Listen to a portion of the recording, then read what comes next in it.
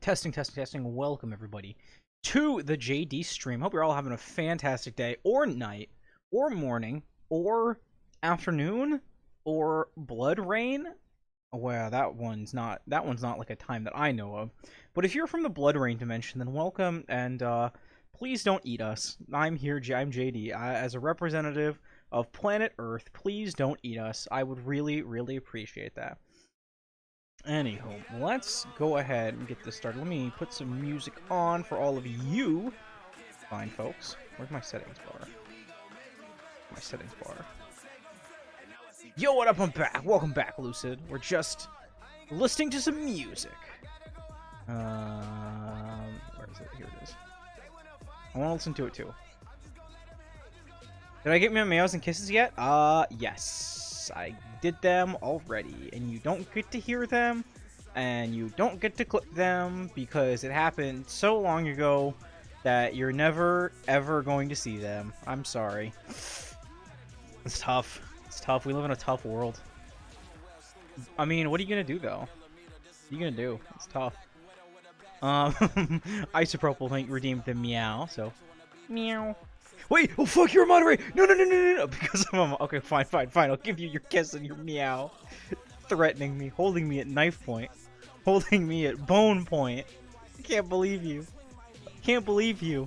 You take action against me just because I lied to you? That's so messed up. No! Don't throw the knife at me. Damn you. All right. A cat that walked into their trainer's room and found them acting like a cat. Meow. Meow. Meow? Is what I think that meow would sound like. And of course the big JD kiss. I think those came off very well. The best thing is I can't even be refunded. You fall for no! I've been had. You can't get up. You've fallen for my trap. Listen, have you played Valorant? I don't know. Have we? Wow, that's a great question. That's a great question. I think we should find out.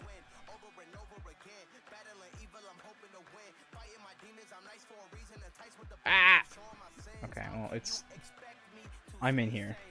JD has never played Valorant ever. I've never ever played Valorant. Ignore all of these stats. Ignore all of these stats, okay? How is my round win percentage in the top fucking 12%? That's not... Oh, this has been a weird fucking act. This is a lie. This is my duplicate account. This is my alter ego account. My Vandal headshot percentage not looking too bad though. Phantom headshot percentage looking real shitty though. Maybe I shouldn't be running the Phantom very often. Oh, could you rate my unrated stats for this act? I absolutely fucking will. Give me your gamer tag. Give me your tag. Give me your tag. What is it? I'll look you up. Is it Isopropyl? Same one? Same name, hashtag meow. Oh, I like that. I like that. No, hold on.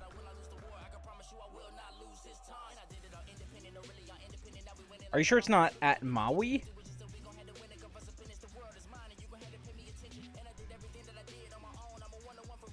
Does this happen to be it?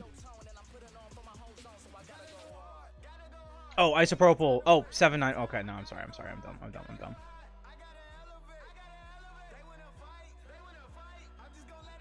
Oh, 7-9. 7-9-1. I can read. Hold on. I can read. Absolutely. Fucking Isopropyl. I'll give you a VOD review. I don't even care. I'm willing. Unrated this act. Okay. Unrated this act. What?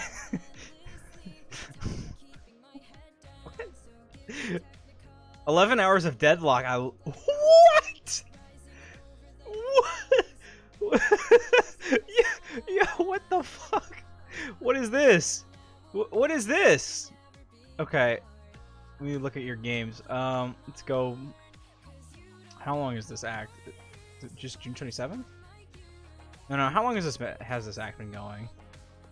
40 matches. This is really good. Okay, 40 matches. Let's go. Was it really? No, June 16th that was last act. All right, let's just look at this month. Let's look at June 30th of this month. All right. 13 and 7.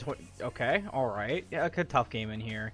22 and 10 and only 4th. Ooh, that's tough. That's tough. That's a good game. 21 and 9. All right, you are absolutely crushing it on. Maybe I need to take tips from you. What the hell? Because I'm a Sentinel main, but I only play Sage, so maybe I should expand a little bit. You know, tough. 12-7. Okay, not super great. Not super great. After you did fucking 6 games and you crushed all of them, so pretty good. All right, Valor Tracker looking pretty good. Wait, 9 matches? Holy fuck.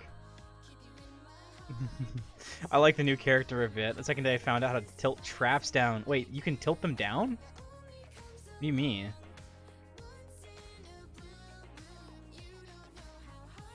Hold on. I'm booting up the game. I want to see what you mean. I want to learn the tech. Later tonight I can show you, or right now. Nah, fuck it. It's no problem. We're just hanging out. I'm not. I'll do fucking anything. Today's a random stream. I need to get a little bit of work done, but it's also the 4th of July, so I don't want to work too hard. So we're kind of splitting the difference here. Canine Council, welcome. Oh, I love your PFP. So cute. Welcome to the JD stream. We're just chilling tonight. We're chilling tonight, but I'm a mega turbo nerd, so I'm gonna look at what this what Isopropyl was trying to show me. Big ol' kissies for you, K9. Hope you're having a wonderful day or night or the other thing. What's the other thing? Let's do Pearl. I think Pearl's a good one for it. Defenders, standard, yeah, cheats on. Perfect. Give me my kisses! Mwah, mwah, mwah. More kisses for you. You will not, as long as you are here, as long as you are here in the stream, you will not be at a kiss deficiency. Ooh. No! What do you mean I don't? Okay, that's... You mean... Wait, I can go to the practice range. I can go to the practice range, I think. Ooh, to you too, Canine Council. Ooh. Okay, alright, I'm stupid. Wait, do they let you go? Do they let you take the agent if you're in the practice range? I guess that'd be easier. I wanted to try to, like, look, I would want to try to use it on actual map geometry, but that's okay if we can't. I think so? Okay. So the easy ones to tilt are on Fracture, by the way. Damn it. Yeah, I saw people with, like, Deadlock the first day, and I'm like, what the fuck? I'm like, I'm close, but I'm still not quite to, the unlock thing. What's the, Thank you. I love you, Valorant, for having, like, 7 different kinds of currencies in your game. They all make sense individually, but together they are so fucking annoying. Wait, was that a cryostasis operator? Ooh. Let's see, agents. Yeah, so I'm 40,000 away from the thing, and once I get my weeklies, that'll be it. But I do not have her right now. Oh, I had her first day from Xbox Game Pass. Oh, come on. Come on. Really? No, that's fair. Xbox Game Pass fucking rules. My first 14 games were insta-lock Deadlock. Then I had my first unrated, so I started playing other characters. Gotcha. Okay, they're really gonna let me play Deadlock here. So when you say her,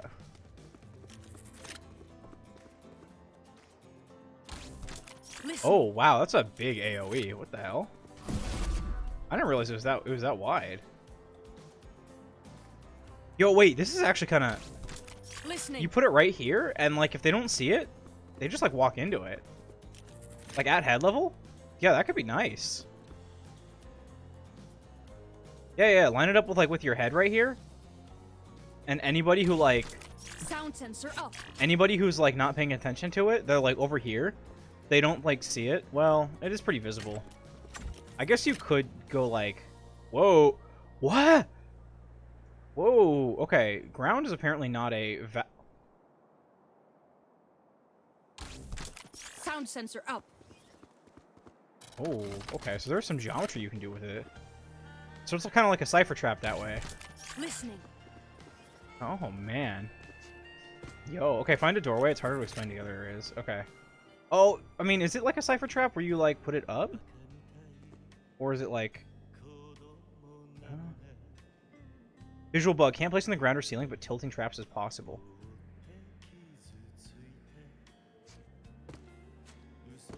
You almost had it? Was it like this one? Listening. I think that is not it. At the top of the frame?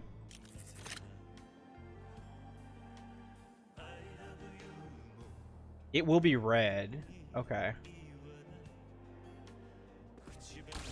Oh, Sound it. sensor up. So is this one actually tilted? There. Go slowly till it's blue. Okay, hold on. Let me find another doorway. Yeah, let's do this one. Cool.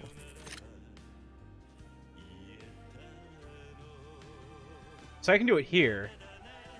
But the second it turns down, it's not. Unless you're saying that, like, if I do it right here, it'll actually be pointed down. Sound sensor No, up. that's pointed straight. The second it turns blue? Okay.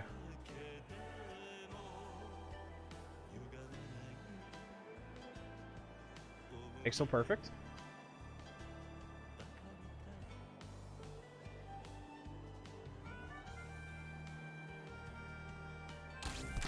Listening. That's still... Now, like, if you do it like Sound this... sensor up. I mean, I think I think it's, like, perfectly, like... Listening. Oh, am I not doing it right? I'm sorry. It does seem like a little... It does seem like a tricky little thing to try to do. I wonder if you can do it like... Oh, you can't do it like that low. I guess you can. Actually, I feel like the low to the ground ones might work with... Yo, that's Sound messed sensor up. That's messed up. Imagine if you had it like this. I don't know what maps that would really work on, but... You're doing it perfect. It's the door frames? Okay.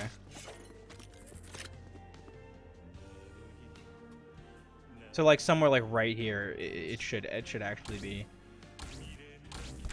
Listening. Yeah.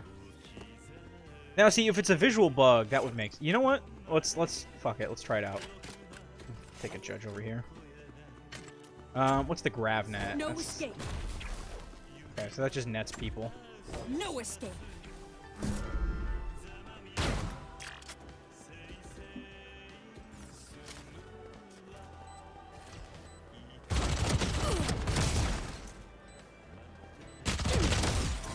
Die, Monstar.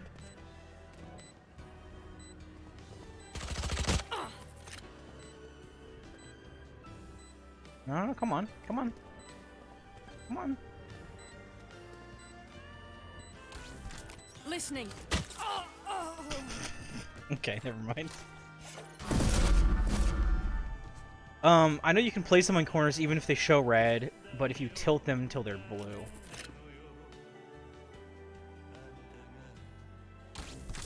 Sound sensor Oh! Oh, I just got it. Okay, that's fucked up. That's good. That's good. That's good tech. That's good tech. up.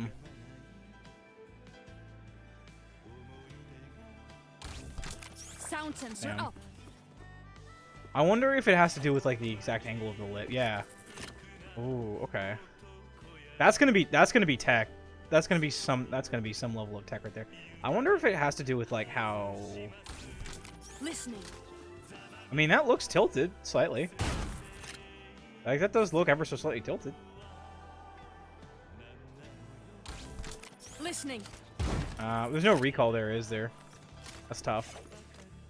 In fact, there's some spots like the B zip line where you can aim them nearly straight down, which covers the whole zip line.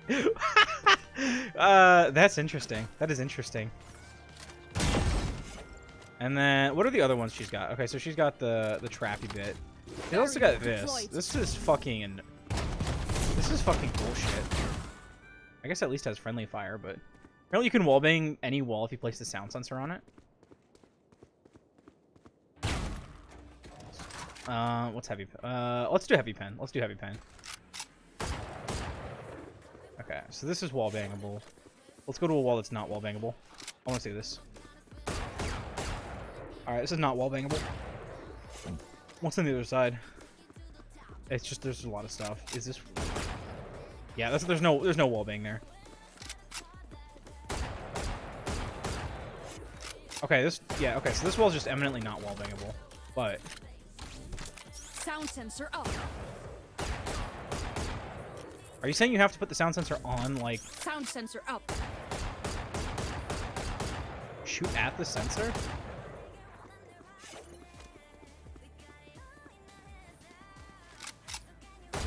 Over there. Over there.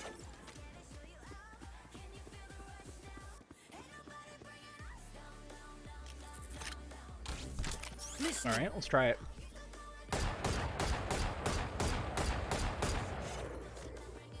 I don't see why that would be a mechanic.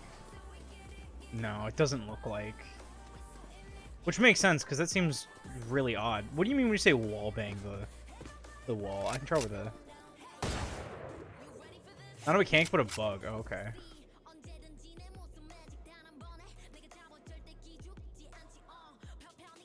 Over there.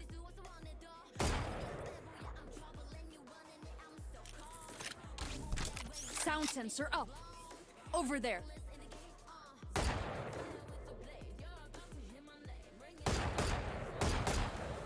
Wait. Wait. Wait, that actually worked. Not a mechanic. Hold on, I wanna try that.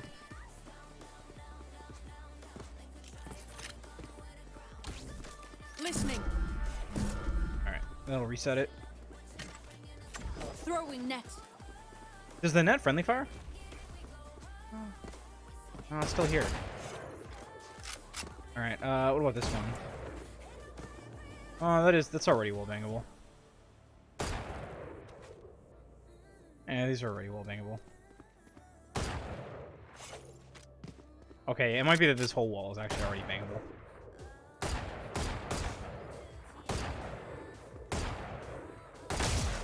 Ah, killed him.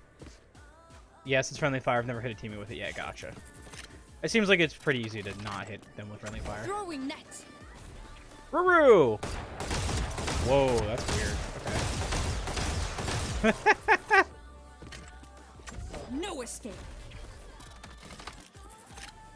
I probably want to rebind her stuff. I think I want the C as the throwable. I think I want this as my No mouse forward escape. button. I'll just do that now. Hi, Ruru. JD, guess what? Hydrate or dihydrate. All right, bet. Wee.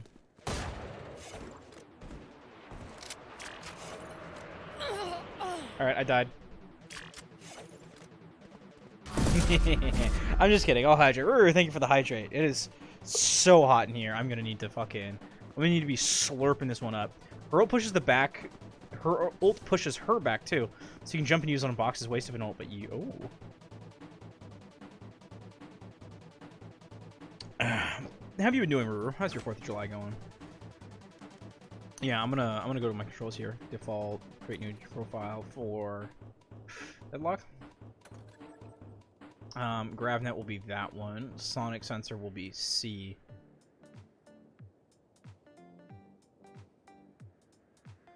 Be that one. Barrier mesh will be C. Barrier deployed. Blocking movement. Because you have to pull it out anyways. It's got a huge movement. Barrier deployed. Bro, I can't tell you how annoying this fucking barrier mesh thing is. 600, what is it, 600 HP? No, it's 1200 HP. This is 1200 HP. This is 30 fucking shots with a Vandal. Can I turn infinite ammo off? Yeah, it's in my settings. Off. You cannot break if you do this. All right, 20 seconds. Oh, it's got a 3-second fortify, right? What does that fortify look like? Where do you see the fortify? Okay, that's the fortify animation. All right, you throw that. Some people aren't sure what to do.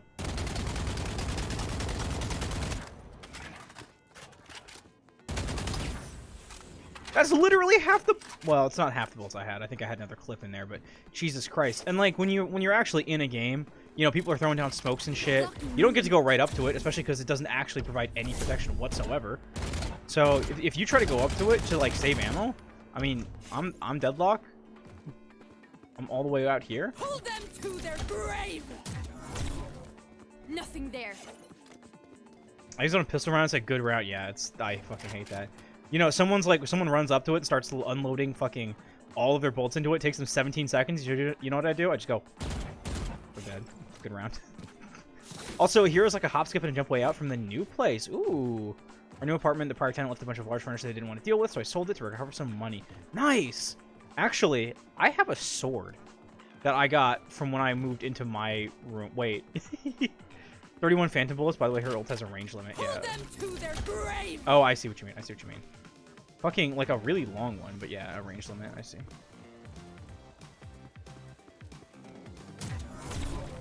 Nothing there. Pull them to their grave. And what is it? Okay, hold on. Let me... Pull them to their grave. What is... Reeling them in. Pull them to their grave. Reeling them in. Pull them to What is, like, the maximum, like, effective range? That didn't do anything, so it does have to, like... Pull them to their It does have to get them in the... Reeling them. What the what is this? Nothing there. Pull Fuck. them to their grave. Also, these poor practice bots just getting wrecked. Pull them to their grave. Reeling them in. So, can you get cucked by, like, Pull them weird map to their geometry? grave. Like, if you put it, like, right here? Pull them. You Nothing there. could. Nothing there.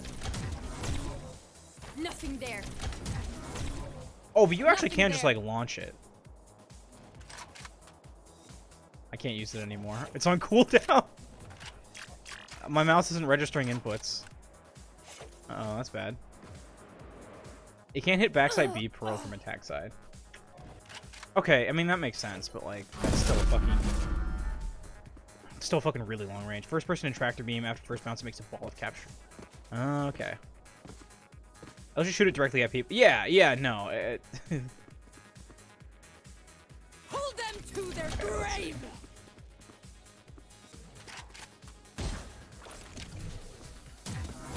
Reeling them Okay, in. so that still gets him. The fact that, like, her entire kit just is so tanky. It's 600 HP. I actually looked this up the other day, earlier today. It's 600 HP for the cocoon. It's, I forget what the grab nets are. I don't. Barrier deployed.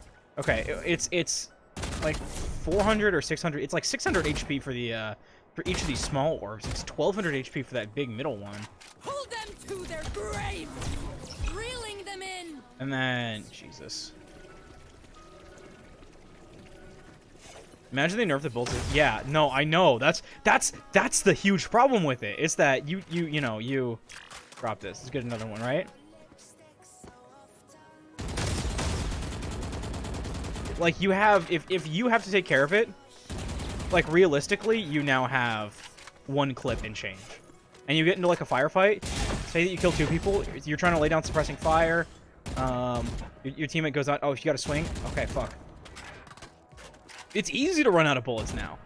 It is easy. I never, ever, ever before that change had a problem with running out of bullets, but now I absolutely do. It's crazy.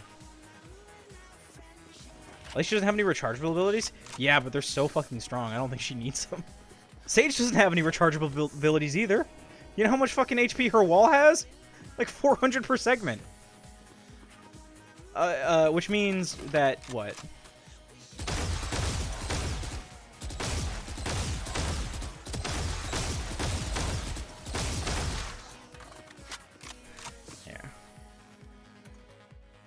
I'm just gonna exit E. You know what? Fair enough. They nerfed the shit out of that too, though. They nerfed the shit out of that. I can't heal myself for crap. Okay, fair enough. Fair enough. Let's see, Sage. All right. I'm gonna look up the stats. How much? Like, okay, her barrier orb has. Really, it's 800 HP per thing. Okay. So maybe I guess it is fairly comparable, but God, it feels like throwing down the barrier orb is not like remotely the same as breaking the deadlocks thing. Her wall, deadlocks wall just feels so much stronger. Maybe it's because I don't know how to play around it, but Gecko's the only character with more than one enemy teammate ult line. Oh.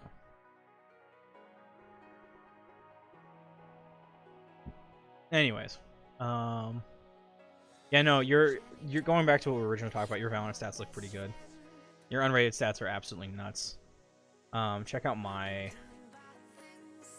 stats. I've been struggling. Okay, so I got placed back into gold 3 at the beginning of the act, and now I'm in plat 1. I did a game. I guess I did 2 games today. Yeah, this one put me back into plat 1, but I'm like struggling. My matches have not been solid. Ignore this 12-5 because very predictably I went 12-5. I also don't rain to go 23-7. And they had a disconnect. So it was average rank gold 1. What the hell? Okay. Yeah, average rank gold 3, and I predicted struggled a lot more. My last 8 have been they've been struggles. 0.6, 0.8, 1. It's been a little tough. Yeah, okay, so June 26th is the thing. And I mean, I guess to be fair, I was struggling after I hit plat 2, because I hit plat 2 and then let's see. Yeah, plat 2. 1.3, 0.8, 0.7, 1 point. Yeah. But anyways, I've just been struggling to adapt to higher ranks. It's been a little bit of a tough one, as you can see. My play play map is a little bit more consistent though. I'm pretty sure it's just because nobody's played against her yet, and I get free kills from them looking for the stun.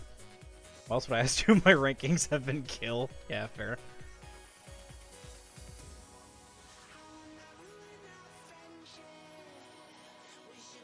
Do I have anybody? I do have 2 people that I have a couple people I've played 2 games with. My overall act stats were pretty good, I think. Yeah, let's go to all act.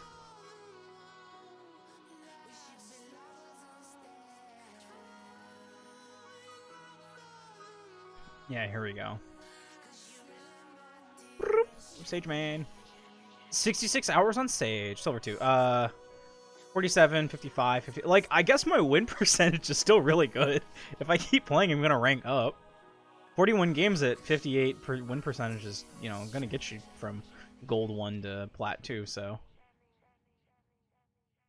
But still, I don't know. I'm just glad that the act goes for like 70 days or whatever it is, because this reset is hitting me hard. Only 66 hours on Sage? Yeah, let's see. 7.9, 13, 35, and now 7.5. So I play like 2 matches a day. And I play them in I go in the tier 3 Discord channel in my server, and I hop on in the mornings and I play 2 games. I have like a whole routine set up. Live updating your most recent matches, thank you. Thank you for live updating my fucking practice range shit. And it's something I've started to tune in order to sort of figure out, like, okay, where's my aim need to be? For the last 2-ish years, I was on and off till this May, and I've been playing more since. Yeah, so I've been trying to do I did in episode 6, act 1, or was it act 2? Over these 2 acts, because I think I started at the end of act 1. I started trying to do this, you know, 1 month to gold routine, and it did work. It did work. If you guys want, I can share with you the video. Here, I'll just show it on stream here. 1 to gold. I am an absolutely fucking turbo nerd for this man's content. But there's a high ranked coach named Woodhoojin who has very, very good coaching stuff. And he actually lays out, if you do this, you will get to gold in a month. And it's, you know, it's really interesting, and I've started using his, you know, the warm-up routine and everything like that. So what I'll do now is, before I go into every game, I'll go into the practice range.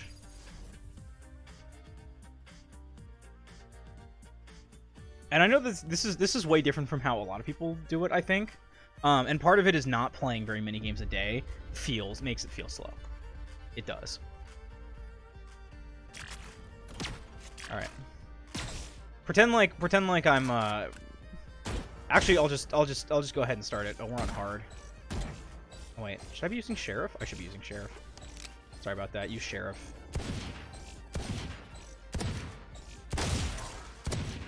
Don't start on hard.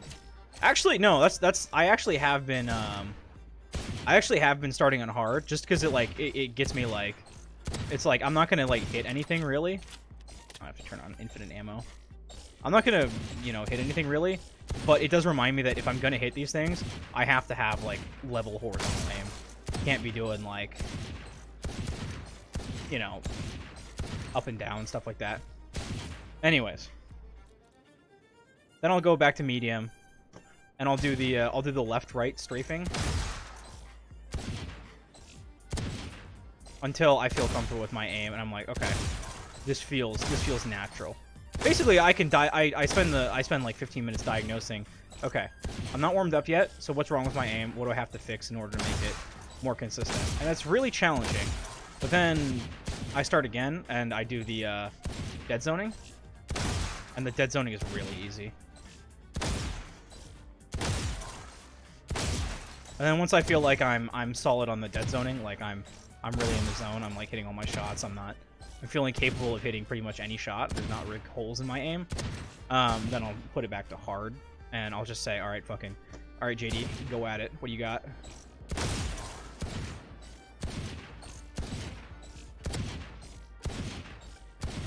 Obviously, my aim is off by a lot now because I'm not, because I haven't done like fucking 30 minutes of warm up.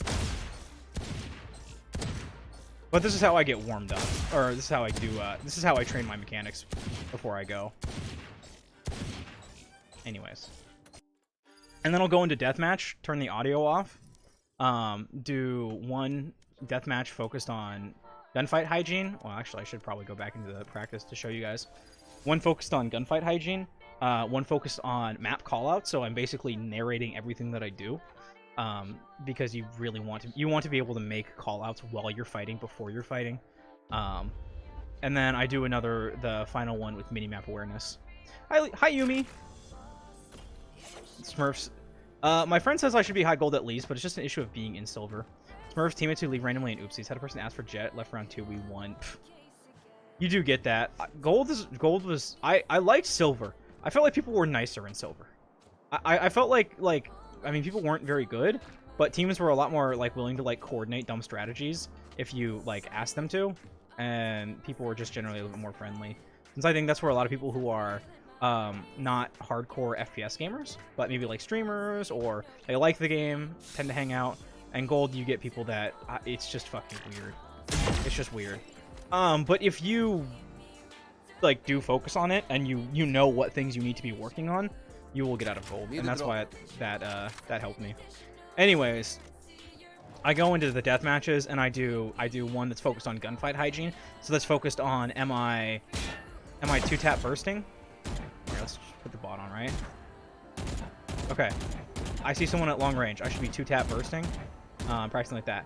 If they're at short range, hit them and then crouch spray. Basically knowing when to try to burst, when to try to crouch spray, and then at what ranges you should be just fully running and gunning. That's the first one I work on. The second one I work on minimap call. So I'm like going out cliff. C1 Sage. Sage killed me. Sage 120. Sage 120. Respawn in here, and I'm like respawn, and I'm like here, and I'm like bot range. Sova dead. Phoenix dead. Going hell. Checking hell. Clearing. Clear. Gecko outside. Gecko long A long, stuff like that. It's really uncomfortable, and generally it's harder when you're like waking up in the morning. But if you're asleep in the drills, it's better to be asleep in the drills and start snapping yourself out of it than it is to be asleep at the wheel on in ranked games. And then I do one that's all about minimap awareness, where it's I try to add like, what do you call it? I try to add artificial reloads and shit like that, where I need to be looking at the minimap. Take off the infinite ammo, right? So like, I do that, I kill them, I reload so that I get in the habit of Oh, I need to reload. I need to be looking at the mini-map. Or if I'm going knife out, I'm looking at the mini-map. Because mini-map awareness is something that a lot of lower ranked players struggle with. Because it's hard, and if you don't, it's like it's muscle memory. It's a reflex that you have to like build up, and if you don't have it, then you need to build it. It's like a lot of people are like, it's the Valorant equivalent of people being like, oh, I'm really good at like bicep. I'm really good at bicep curls, so like I should be good at weightlifting. You're like, yeah, but how's your clean? And they're like, ooh, I don't know. And I'm like, well, bicep curls are good, but you need to be good at cleaning. And cleaning is you know, technically harder, is more challenging technically. So anyways, that's my warm-up routine.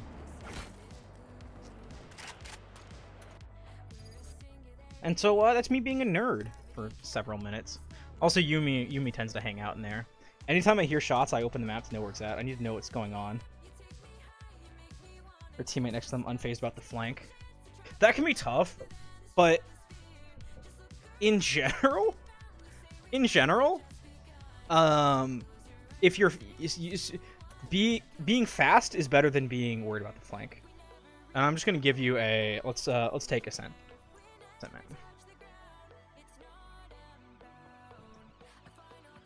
All right, let's oh, someone, fuck yeah, someone got the callouts here. All right, say that you are, let me just fucking save this image.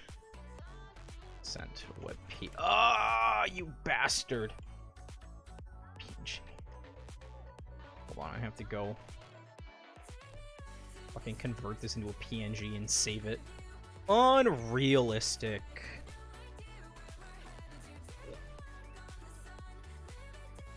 Yeah, we're getting nerdy here. I'm actually doing some hardcore.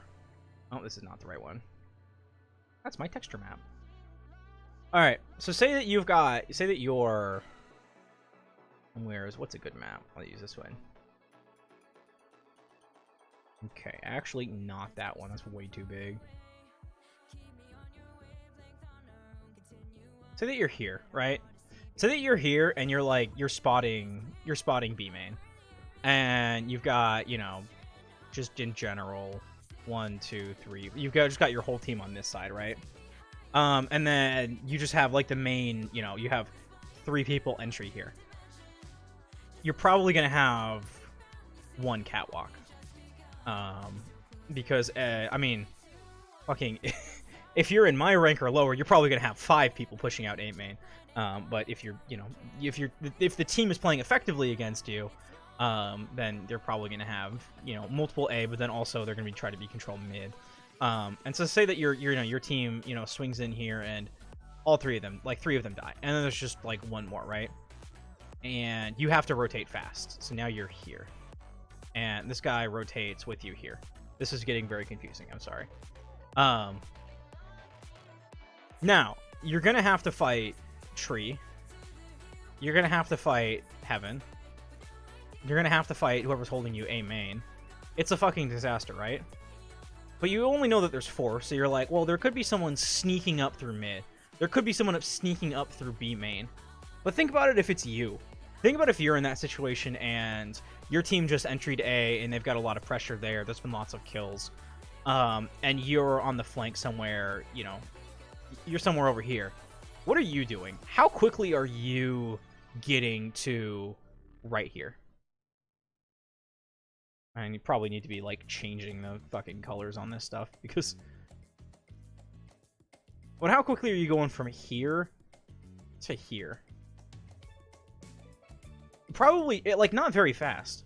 Because you don't know that they're not having someone spot B main. Unless you are saying, like, I always, when I'm the solo lurker, I always run up into halls. I always run up into enemy spawn once my team hits A, because I'm sure that they're not going to be spotting market. I'm sure that they're not going to be spotting stairs, and I'm sure they're not going to be spotting CT. Or vice versa, that they're not going to be mid, and I'm going to run out. Well, even if you walk out, think about how long it takes to go there, and you can't make any noise past, like, here. So even if you were to fully run, you know, risking that there's someone market, risking that there's someone pizza, you're going to walk here. And so if you just end up stuck in like a little circle, then you're gonna sit here and you say, well, this sucks. We have no map control. They could be coming from anywhere. They have lots of strength here. Getting the objective is gonna be terrible. Which is why you have to go fast. Which is why you have to say, all right, we have, you know, like, it sucks. Let's, you know, acknowledge that we're in a 2v5. Don't give them the opportunity to come crush us. The more... Oh, fuck me. I just realized that I've been, I've been drawing on the layer, too. And this is something that happens frequently in my games. When you give enemies the time to just slowly take control of the map, to slowly come out and crunch you from here. I played an Ascent game today where we had a big problem. It's that we weren't contesting mid very effectively. We weren't splitting pressure onto A and B, so we'd end up with 5 people. Oh god, that was a terrible 5. This is what happens when I'm drawing with a mouse. We'd basically end up with 5 people in this area, which is not a lot of map control. And I occasionally had to try to, like, force my way out and try to, like, run back B. And it didn't work very often because they did have a flanker who was, like, hanging out B lobby trying to flank us in our spawn because they had the time and the map pressure to do it once they killed whoever was, you know, tiles or top mid. Because our whole team just got super scared.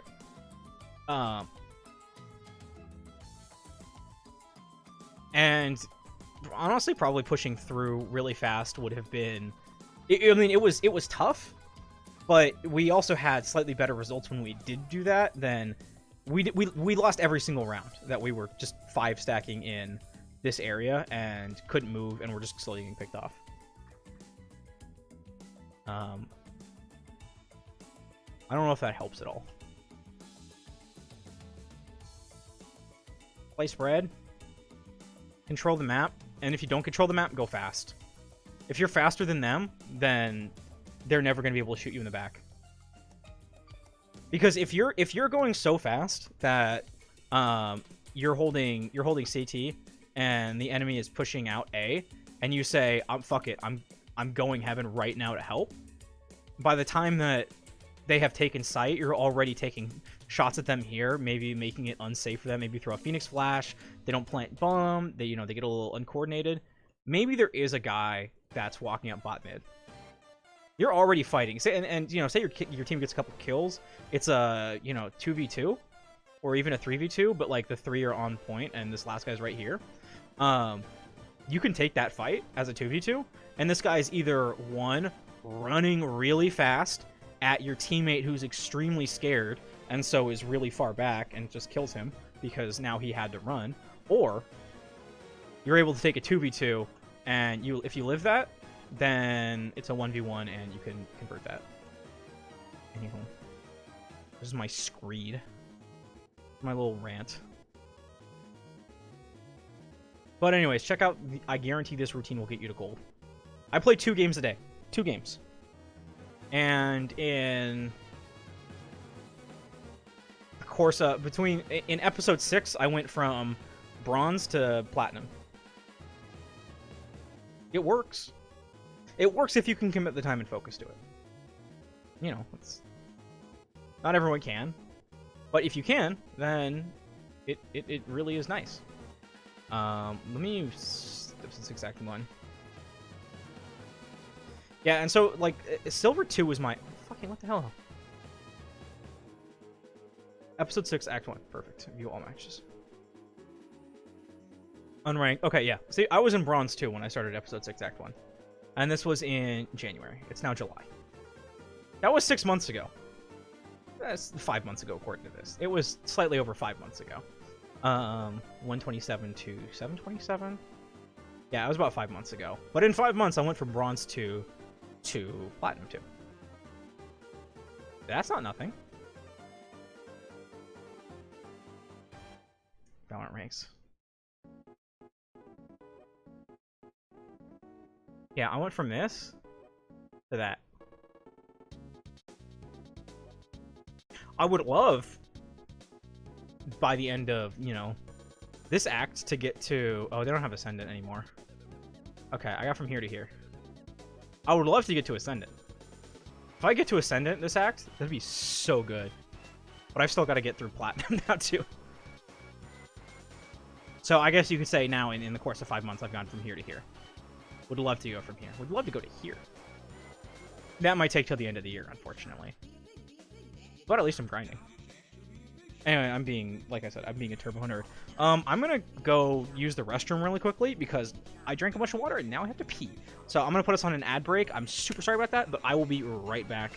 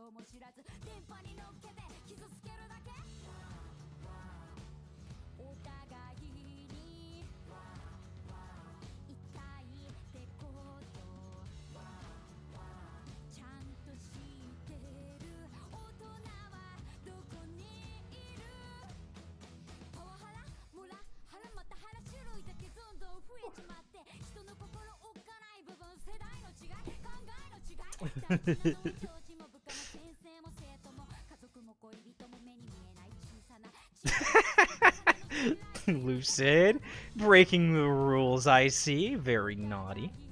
It's okay, we still love you. Just standing there menacingly. Yeah, sorry about that. Sorry about that, everyone. Anyways, I'm back. And if you, as a closing note to this stuff that I'm saying. Thank you, Lucid.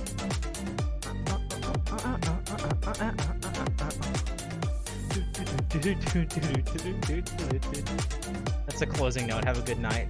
Thank you. Good night. No, thank you, Lucid. And no, I don't know if that.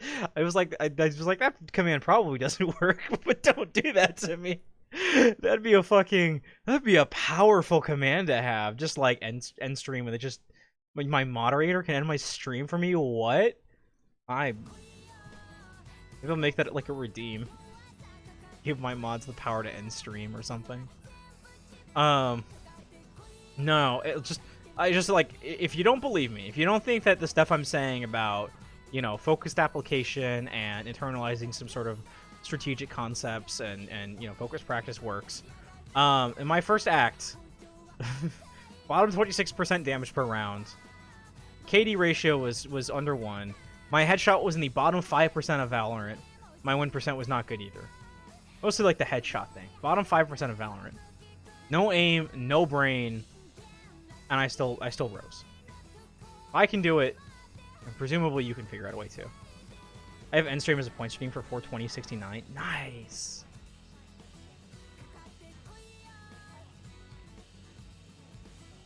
Am I using the Bucky too much? As Deadlock? Probably. Well, yeah. So, I like using the Bucky personally. I like using the Bucky as a...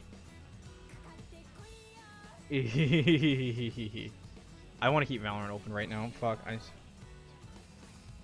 Recent results. Let me look at your competitive, because I don't care about your unrated. Your unrated is cracked. Unrated doesn't mean anything though.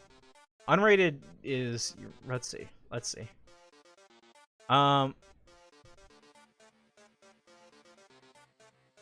Yeah, you're definitely using that too much.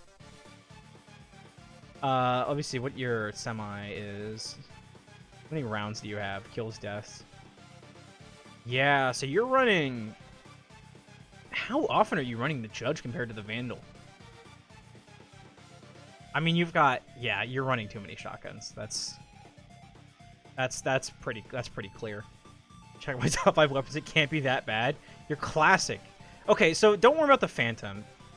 I'm just worried. I'm looking at the first 3. Yeah, I'm looking that you have Judge, Bucky, and Vandal. And personally, I like to live on the edge. I like to say that it doesn't matter what weapon you're using. Rather, if you're using a weapon for a specific purpose, and that is the best weapon for that purpose, then it doesn't matter what the weapon is. If you run a lot of stingers, then all power to you. If you have a plan for it, like you're a jet and you like to push aggressively, farm orbs, play short angles, and use the econ for the rest of your team, build up to knives, use the knives as a, try to, farm knives every 3 or 4 rounds. Like, that's a high-risk strategy, hard for most people to pull off, requires a lot of planning, but if that's what you want to do, then do it. My aim's ass, I can't use the Vandal or Phantom. I picked them up to drop to teammates.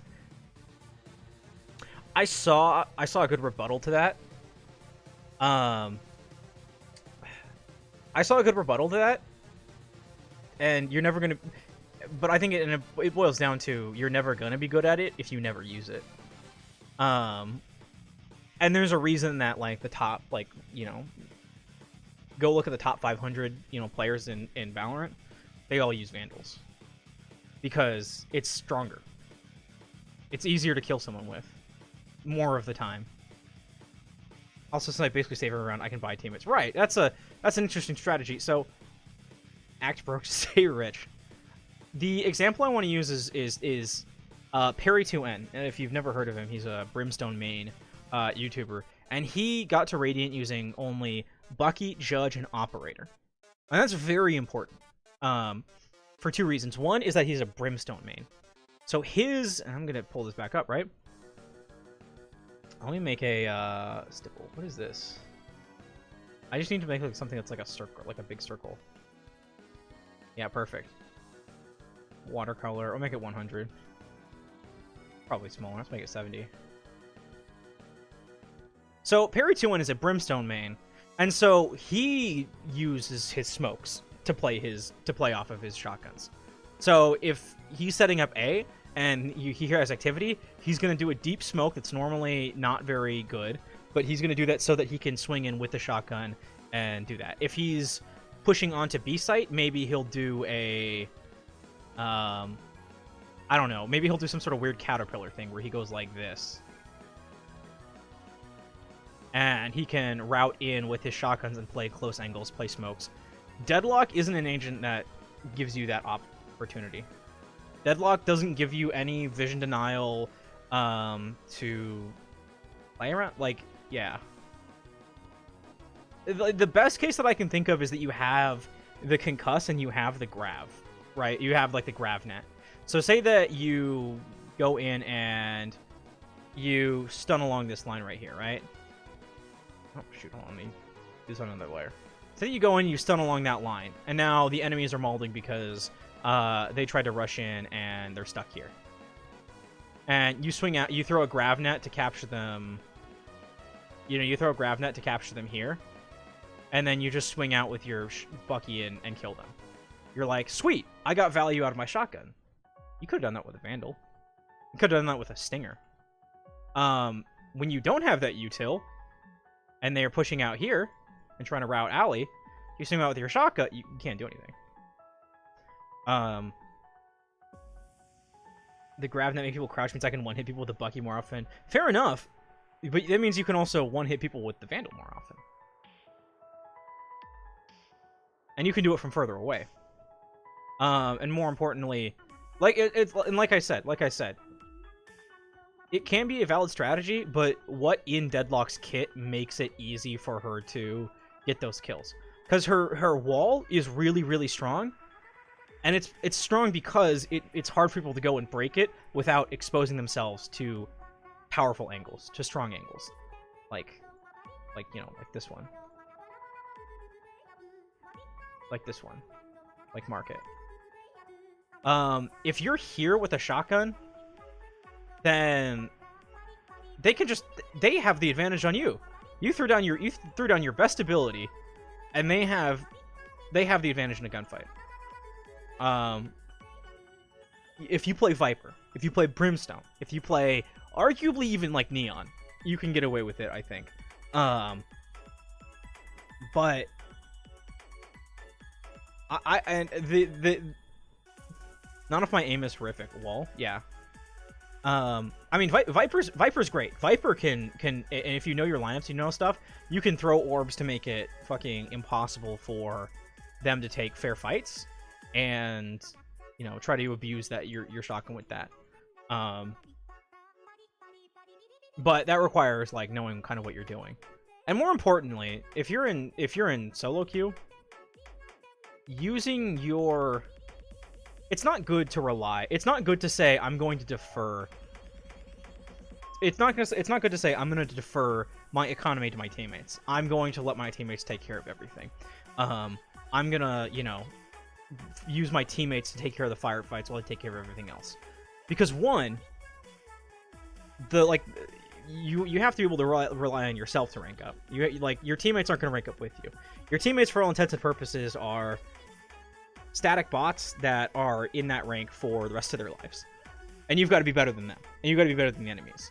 And two, if you do rank up somehow, if you find yourself in plat or if you find yourself in diamond, those strategies aren't going to work. If you're not pulling your weight, you're gonna just think about how miserable it would be to try to run those strategies in higher elos. I buy top 2 players if I'm MVP. I buy next 2. Right, but I mean, how far do you think that's going to get you? Now, this is all... I'm talking from the perspective of, I want to rank up. I want my rank icon to look like... Give me an image. I'm just going to put this... I'm going to put this all in, like, one thing. Actually, I do have it somewhere. Yeah. I want my rank icon to look like that. I want my rank icon to be this red one. And in order to do that, I have to improve my understanding of the game, my strategy, train my mechanics, and do all that other stuff. The good news is best op NA. I mean, if Lego Stomp for 37 can do, yeah, exactly, and that's part of why Perry's strategy is really strong, because he goes Bucky and Judge, playing his smokes, and he'll pick up vandals and stuff like that. He's not allergic to them by any means, so that he can buy an op, and because the op is extremely strong.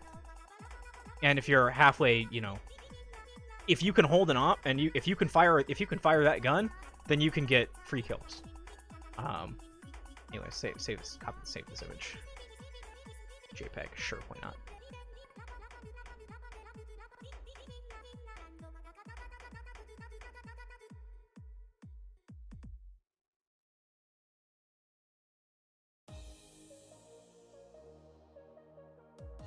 No, I did actually want it to lock center. Oops, I'm dumb. Anyways, my rank icon looks like this. I want it to look like that. It was my overarching point. And the thing is, I picked up with someone's Marshall and someone else's Sheriff with the new skins and got 7 kills before dying. Nice. Can you do that against golds? Can you do that against platinums? Diamonds? Ascendants? Immortal? And again, like I said, I'm coming from the perspective of I want to rank up, and I'm doing everything I can to rank up. Mostly it's a self-confidence thing, right? If you want to get better at the game, and again, if you like playing the game, then none of this applies, because I'm being like, it's extremely sweaty. I want to rank up stuff, and like ranking up is hard. That's why it takes me 5 months to get to platinum. But aim is not that big of a percentage of Valorant. And if you practice it in workshops with just like, okay, I'm just gonna do these drills, become more consistent. Valorant's like 30% aiming, 70% strategy. Because anybody, I've gotten compliments about Marshall headshots, then I'll whiff all Sheriff shots. Yeah, because it's a hard, like, they're high risk, high reward weapons. Well, actually, they're low risk, high reward weapons. But there's a reason that they're not 2,900 credits. They're about 1,000 credits. So I mean, go into the practice range and just shoot a bunch of bots, and do those drills in the 1 month to gold thing that I showed you. and you will get better. Like, I was not a good... I had someone come onto my stream 2 months ago and say, why is your aim so bad? And I'm like, well, it's not. I mean, I'm like, I don't think it's that bad. And they're like, yeah, no, your aim is dog shit, bro. And I'm like, well, that's very hurtful. They're not wrong. It's a little hurtful, but they're not wrong. But that's only because you only get better by consistently practicing it and trying to figure out what works for you and what doesn't.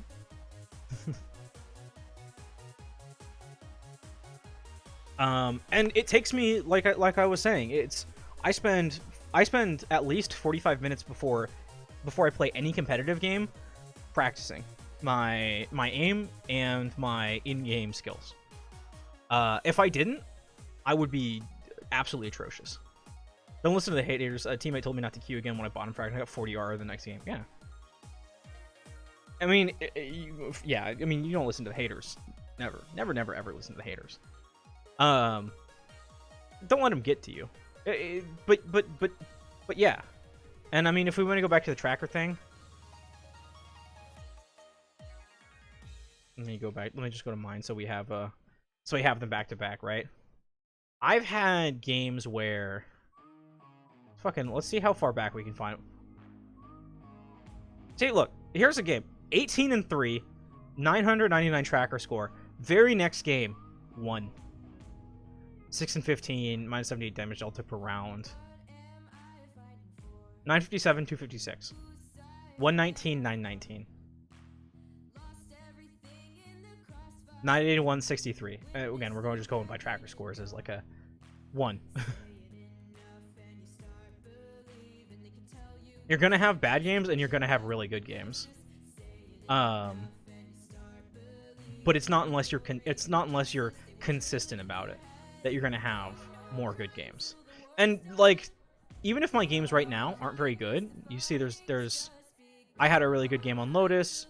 Extenuating circumstances. If you go back a little bit, I had maybe one good game in my last 5, 6, 7, 8, 9. One good game in my last 9, and that's tough. But I'm also playing against people that were platinum and diamond, at least according to their act rank badges. And if you had, if you were putting me against people that, I was facing 2 months ago that were in silver, then I would be crushing them. But it's not like you don't get better. You just get better, and then you go against people that are better, and then it feels less like, oh, well, I suck. I can't do this, da-da-da-da-da. But you are getting better.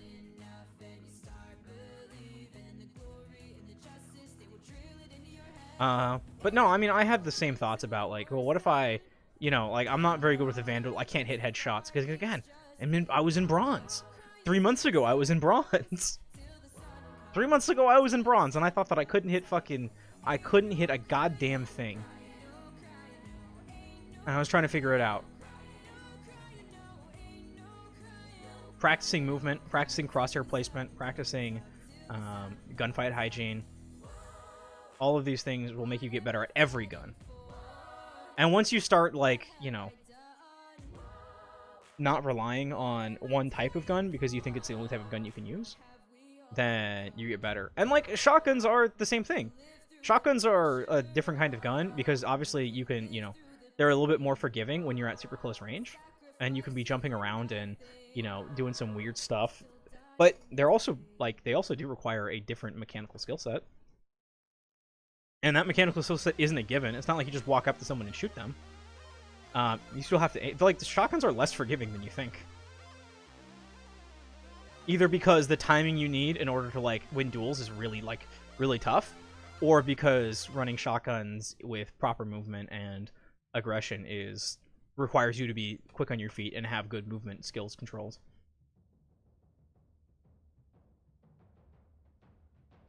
Sometimes my Vandal shots are there and then I get spectated. Fuck, I'm loving this. I love that we're talking Valorant. I love that I just get to be a nerd about this shit.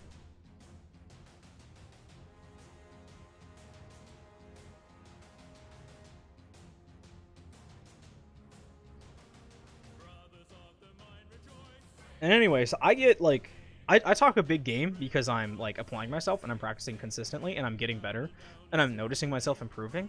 And 2 days ago I was playing a match I pushed out on Lotus A site. I pushed out on attack on Lotus on A, and I was not quite. My team was not being very coordinated, and so I wasn't quite sure what to do. And so I ended up being exposed to a Gecko that pushed out from stairs, and we both just kind of dropped and crouch sprayed at each other, and it took me 14 shots to kill him. And it's a miracle that I lived, because he also shot 15 bullets at me, and it took us that long to kill each other because we were just not hitting each other.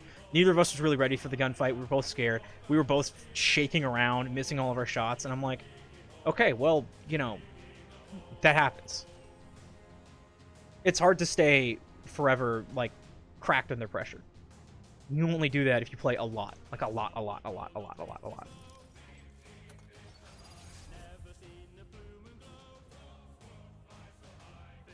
I always hear people say unbind crouch to stop crouch spraying. Why is that? It's because crouch spraying is a tool in your arsenal that is powerful, but it should not be your first reaction. Because most of the fighting in Valorant... Sorry, the majority of the fighting in Valorant doesn't take place at the range where it's optimal. This is actually very, very easy for me to answer. If you are at 30 meters, it's hard to hit shots, right? It's hard to hit a guy in the head. It's always as hard for them to hit you as it is for you to hit them. And we're gonna assume that we're not talking about a situation where you're holding an angle because you need to and you expect your team to have your back and they walk around a wall and shoot you. Obviously that's different. But anything from 15 to 30 meters. So this guy's about 60 meters away, right? 60 meters. It's more efficient. Turn on whatever. You will stay alive more, and you will kill them more if you are bursting your shots. Now, this 16 meters, it doesn't seem like that far away. And you know that if you were to drop into a crouch spray, you could probably hit them 4 times pretty easily. Problem is, the person who is less mobile is winning. In almost all situations, the person who is less mobile is killing you fast. So if you go here and you drop into a crouch spray and you don't hit that headshot at the very first one, then this person sees you and they just aim at your dead body, and they just aim at your still body, and it gives them a very easy shot. Let's go infinite ammo on. There's a reason. Yeah, I mean, I don't think that I need to explain that. If you are standing still, it is easier to shoot you in the head than it is if you're moving. If you were within 10 meters, if you were within 5 and 15 meters, then hit them first and then drop into a crouch spray. And that's the most efficient way. If you can hit them first and then drop into a crouch spray, you're generally winning. But it's a range thing. So if I'm facing someone right there and I decide to drop into a crouch spray, odds are I'm not gonna hit. Odds are I'm gonna need all 4 bullets to kill them. I'm not. It's gonna take me a few bullets to kill them, and in that time, that gives them time to line up my crouching, not moving body, and just shoot me. And besides, I've experienced this a lot. People are really not very good at crosshair placement until you get to high ranks, which means if you drop, even if you hit them first and drop into a crouch spray at, let's say, you know, again, at the edge of the 15-meter range, people will turn, look at you, and then shoot you in the chest. Except, where's your head now? Your head is where your chest was. And then they one-tap you, and you say, I'm so bad at Valorant, I can't aim. Because you crouch sprayed. It's not about your aim. It's about your movement. You started laying into them. Yeah, if they were going to crouch spray you, you know, you had the advantage. Crouching is a really good tool for when you're in a firefight and you are both in it. Like, you are both in the firefight, and you sense that they're about to start locking onto your head. You crouch. You throw off their aim. That's how really high-ranked players use crouching. In addition to, you know, they get an angle, they get the drop, and they commit to it. But crouch spraying is a tool that most Valorant players overuse in a way that's detrimental to them. It's also the exact same reason why, if you're within 5 meters, and you turn a corner and there's someone right there, the actually a lot of the time the optimal thing to do is to just run. That's why people can, and that's the pattern there. People don't really see that. That's why running and gunning is more powerful in Valorant than you'd expect. Because let's see, oh, I can't do that guy. Take that guy. Watch this.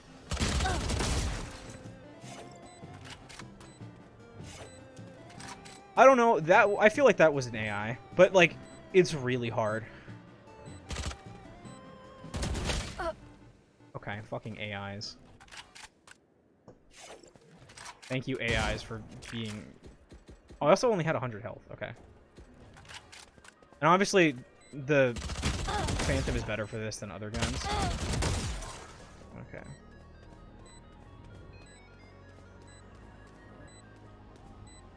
Being a lazy piece of shit, not clearing this. These guys are annoying because they just lock onto you. But like real Valorant players, you turn a corner and you start running and gunning. You know what their crosshair does? Their crosshair does this. You start going this way, their crosshair goes. Even if they snap in front of you, they don't move along with you. So if you're at an extremely close range, you just run. The key thing is to not be hit. The key thing is to dodge their bullets. If you're close enough where your bullets are gonna hit anyways, you stay mobile. And you know it's fun. It's fun when it works. I played DBD. 16 meters is a lot. I also played Dead by Daylight. We also played Dead by Daylight. I love Dead by Daylight. 16 meters is a lot, yeah.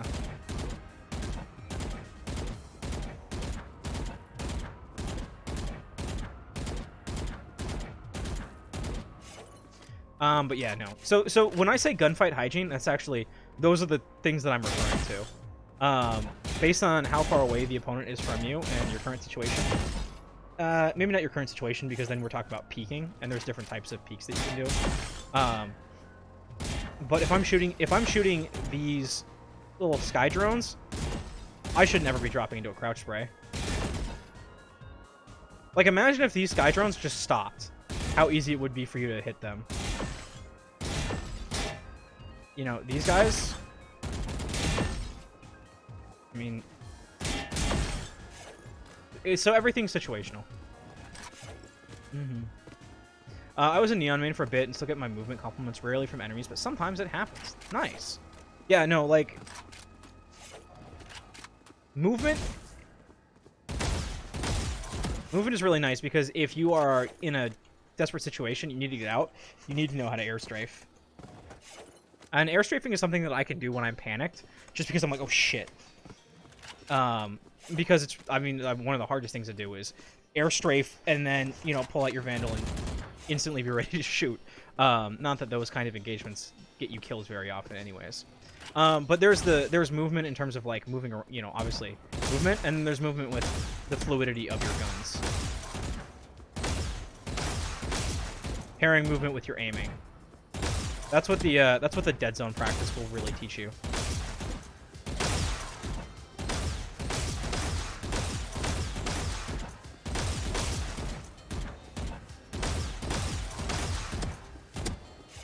And notice that my little shooting error bar is very often orange. Not always, because I'm not the most incredibly cracked, insane gamer.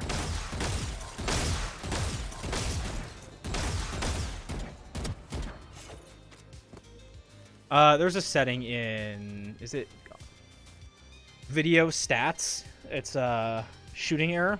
It's very, that's been a very helpful thing for me to use in my training and in my games, to know when I was shooting that guy, was I moving, or were my shots, like, was I, you know, hitting a proper dead zone, and, you know, I hit that shot. Did I hit that shot, or did I get lucky? DBD is a very different game from Valorant, though.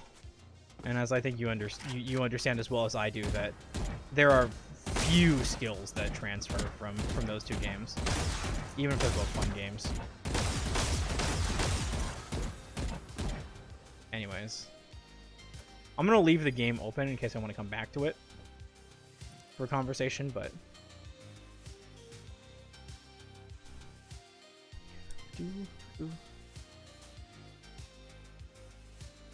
what's going on here?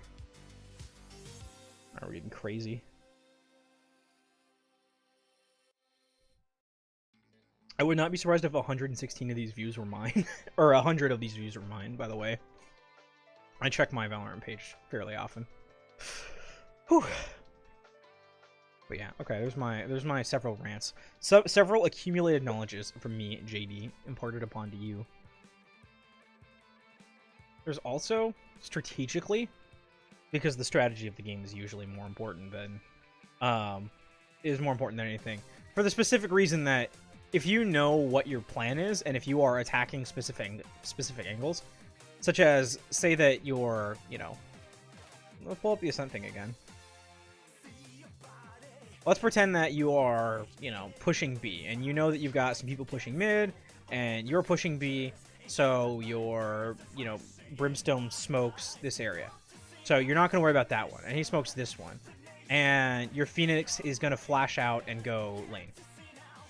So what you need to do is you need to worry about stairs, and then double. And then anyone talking double, and then crunch them with here, right? If you execute everything, and you start pushing out, and then this guy jumps out, and he's like, oh god, there's so many people, and he starts shooting over here, and then he's just standing still, and you're already looking at here, you're going to kill that guy every time. Or at least a high enough percentage of the time where it's like, you know, I feel totally in control about this. Probably, if you have a judge, it's not going to be the case. That's why the Vandal is very effective. Because anybody can hit a stationary target when they know what they're going to shoot, and that guy's not looking at them. That's truly just point and click. And when the game becomes point and click, there's very little like actual like cracked pro mechanical, you know, stuff involved. Of course, if you are not doing any of that, and you're just saying, well, I'm just going to walk up B, and I'm going to try to clear every single angle, all one after the other, and you're all turned around, you don't know where the threat is, and you end up looking, you know, stairs, and this guy peeks you from CT, expecting that you're going to be there, he's going to dome you every time. And then you're going to feel like, I'm not very good at the game because I can't use a Vandal because I wasn't going to, you know, I was never going to win that gunfight. But it's not that. Grab a low corner, mark it in the corner with an Ares. God. If this guy is holding logs with an Ares, I expect you to kill him every single time. It doesn't matter what weapon you have, I expect you to kill him. This is, this is okay if you are specifically, like, it shouldn't be a default strategy. It shouldn't be a default strategy. It's too easy to clear. And the very first time that you do it, say there's an enemy raise, right? Say there's an enemy raise. She's just going to throw her grenade in there every single time. And then you run out with an Ares, and then you're dead. If you've got a Killjoy who is setting up her util here and has a turret, you know, here, and is holding from lane, and you think that it doesn't matter because they're stupid enough that they're going to aggress out into KJ util, and then, you know, one pops out and then you get the kill easy, sure. But then don't do that again. There are way better plays. Part of it is, I want to see if I have this file in my... I have a file that should be... where did it go?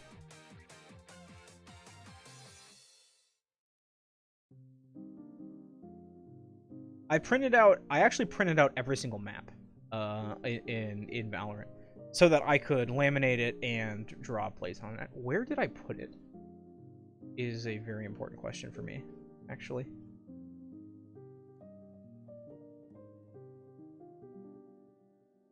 Where the hell did I put it?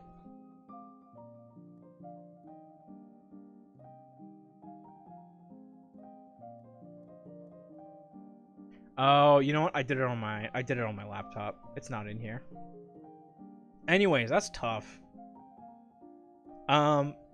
Besides, my question if you're hanging out logs constantly as deadlock, you throw your wall here. Maybe it stalls them. Maybe they break through it. Say that they break through it.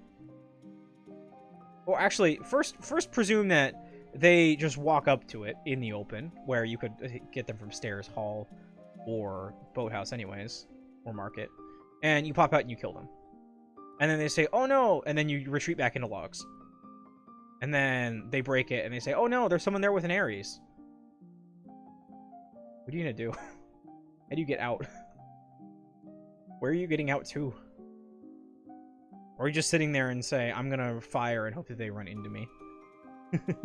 I've never played Valorant right now. I have no idea what's going on right now. I'm being an extreme nerd right now. We're talking about basically we're talking about setups. We're doing fucking what do they call it on Valoplant? Playbooks. We're making playbooks. Jet updraft is a deadlock. Exactly. Like unless your plan is to throw your cage at your feet, boost up to door, and then like run through market. Which would be absolutely troll, but I love it. Not really, but I mean, yeah, like that works, I guess, if you have someone spotting you from B stairs, and as soon as they swing out to try to like get you, they pop out from B stairs, then that makes sense. But if they do, like, you have to also be careful, because now this play becomes untenable with one specific condition. Can you guess what it is? It's if they have smokes. Because what happens after you get the kill, retreat back in here, and then they smoke stairs, they smoke hall, and they smoke market. Then you have 3 people run out and just murder you. And then you get a trade. And personally, I hate the Ares. The Ares is so bad. I don't know what it's like, other than the fact that it has heavy pen. I don't know. If you want to try to line up like if you have a Sova who will dart here for you and try to reveal them, and if you're sitting here with the Ares and you're gonna heavy pen through the if you know where to and you're going to heavy pen through the B lane wall, then sure, that's a great time to use an Ares. Other than that, I can't think of another engagement where it's favorable to use the Ares. In close range, its rate of fire is slower than like the damage output is way like less reliable than like the Spectre or the Stinger or any shotguns. At medium ranges, you're gonna get outdueled by you're still probably gonna get outdueled by Spectres. I guess maybe like a Spectre if you're expecting them to run Spectres. You become very against eco runs. You become very stationary for sheriffs. And that's not a gun where you want to give them any help. You want to make them feel the disadvantages of the sheriff, because the advantages of the sheriff are very, like, again, very powerful. And let's use, okay. Let me use Deadlock as an example for why I don't like the idea of playing Ratty with her. Because when I'm playing Sage, there's a strategy that I actually love to do. It's really funny. I tell a teammate, I say, hey, Cypher. Okay, this was something that happened in my last game. You shouldn't really have a Cypher and a Sage on the same point. I couldn't do anything about that. You say, hey, Cypher, I want you to spot B main, and when you see them, just take a shot and bail out. Pretend like you're just leaving. Like, act like you're just getting the fuck out of there. I am going to slow walk up into Cubby with a Bucky, or a Stinger, or some other short-range option. And the reason I'm going to do that is because then I'm going to put my wall. Ooh, yeah. And the reason why this works as Sage is because there is no indication of where you are casting your wall from. So the Cypher takes a shot, runs out, I throw the wall, and what the enemy thinks is, oh, they're scared, they didn't think we were going to rush, they're throwing utility out. Sage Wall is weaker when, like, the second she casts it, so we're going to break through it. We're gonna break through it, and we're gonna rush out, and we're gonna fight these guys as they're running away, and then we've got free sight. They love this idea, which is why they run up. First thing they do is they break the wall, and then I shoot them in the back with a Bucky. It's really funny, and it works. You can do it once a game. And as long as you're not doing it first round, then it'll probably work. Or second round. Usually I like to wait until, I like to wait until we have an eco round after the first full buy round. I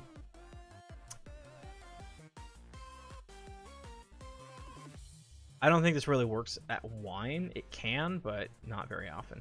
I've never played from Wine. I'm a Sentinel. It's not like a place that I want to really play from. You could if you wanted to, but you don't have a wall angle there. But anyways, with Deadlock, if you are trying to play this cubby with a Bucky, and you throw your big X wall, you know what the enemies are gonna say? Hey, isn't it weird that the enemy Deadlock just threw her wall from in there?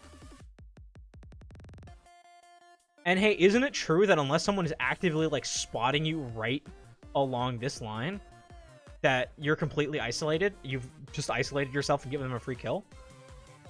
And then they'll swing you and then they'll kill you. So you can't do you can't do that ratty play as Deadlock, because when you throw it, it just casts. Like you have to throw it to cast it, which gives away your location, which matters when you're trying to play ratty. Doesn't matter so much when you are throwing it right off the bat. As soon as you say, if you're here, if you're playing wallbang, and the second you hear a util thrown out, you pop out and you throw that, and then you and whoever's market crunch whoever it catches.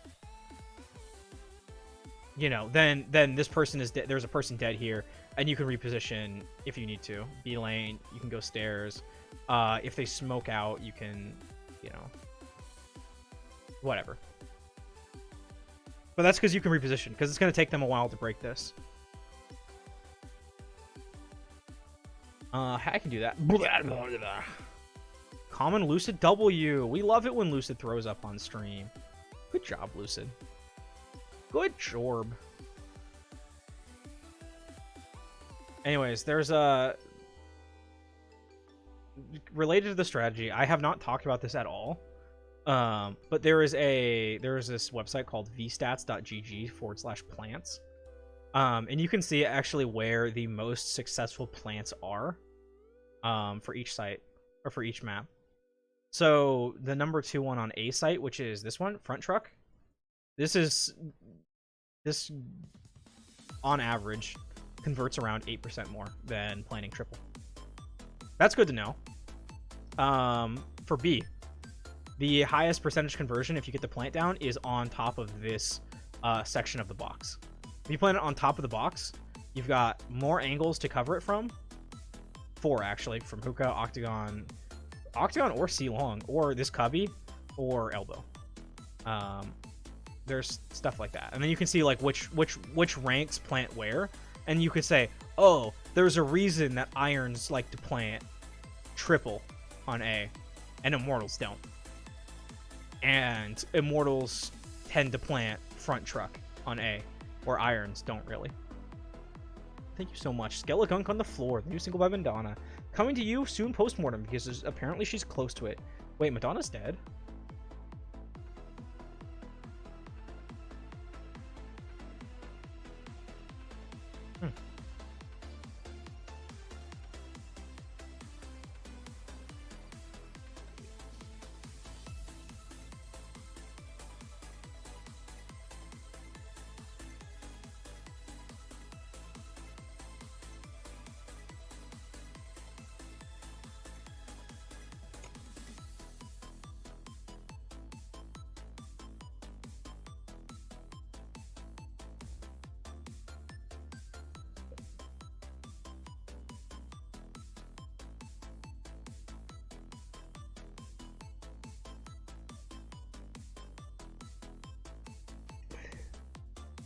Yeah, well, I guess Madonna's not dead. Neato burrito. Blind spots. Since we were looking at Ascent, on B, planning in this corner gives you a much better conversion rate. Because if you play from main, you can spam it through Boathouse. There's a reason that this corner is called wallbang. You plant triple, you basically can play from backside, and that's about it. This gives you cover in the plant, but if you've got full run of sight, plant here. That's basically what all these things mean. Oh, a bus! Oh, fuck. I was actually just drinking. I was drinking my water. Drinking my waddy. And now I have to go drink some more. Okay. Alright, I'm gonna wrap up my thing. There's not a huge difference in planning A or B, but actually, like, planning in front of these boxes is, like, way better for post-plant. Because think about how many angles you have to shoot from one. Gen, this side, and that side. That's 3. Versus the post-plant for this, which is behind Gen and, like, this one specific angle. I guess tree, but you can also shoot this from tree, too. So, there you go. Very, you know, very, very, very nice to know. Fracture. If you are not planning in A1 in this corner, top left corner, you are throwing. Because it converts 7% more of the time. For very good reason, because you can shoot at it from A main. And it's very difficult for enemies to deal with. For planners to deal with. And on B site, I learned this. This one was actually very nice. Planning it here. Oh, really? Actually, I'd been planning it. Ooh. Planning it default, sure, but planning it looks like planning it right up flush against this box is actually better. You know what? That makes sense because you have angles from tower and from A main. With 3, you kind of have to have like a weird. You don't actually really have the tower angle. Yeah, wait, actually, no, that's really important. That's really important. See where 2 is right here? You don't actually have to be exposed to Gen in order to contest it. You do with 3, I think. I think if you want to come out and contest 3, you have to be on the stairs. You have to be out on the stairs, and anyone from this Gen region can shoot you. But if you plan it 2, you can be in this corner. You can play from this corner. That's really strong. That's really strong. Anyways. There we go. I learned something today.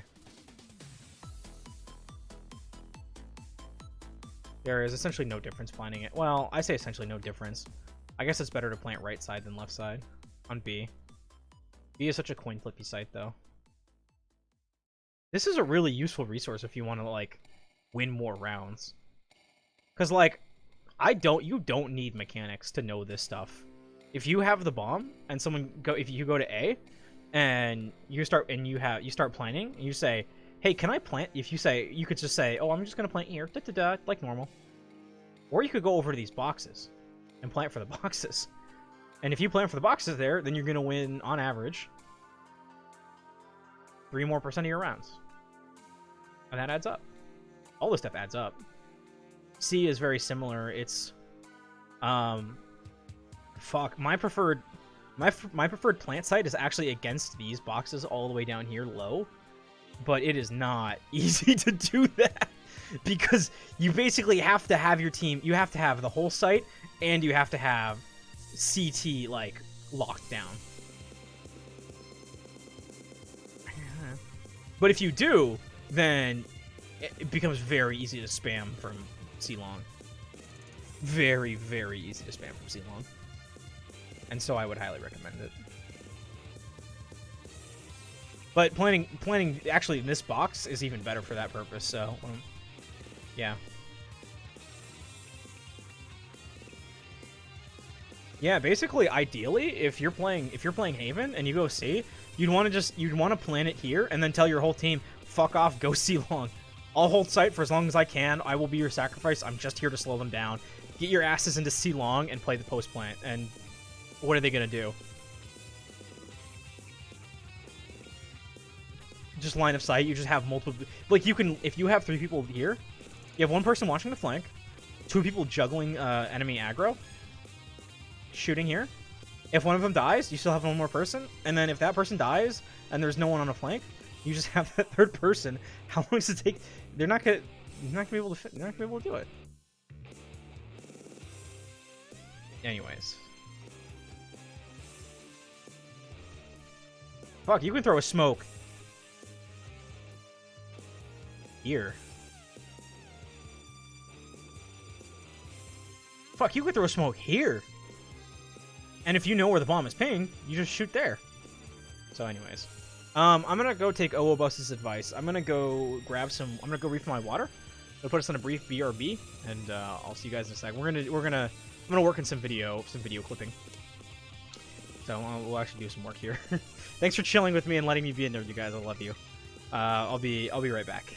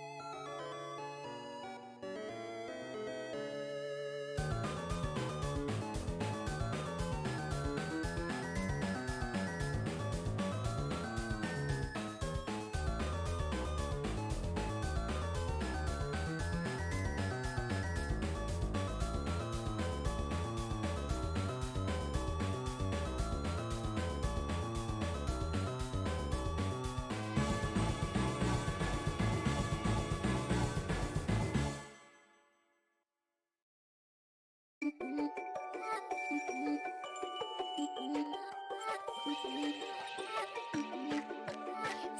is fading away. Night silhouettes in the sky. Red lights are flashing in towers. It's Manhattan's magical time. Ballerina stands in this small lake on a river made of diamonds and pearls. Everything's a little bit weird now because tonight it is showtime.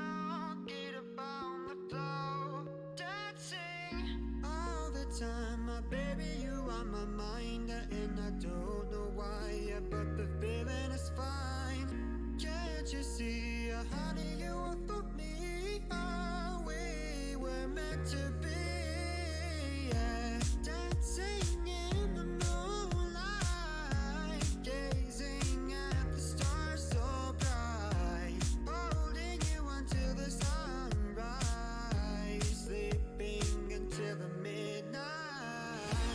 Get up on the floor, dancing all night long. Get up on the floor, dancing till the break of dawn. Get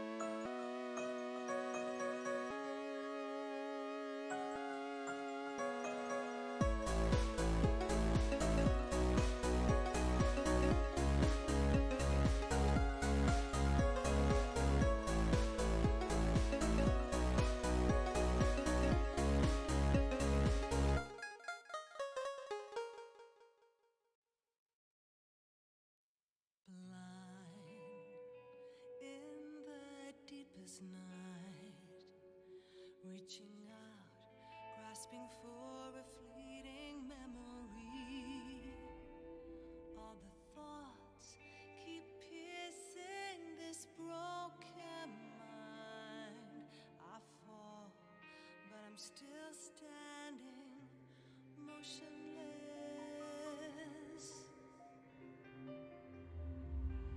Far in the distance, there is light, a light that burns these scars of old. All this pain reminds me of what I am. I'll live, I'll become all I need to be.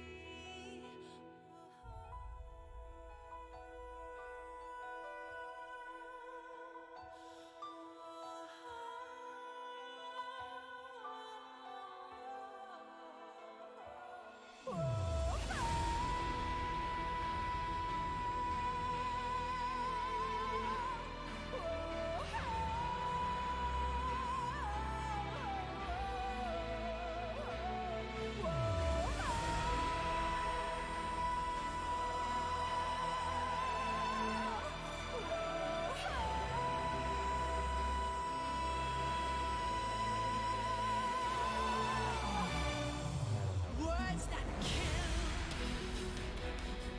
would you speak them to me? With your breath so still, it makes me believe in the farther days. Let me suffer now and never die. I'm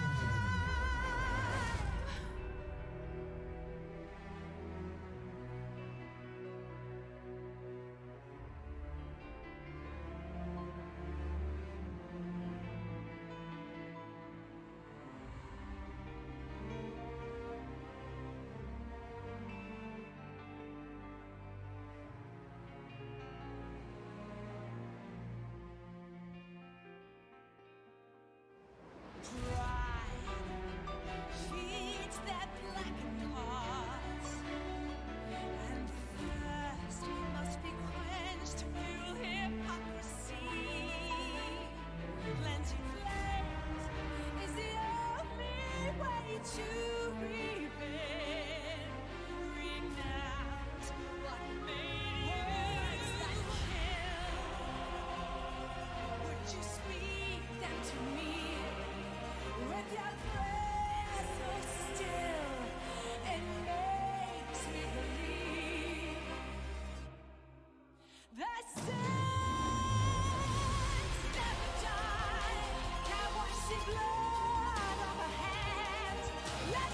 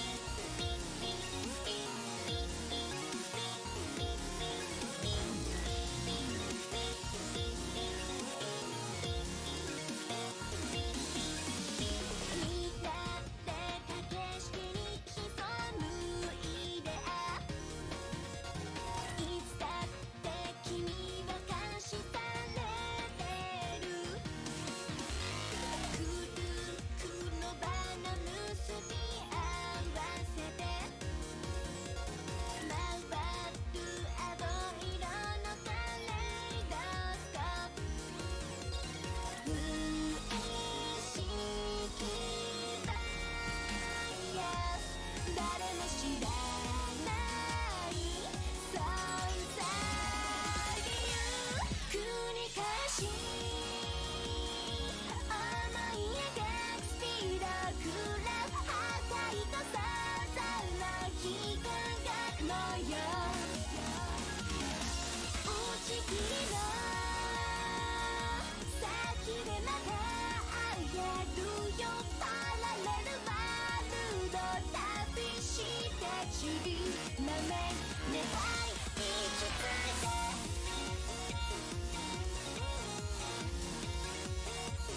世界を見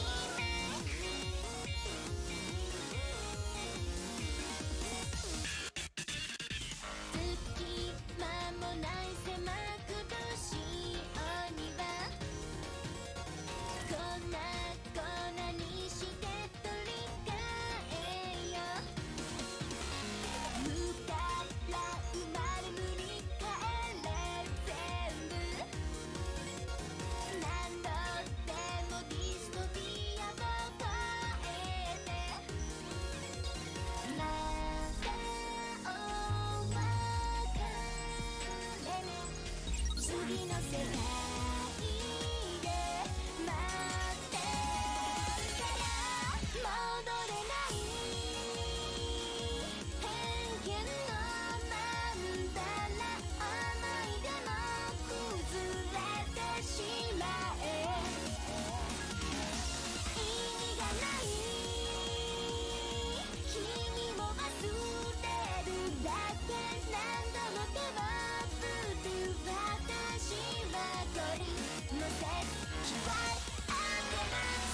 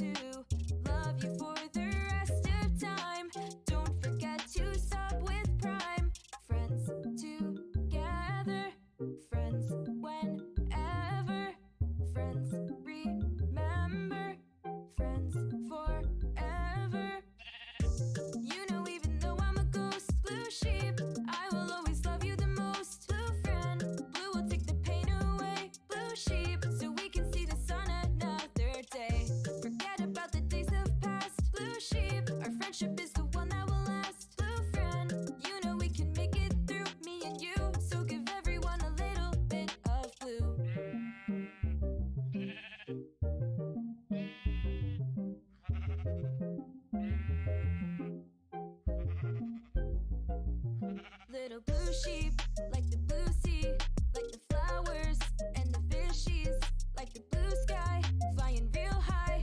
Let it wash away, let all the memories pass by. Always by my side, always yours and always mine. Even though I died, with you I'm feeling fine. Love you for the rest of time. Don't forget to sub with Prime. Friends together, friends whenever. Alrighty, I'm back. Welcome. Just a quick little break for all of us. You know?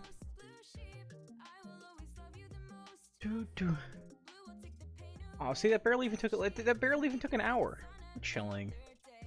They're setting off the what's it called? They're setting off the illegal fireworks outside. You know, the ones that like go up in the air and like blow up. There's two different houses right now that I can see. Like, I turn my head and I see the other one. That are setting off like those big, like, you know, launches up into the sky.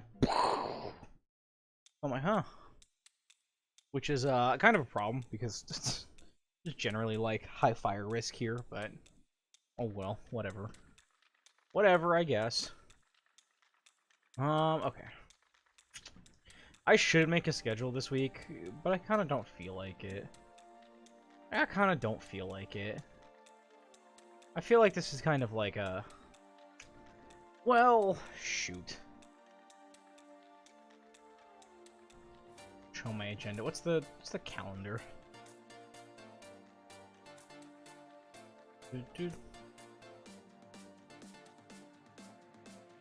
Alright, so right now it's what? It's the 4th? It's Tuesday? Tuesday, ain't it? I'm leaving on the 13th. I'm leaving on the 13th to go to Anthro Weekend, Utah, which I'm very excited about. Which means I'm not gonna have a ton of streams between now and then. Because on tomorrow I'm not streaming. I'm going down to San Francisco for some business. And then I might be staying Thursday, which gives me Friday, Saturday, and Sunday. And then I think I will... Actually, I may not need to use the beginning of the week for this stuff.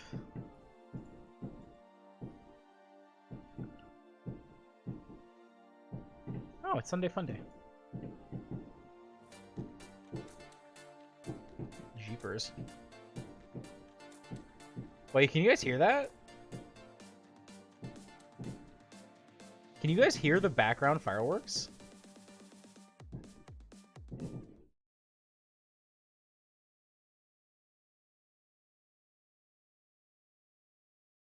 No, okay. They stopped, the big ones stopped. At least for a second.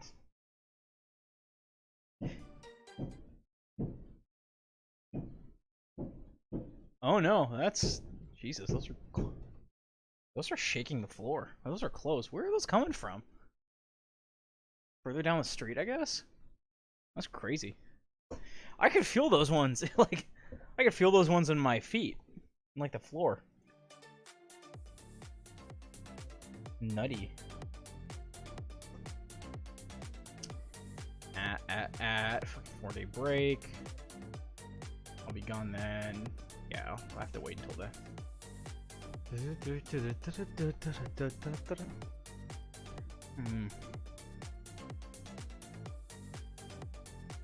Well, let's just go ahead and take a look at what we've got on the docket. Preview. Okay.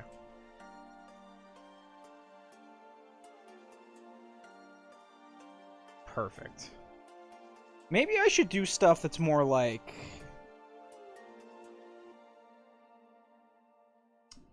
I don't know. Maybe I should do... So, like, I've got, like, this idea. Hound Milk gave me the idea for doing a kill countdown drinking stream.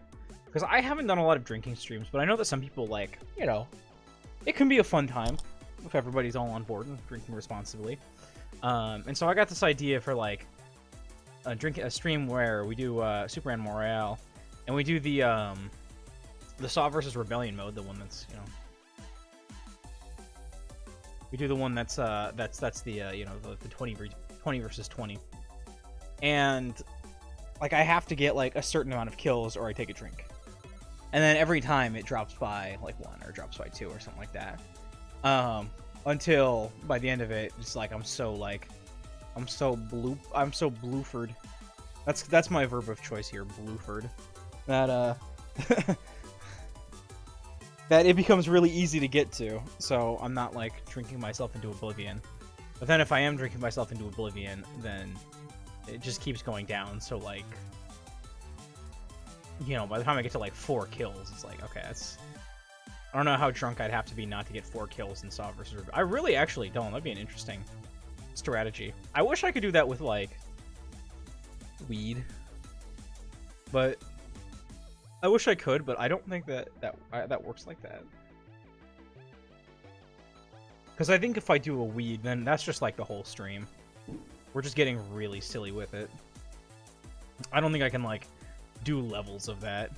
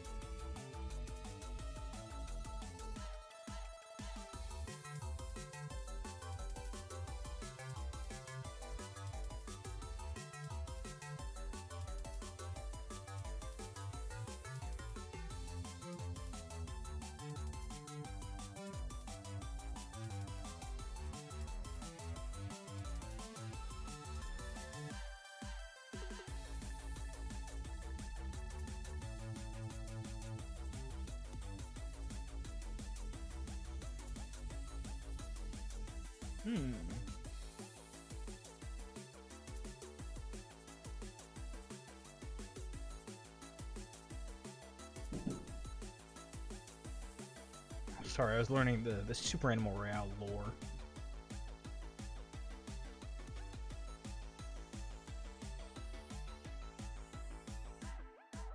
I'm just reading these.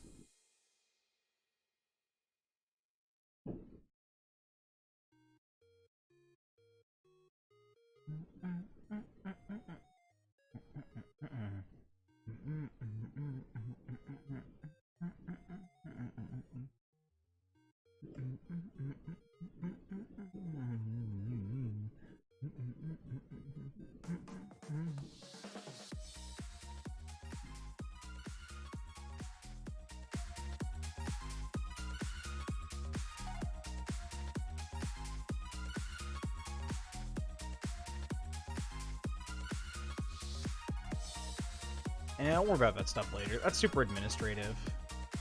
I should probably work on clearing out my my broadcast queue, my clipping queue.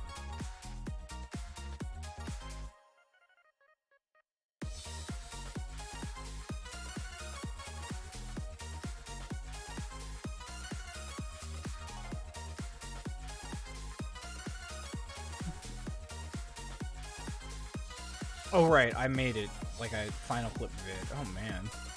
I'm so far behind. I'm so far behind. Oh,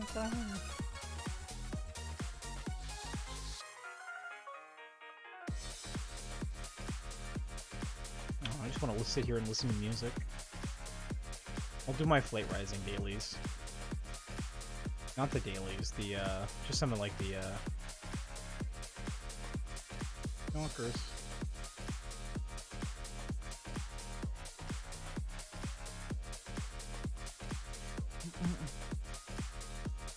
Fuck it, Mahjong time. Oh my god, that one was big.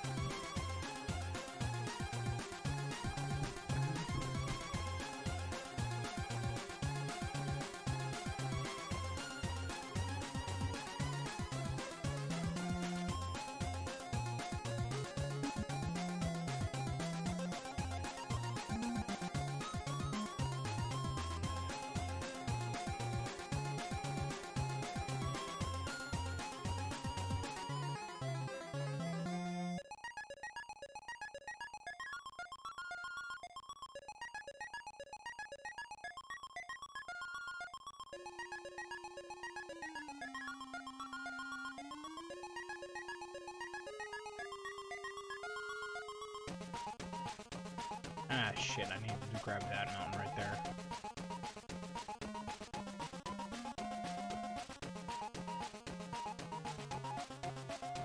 Oh, I guess I can just do that. Sweet. Yippee! Nothing bad ever happens to the Kennedys! Kind of moment. Tough. That's tough. We clear this out, too. Right away. Oh. Darn. So close.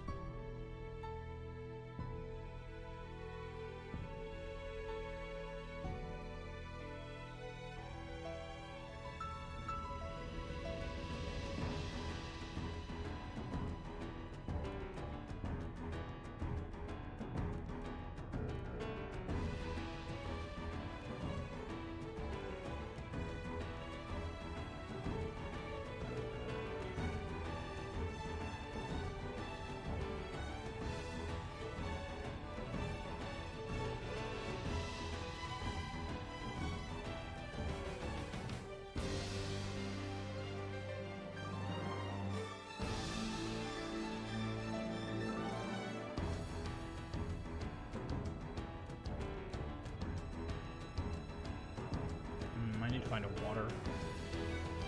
Hey, I found a water. Great. Now I need to find a. Now I need to find an earth. Never fucking ends. Oh, hey, look, I found an earth. Alright, maybe it does end. Okay, I will escape the cycle of Samsara.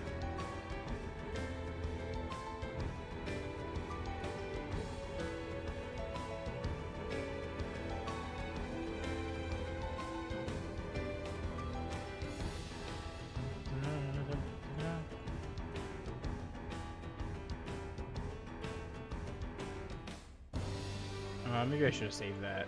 Yeah, I should have saved that. That's tough. I should have saved that. Now. Actually, I guess it wouldn't have mattered, but still. It feels rough to lose it.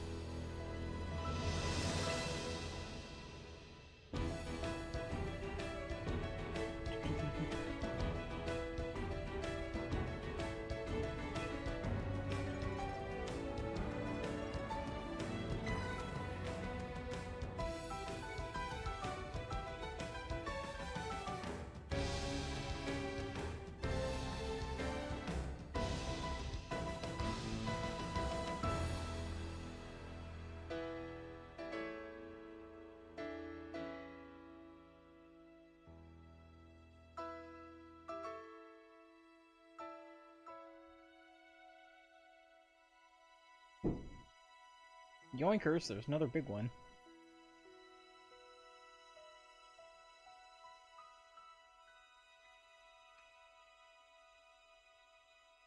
Can I get a moon, please? Any moons up and about?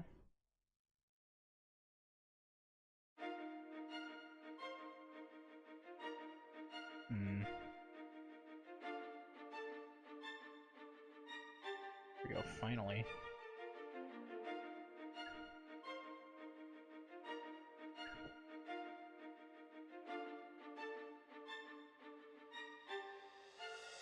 No, no, no, no, no, no, no,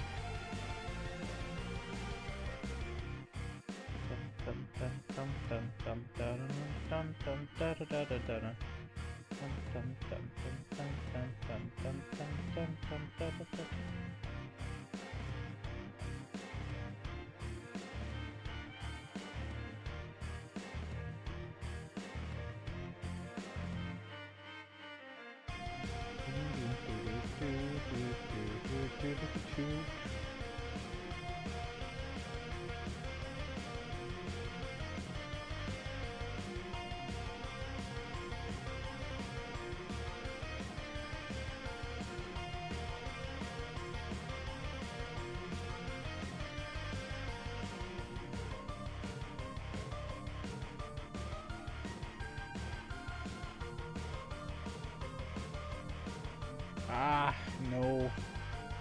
Nog.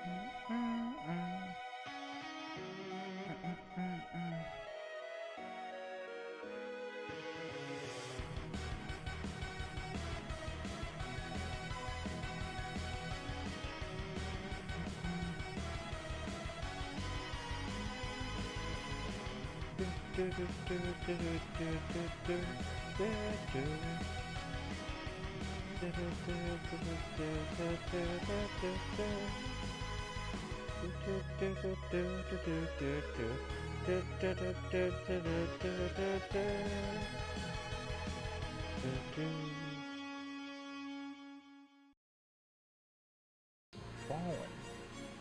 Bum, bum, bum, bum, bum.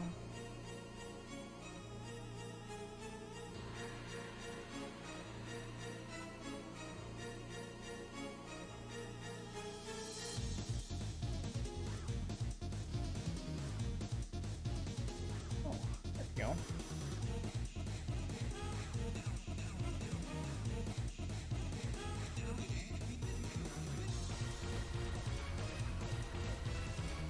And there we go.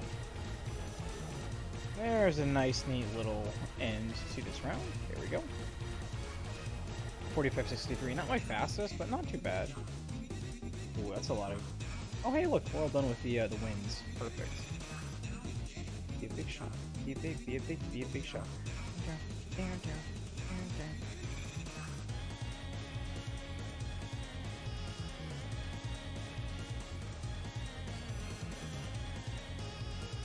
Oh, I like this. Go right there. Booyah. Oh, man. Need to find another tree somewhere. That would be very helpful for me.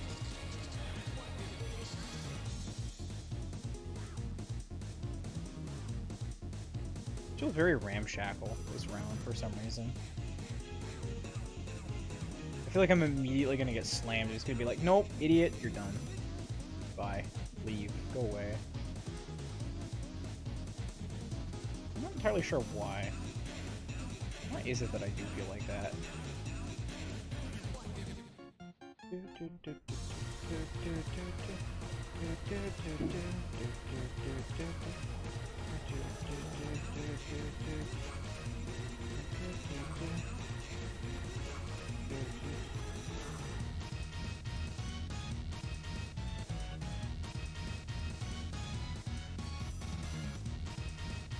Yep, that's why.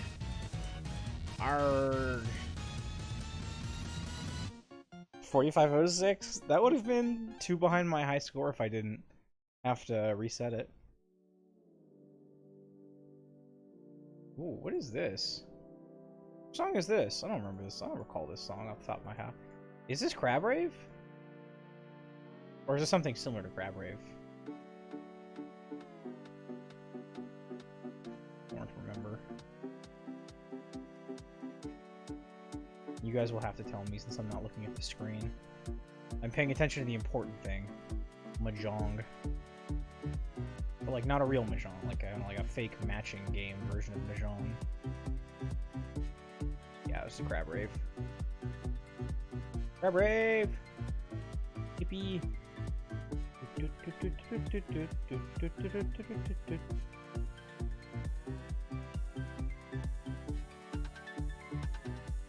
Yes, there we go.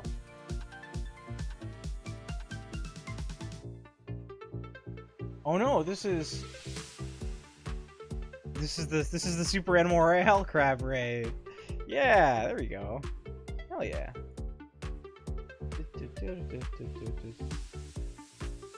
Like, why does it sound so familiar but so different at the same time?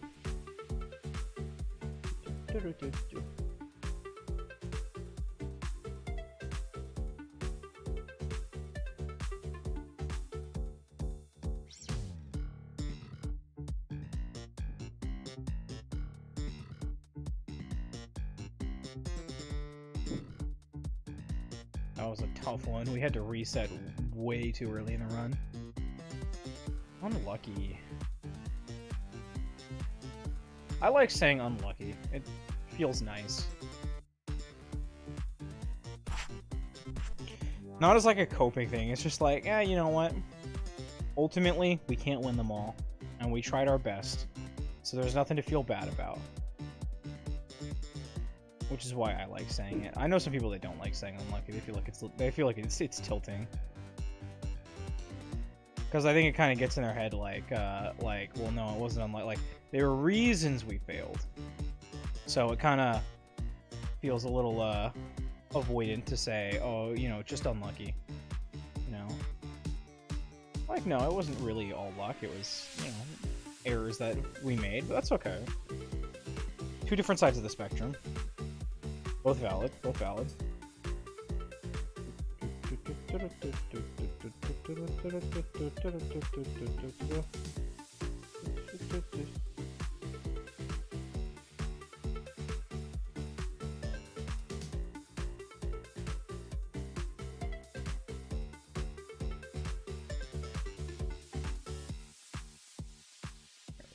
Ah, damn it. Oh, that would have been nice to match up.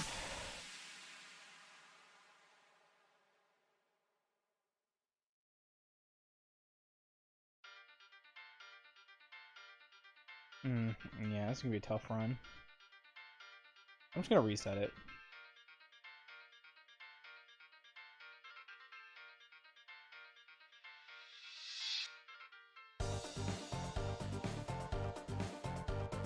And here we go.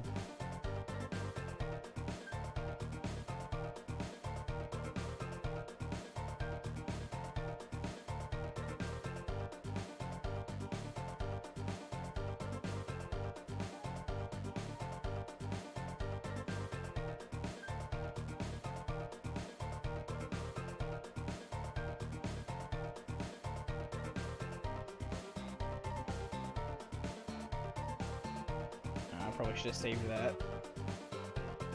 Well.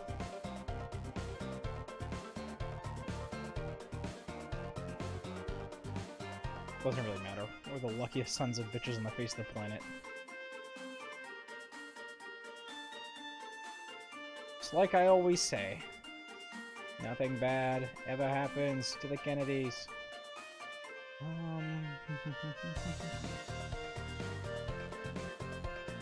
You there. Excellent.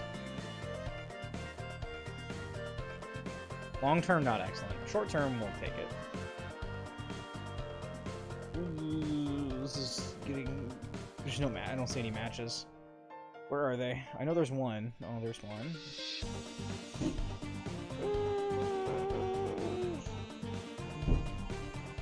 Jesus, knock it off, you guys.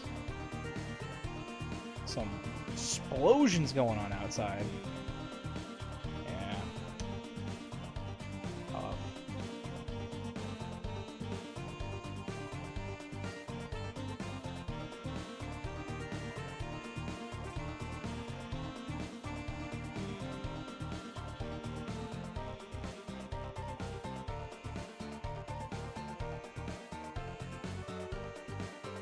Tough.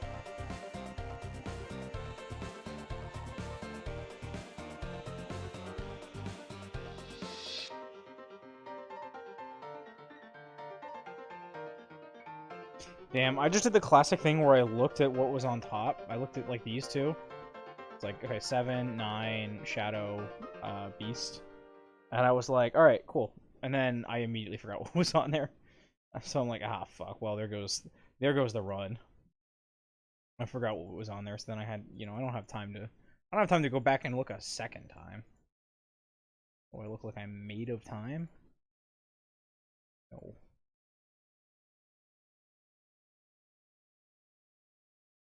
Oh, is that it? There we go. That's the whole stream. That's the whole stream. That's the whole playthrough. Oh, we restart it. We're chilling. Ooh, I need to do that so I can grab that. An error. A flaw in my plans. How could this have happened to me? I brushed my teeth.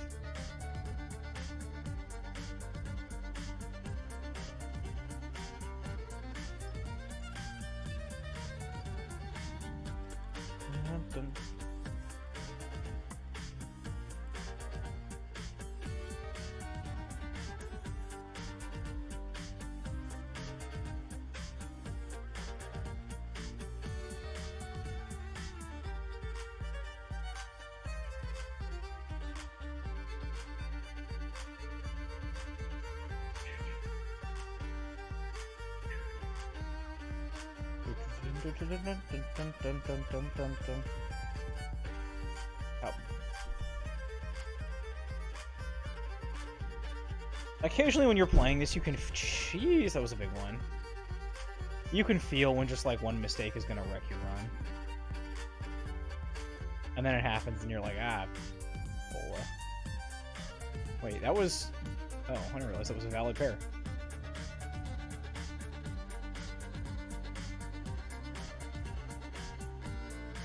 Oops.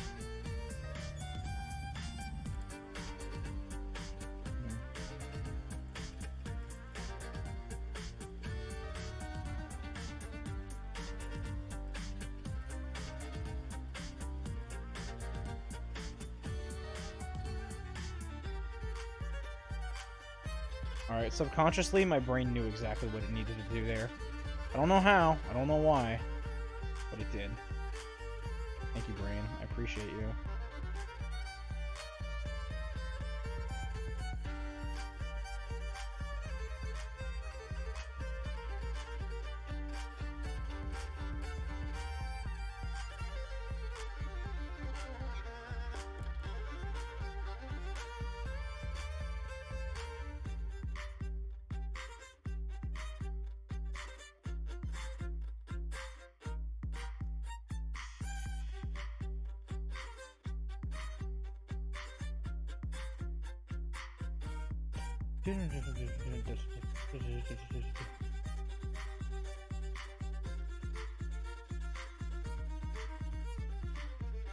Oh, you've got to be kidding me. That's the end of the line for me there? Bullshit. I had so many options. Oh, man.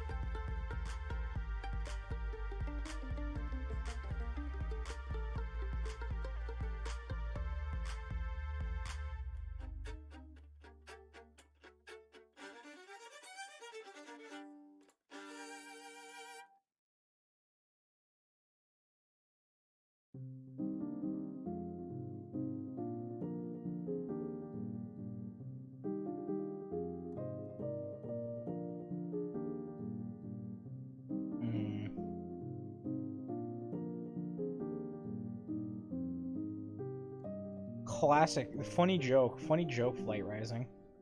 Funny joke, Flight Rising. Fucking...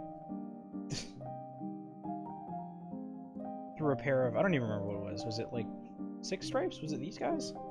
Just gave me another one right underneath. 0 help. Thank you. Thank you, game. You have a sense of humor, truly. I wish I was good enough at this game to, like, call out what's, like, to narrate it effectively.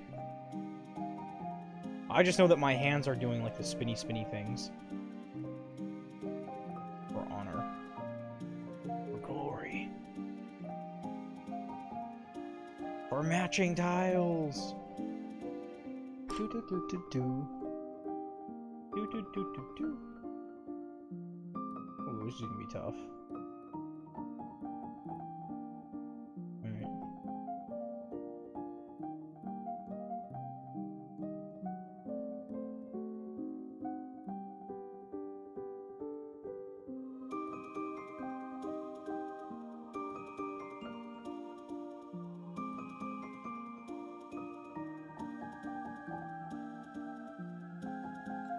Oh, very funny. Again. 2 earths and it gives me another earth underneath. That's very funny. Thank you. Thank you, Flight Rising. You're a champ.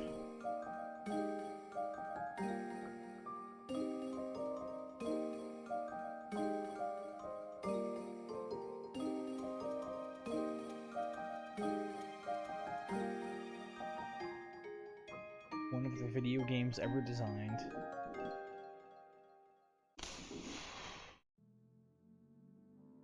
I'm hanging on the edge. This one doesn't look good, guys.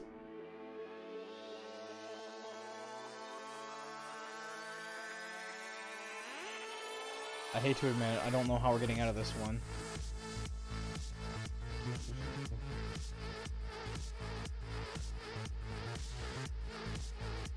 I don't see that. Ah! I knew it. I knew it. Oh.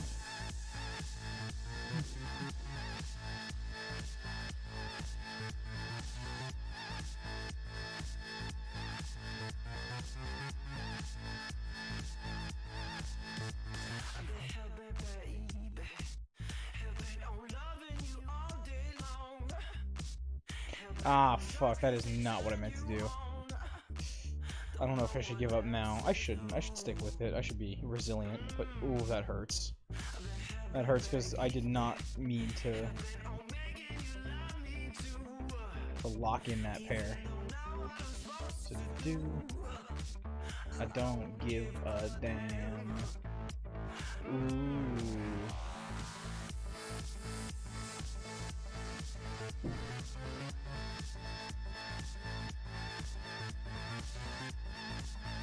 Already, this is so tough.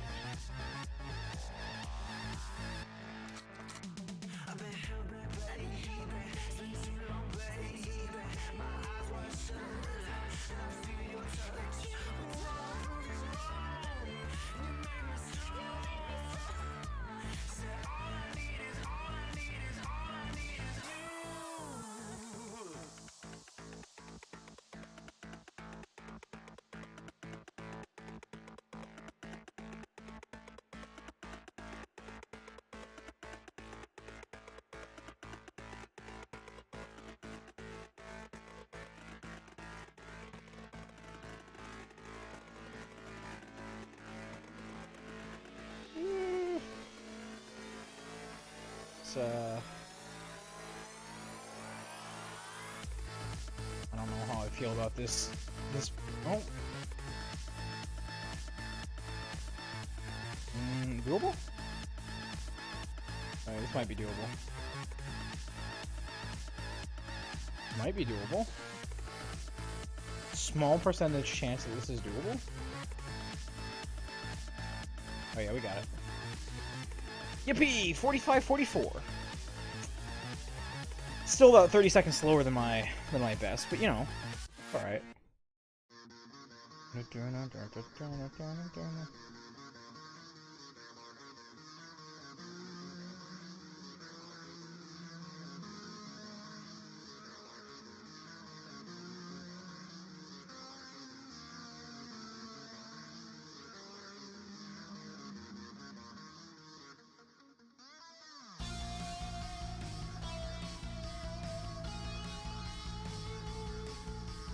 Oh, that's tough.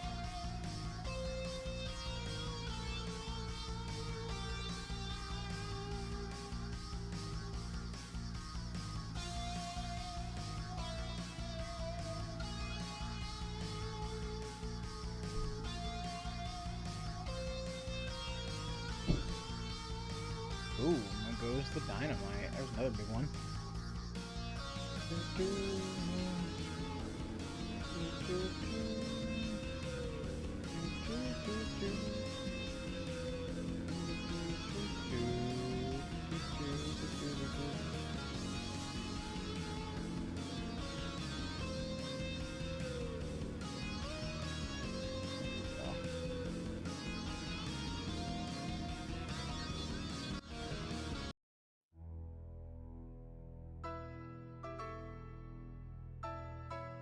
I'm surprised that worked, actually. I need a... something... I need one... fucking... I need that. There we go. Alright, we win. We got this. 4590! Just slightly. 9 seconds slower than my previous best. Okay. Tells you how competitive I can kind of get with these scores.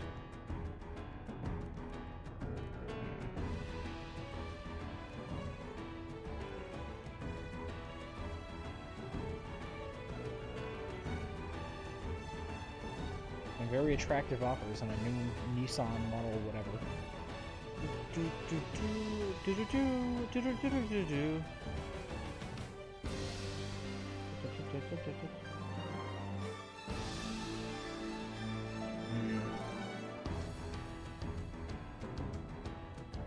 Nah, whatever this is, I'm not seeing it. I'm not seeing a run here. Ooh,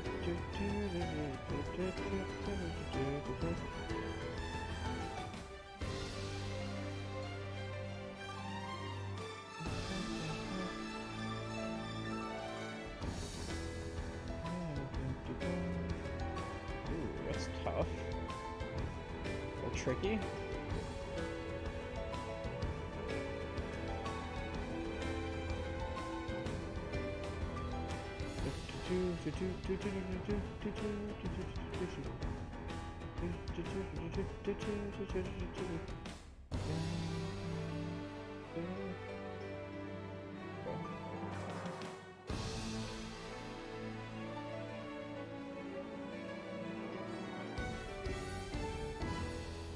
Oh, that...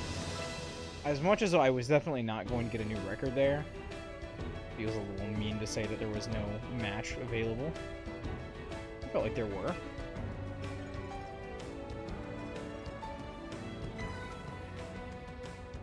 Oh, there goes the dogs barking. That is not a good development for me. It means that they're very sad and anxious. Why have you forsaken us? They ask to me in their towers of gold. Which, nevertheless, are their cages.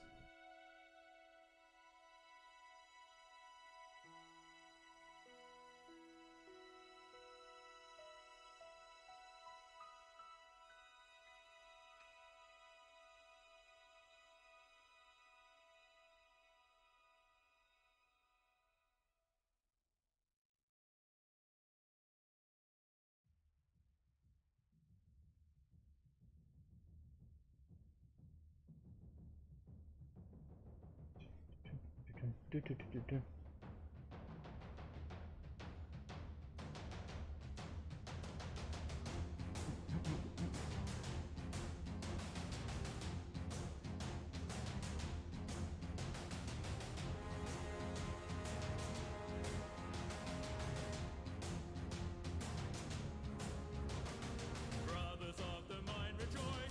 Swing, swing with me. Racial pick and racial voice. Sing, sing, sing with me. Down and down into the deep. Who knows what we'll find beneath? Diamond through his golden ball. Hidden in the mountain store. Born underground. Suckled from a teeth of snow. Raised in the dark. The safety of a mountain home. Skin made of iron. Steel in our bones. To dig and dig makes us free. Come on, brother, sing with me. I am a dwarf and I'm digging a hole. Diggy, diggy hole. Diggy, diggy hole. I am a dwarf and I'm digging a hole. Diggy,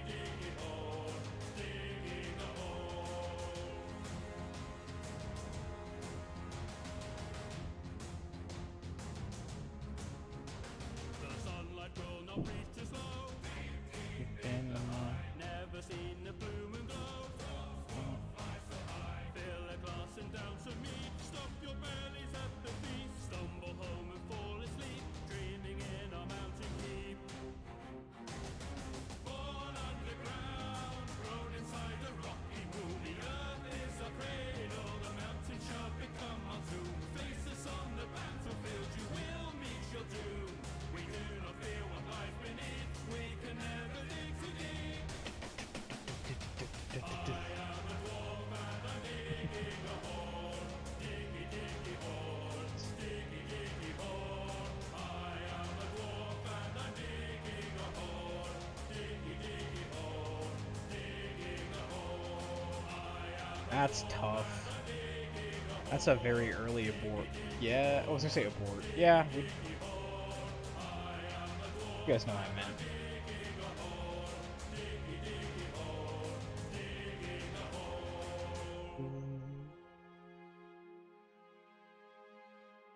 I'm just gonna keep changing it until the things that the options that are available to me become very clear.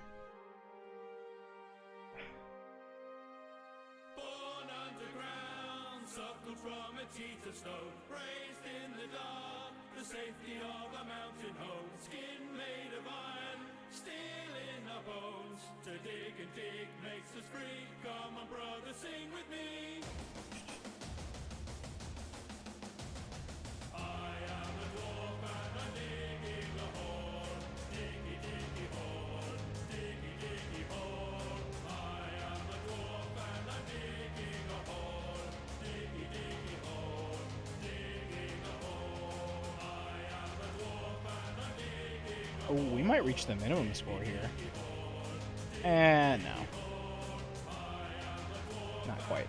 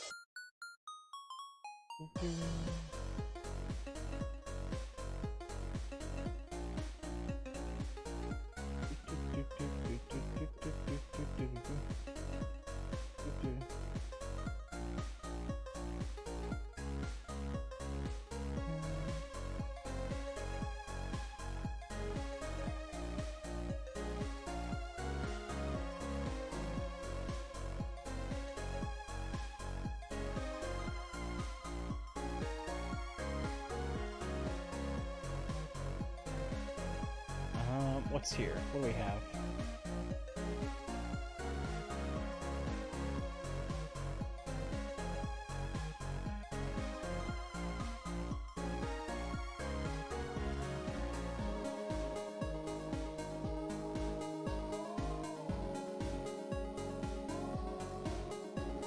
Ah, I see, I see. Okay, well that's very helpful.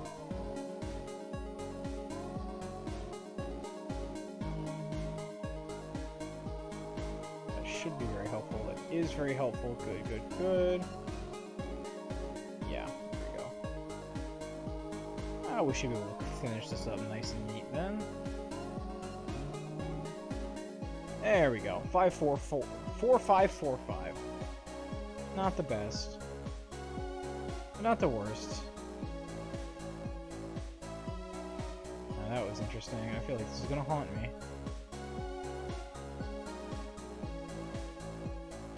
Like it's just 1,000,000,000% about to haunt me.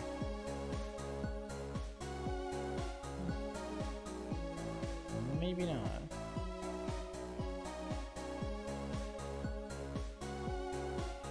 Mahjong has taken out the tiger once again, I see. Hi, hero. Yeah. Valid, fair, and understandable. I am. You know, okay. A hero, I'm asking this to you specifically. Have you ever read the book A River Runs Through It by, I think it's by Cormac McCarthy? And it's okay if you haven't. Nothing relies on this, but if it is, then I think it'd be really, really, really, really funny for a specific reason, because I'm going to give you a quote. I want to see if you know it. Here we go. Well, if you have actually, I have gripes with that book. I have several gripes with the book. Mostly that I tried to read it really fast, and I found it very boring and unenthused. Fireworks went off the moment you said the title. I'm laughing. Fireworks have been going off constantly here today too. Oh my god. Milk dust. Mwah! Mwah! Thank you guys for rescuing me. Thank you guys for rescuing me from Mahjong. Well, another firework just went off for me too. I forgot what I was gonna say. I think it was something along the lines of like a Mahjong runs through it because. Oh no, never. That's what it was. It's the last two lines of the book. A river runs through it are. He's like, life is like a fucking pond of water or something. Da da da da da, and the river runs through it. And you would think that that's the last line, but no. He keeps going. He says, "I am haunted by waters." And I'm like, bro, you had it. You had it, and then you fumbled it. That's Riz, dude. You had an absolutely baller, like, emotional fuck as hell last line, where you neatly tied up all of the emotional tribulations that you went through, and then you had to add, "I am haunted by." What do you mean you're haunted by waters? You mean you're haunted? You can't just say that. You can't just say I'm haunted. That's not how you end a book. That's how you start one. Sure. Also, to you too, Milk Dust. Thank you for coming here.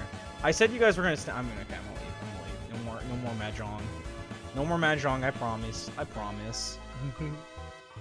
The writing equivalent of a drag queen's always take one thing off before leaving the house. Oh, is that a rule? That's pretty. That's a sexy rule. I like that. I like that. One runs through it.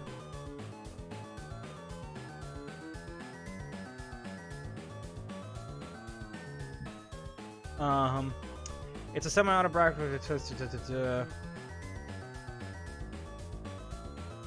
a semi-autobiographical account of McLean's relationship with his brother and their upbringing in the early 1900s Montana, in which there was no clear line between religion and fly fishing.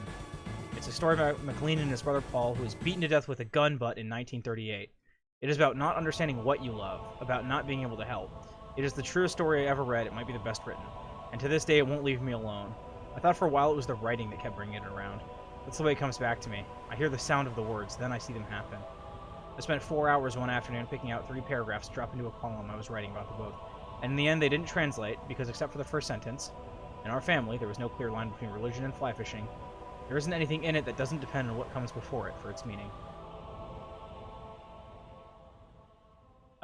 Yeah.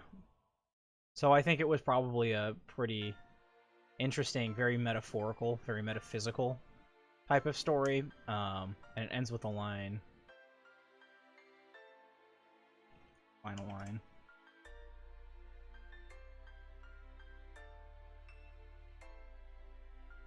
Eventually, all things merge into one, and the river runs through it. The river was cut by the world's great flood and runs over rocks from the basement of time. On some of the rocks are timeless raindrops. Under the rocks are the words, and some of the words are theirs. I am haunted by waters. Okay, that's actually the last line. He says a river runs through it in the second to last paragraph.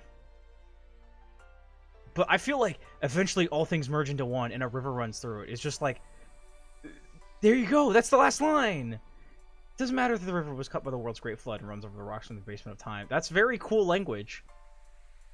I don't know. Maybe I'm just not from 1940 and I can't relate. It's like guidelines. You don't leave with like every accessory you own on. I leave. Hey, hero. Hey, hero. I leave the house with a t-shirt and shorts. Which one of those do you want me to take off? I will. I'll take one of them off. I'll make a bold fashion statement. But damn. Mic drop line followed by a lot of see, like that's the thing. It's not for this line. It's not that it's a lot of extra. It's not that it's a lot of extra. I was just anticipating with the name of the book, the emotional factor, like the emotional mic drop of eventually of just this first sentence being the last line. I was ready for it. Like I was waiting for it. I was anticipating it. And then he's like, and then he's like, ah.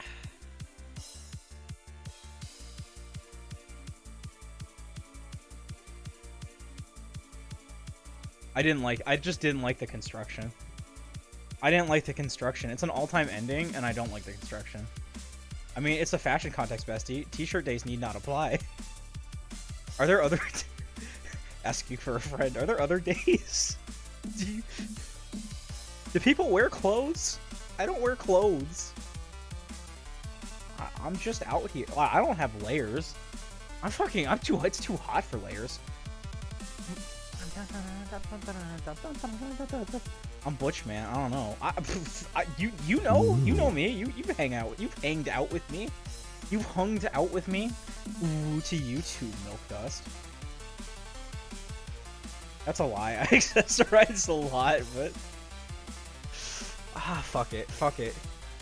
All right. Do you guys want to do U quizzes? Do you guys want to figure out how good we are at doing U quizzes?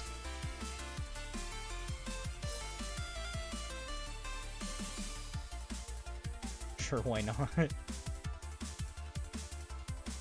Should we start with what kind of immortal am I? Or, what pink are you? Maybe what pink are you? Maybe that's a slightly less, like, deep one to go into. I'm sorry, I don't want to just be boondoggling around, opening up random web pages and being like, alright everybody, this is a valid stream. This is how to become successful. This is how to get that sweet furry money. Open your web browser, you click on something, and you say, ice cream gun.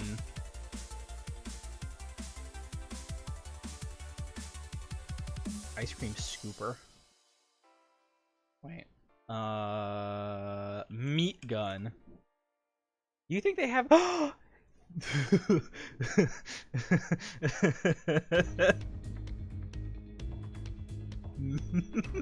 Meat gun.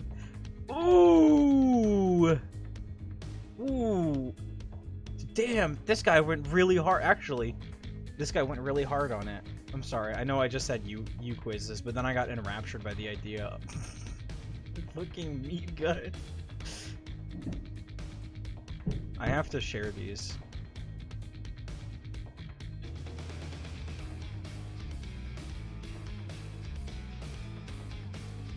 All right, nice object file.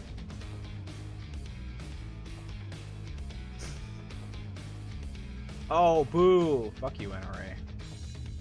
Fuck you, the NRA. Nice gun, though. What is... I don't know what that is at all. Meat gun, 8K, Unreal Engine. Nice. Have fun with that. Gun that shoots meat. Is that anything?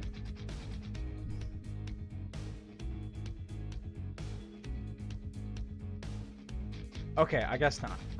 We're gonna continue. Anyways, which pink are you, JD? Here, should I do this where like I answer it first and then you guys answer it, or should I do one where it's like, we kind of just agree on something? Do we do it as JD the stream, JD, or am I doing your guys' pink? Pick a flower that comes in pink. I don't know what flowers come in pink. We're gonna have to look up visual references here. Yeah, what do you mean yes? Those are all very conflicting options. Google images. Ugh.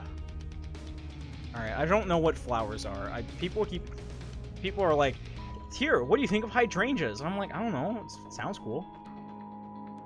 That's a boring. I don't want to. I don't want to be a hater. That's kind of a boring flower. No. What do you... I guess it comes in pink. Okay. Pink lotus. Ooh. That's a cool one. Yeah, okay. Well, alright, alright. Calla Lily. No. It looks like you'd rip it out and use for, what do you mean, yes? Are you trolling? A hero banned for trolling. Pink chrysanthemum.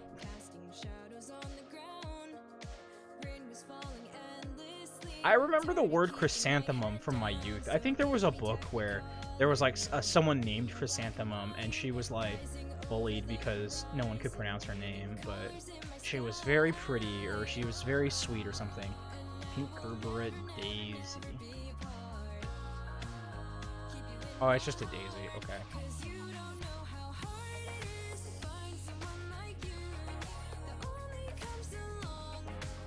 Unimpressed. Unimpressed with that Georgia O'Keeffe looking ass. Hyacinth, okay. I respect hyacinths. You know, they kind of have an unusual shape to them. But I respect that. They're very, like, long. Sorry, Bessie, that's my final answer. That's okay. Pink Sweet Pea. Nah, there's nothing there.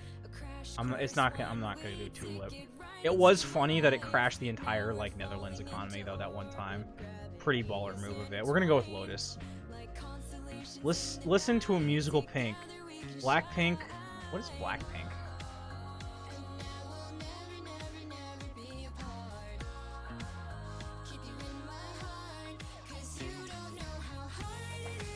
It's tough when... K-pop, okay. Of some kind. Blackpink, Pink Floyd, Pink and the Night by Mitski, Pink Triangle, Pink Pony Club, Pink by Janelle Monáe, Pink Houses by John Mellencamp, Pink Panther theme by Henry Mancini.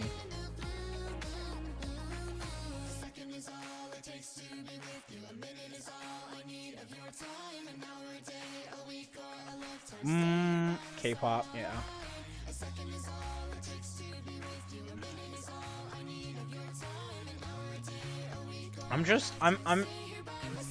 I'm probably gonna go Pink Floyd here because I know some Pink Floyd songs. I think Pink has a good discography,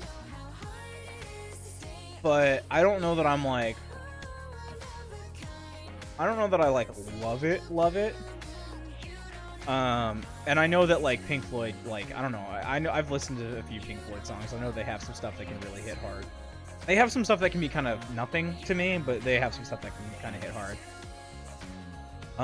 Alright. Pick a non-pink Pantone color.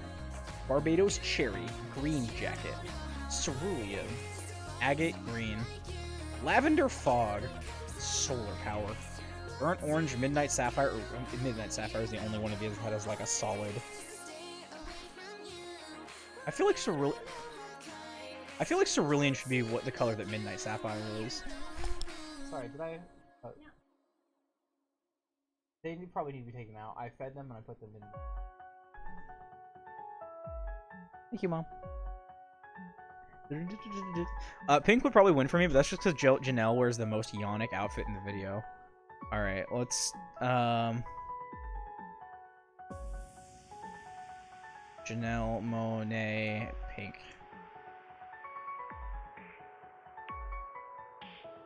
Okay, I do see how that is in fact quite Yonic.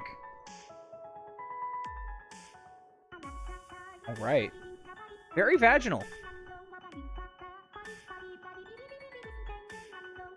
Fair point, bud. Fair point. I'm gonna go with Midnight Sapphire on this. It seems like the coolest. She has her girl's head in one. Oh yeah, right there.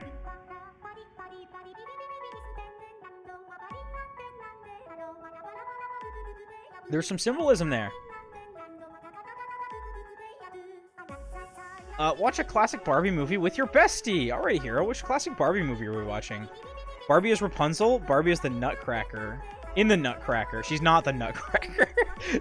Wait, no, if it was Barbie as the Nutcracker, that'd absolutely be it.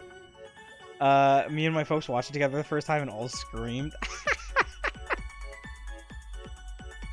Barbie and the Magic of Pegasus, Barbie Fairytopia, Barbie of Swan Lake, Barbie and the 12 Dancing Princesses, Barbie and the Diamond Castle, and Barbie Mermaidia.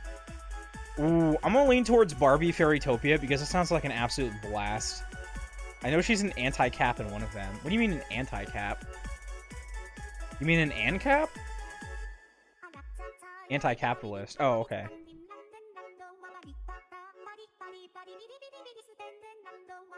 Fuck, okay. Well, in whichever one of that, we can watch that. Or I'll just lean Fairytopia, because it sounds like I said, out of all of these, this one sounds the most like, oh, fuck yes. I have no reason to be into this, and so it's gonna pop. But I don't know anything about the Barbie fucking lore.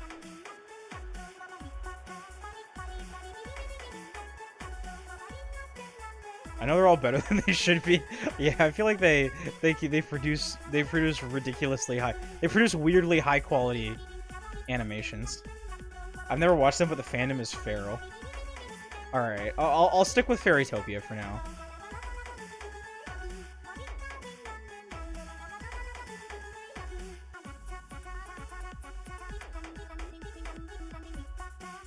I was reading an article, or not an article, a Tumblr post, very different than an article, about conspicuous consumption and the debate on whether or not to go see Barbie.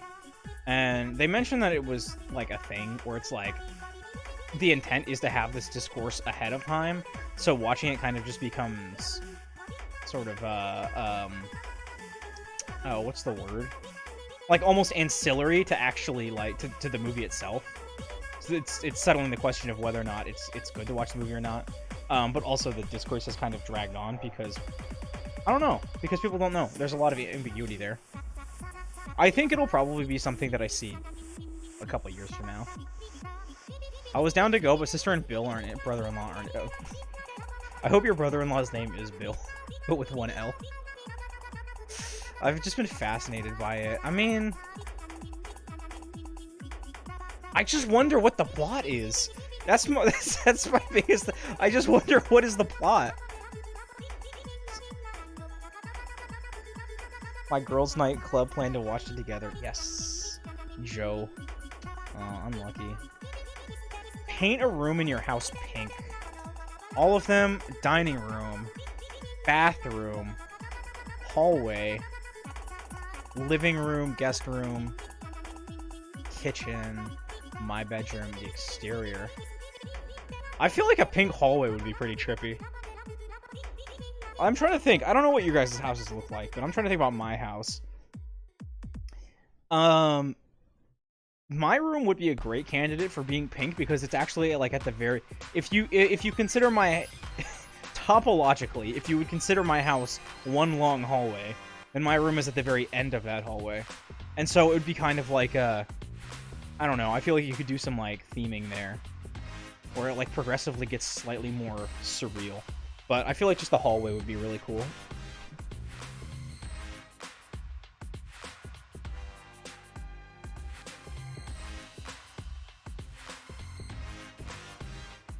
Or I could do the guest bedroom, and when people come over, they're like, why is this room pink? I'm like, I don't know.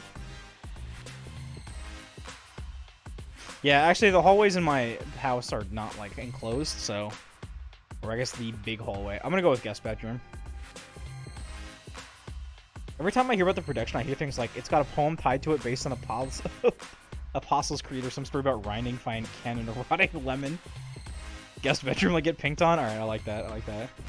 Buy some pink decor. Checkered rug. Ooh, I'm a sucker for a good rug. My floors are dirty as fuck. I've streamed here long enough. You spill a soda, you're like, ah, fuck, that's not coming out. Inflatable sofa. Now that's a velvet ottoman. Heart-shaped rug. Lipsetti. Tulip side table. Too small. Strawberry couch. You can't lay on that. It's gonna break. Romantic table lamp or elegant canopy bed. You know what? Fuck it. We're gonna go elegant canopy bed. Just guaranteed to have a nice comfy bed. Choose your favorite pink icon. Strawberry shortcake, the pink Power Ranger, Barbie, Elwoods, Kirby, Piglet, Princess Bubblegum, Princess Peach, or Miss Piggy. Oh fuck, this one's a toss-up between Kirby and Miss Piggy. Lipsetti is so lovingly tacky. You made the right choice. It wouldn't go well anywhere. I could theoretically put like a the pink covered bed in my house and be like, all right, I can live with that. Miss Piggy versus Elle Woods. I don't know. I don't know. I kind of like what Miss Piggy brings to the table. Okay, don't hate me for this. I think Miss Piggy is less charismatic in like the movies that I've seen her in than I think she gets credit for. But then again, I have seen some really good gift sets of stuff that I didn't see, but I'm like, oh shit, that's a good gift set. Legally Blonde is my everything, but so is Miss Piggy. We'll split the difference and go Miss Piggy. Because I'm between Miss Piggy and Kirby. And I mean, Piglet's, you know, cultural impact is this, so.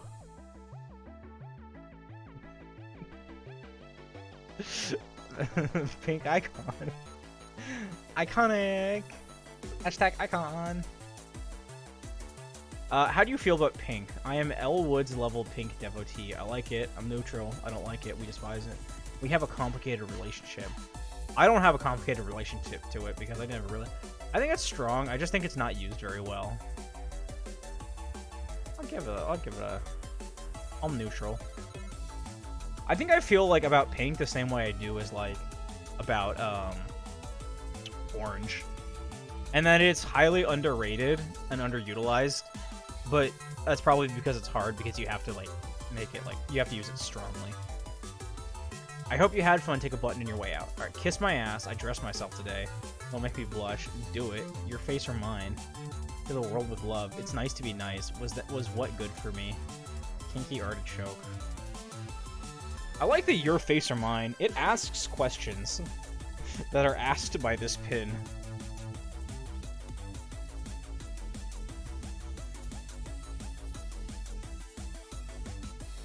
It's like they always say, I don't know, dude, this pin is asking a lot of questions that I already asked you to answer. Alright. Now, what's our result? What did we get? How pink are we? Cherry Blossom. Pink Carnation. I would have thought Diva Pink, actually. Alright, we're Cherry Blossom.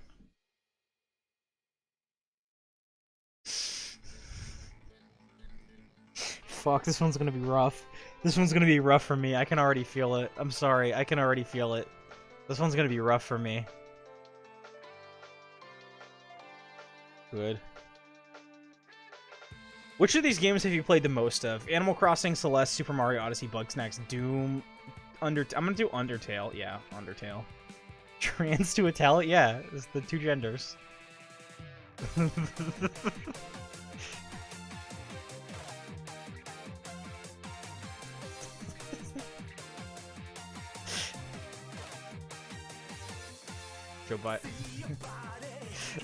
Joe Biden was wrong. There's only two. Well, there are at least three. There's trans, Italian, and there's anything in between. He's not wrong. No, I know. It's just an iconic quote. I love the context of it too. Someone was like, Mr. Biden, how many genders would you say there are? And he's like, at least 3. Don't play with me, fucko.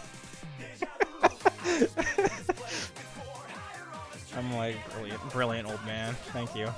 When I say rock comes to mind... Oh, fuck. I think it's probably rock, paper, scissors. I love Dwayne The Rock Johnson. Party Rock is in the house tonight.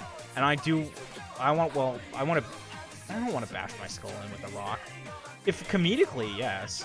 We'll rock if I don't want. I'm sorry, let's rock, paper, scissors.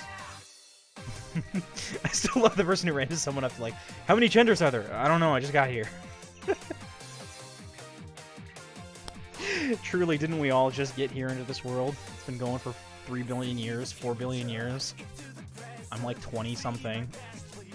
I don't know, man. If you were Brazilian, who would you be? I'd probably be Lucid. Who's Brazilian? Lucio Overwatch! My buddy Marcelo. I would be Jetstream Sam. Let's be real. I would be Jetstream Sam. Okay, yeah. Oh, or would I be Luffy One Piece? Why is Luffy? I didn't realize that Luffy was Brazil. Wait. A hero. You've met me. Am I more Jetstream Sam or am I more Luffy One Piece? One of these things is not like the others. Yeah, but unfortunately, I don't know. I can't choose this for myself. You got to choose this one for me. A hero. Any of which one of these am I? I don't know. I don't know. Like a Street Fighter.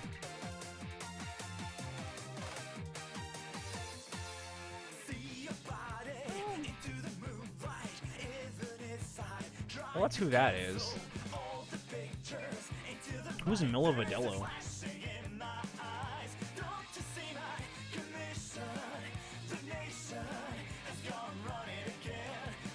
I don't know who this is. Oh, Psychonauts. Brazilian psychic goes psychedelic 70s style.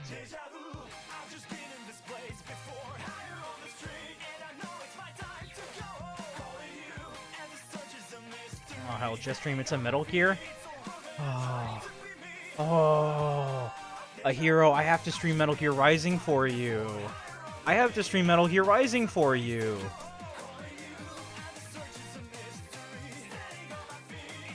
It's not on sale.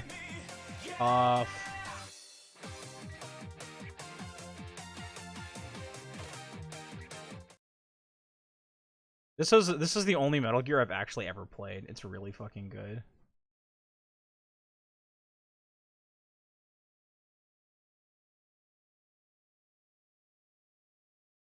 Come on. Oh fuck, it's a 6-minute trailer?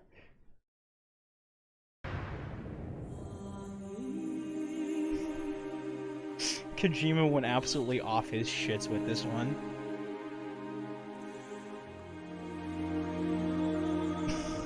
A man forced to be a snake.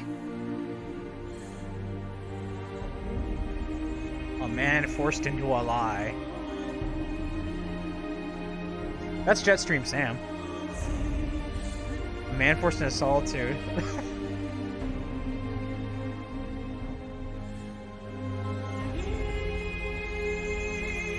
I don't know how many men they're talking about, actually.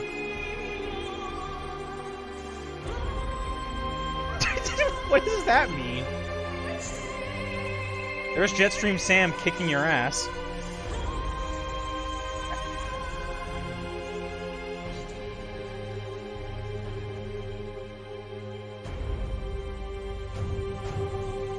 I just think he's Kojima is a neat man. There's Jetstream Sam chopping your arm off. This is all in the first mission. It's not super spoilery. But you do get your arm cut off.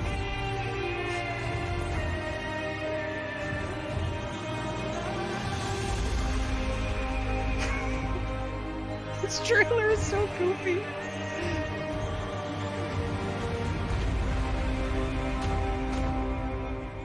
That's Jetstream Sam right there. Mr. Brazilian himself.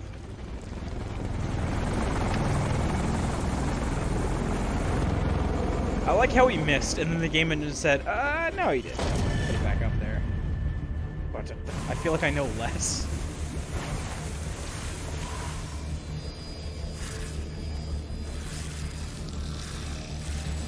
Well, this is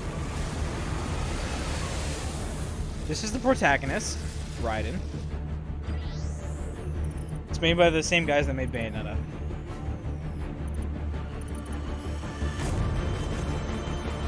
Fuck, see, the thing is, I bought this. I bought this game on the Xbox One, I think. But I don't have it anymore. I don't want to buy it again because I already have it. Well, I already bought it once, but... And only vengeance remains. The Ripper returns. Oh, here we go. Actual gameplay.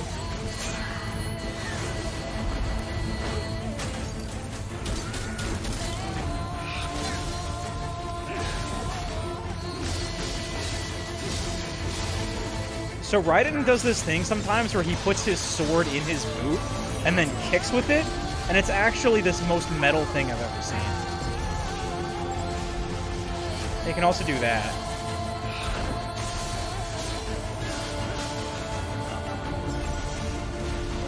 The reason he does it like that is because the only way he can heal is lives by ripping the spines out of his enemies.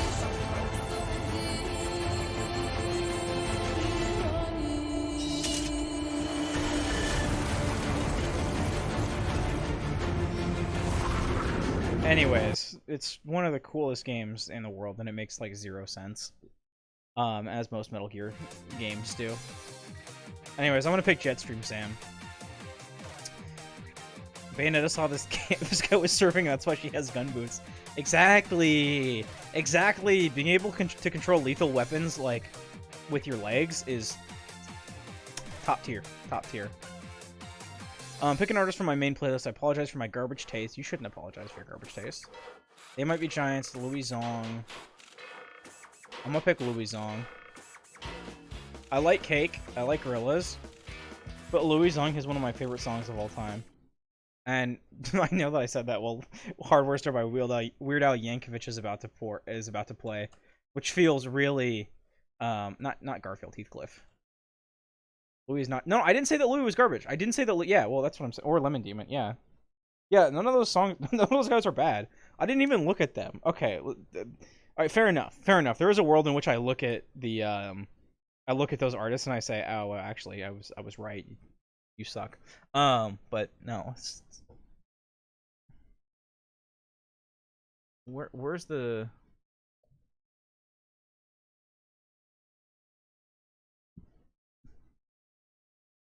There we go.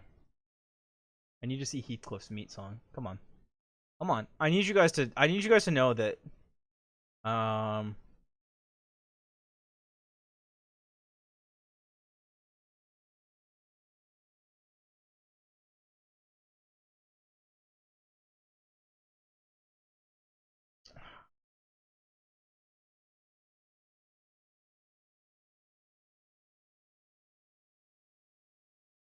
I have it saved. I have it saved somewhere.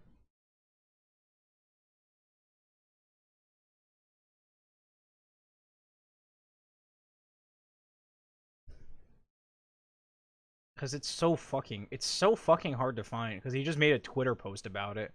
And was like, okay. And then I'm like, yeah, but I fucking love it.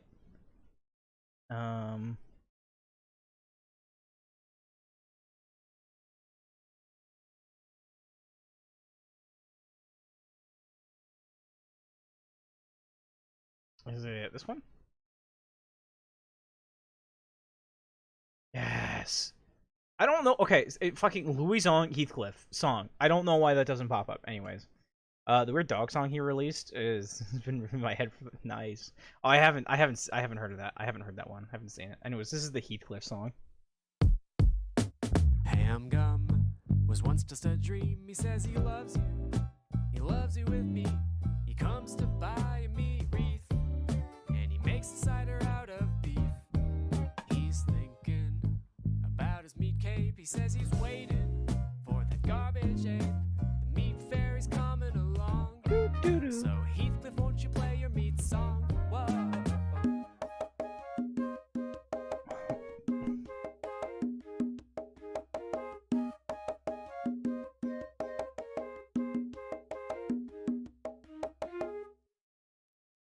Heathcliff, this song is everything to me. This song is everything to me. You have to know that. You have to know that it is everything to me. So that's why I'm going with him. That's why I'm going with him, specifically for that 140-second song. Nothing ever happens in this town, feeling low down. I don't know what to do around here. That I would go right out of my mind until Tim told me the news. He said, hey, you know that vacant lot, right? At the gas station there. Somebody bought it, and then on the spot, they're gonna build a shop where we can go buy bolts and screws. Then I've been walking on air. I can brush my teeth or comb my hair. I'm so excited, and I really don't care. I've been waiting since last June. They to finally arrive. I was happy just to be alive. And any minute now, I'm gonna be inside. They open soon. A trolley is approaching 5 people tied to a rail. The trolley will not stop. You can pull a lever to make the trolley hit 1 person instead of 5. What do you do?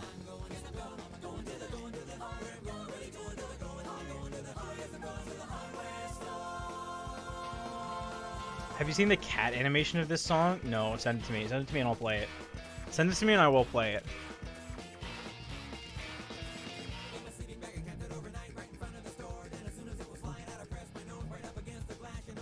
I feel like I'm sorry, I can't listen to Weird Al Yankovic's insane lyrical stylings, um, while like discussing this, while discussing the fucking trolley problem. And I think the trolley problem is easy. If you can save one person, if you can save 5 people, um, if you can pull the lever and it goes to hit one person instead of 5, you do that, and then you do everything you can to save that one person.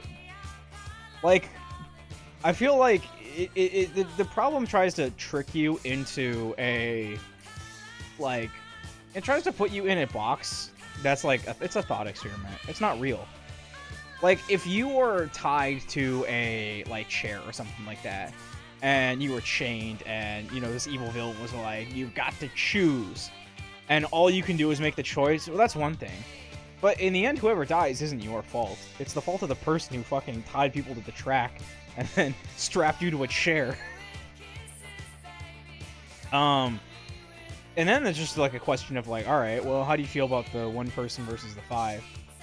If it's 5 random people and your mom, I really feel for you trying to make that decision. That's really fucked up. That's messed up of them to do to you, and I'm so sorry.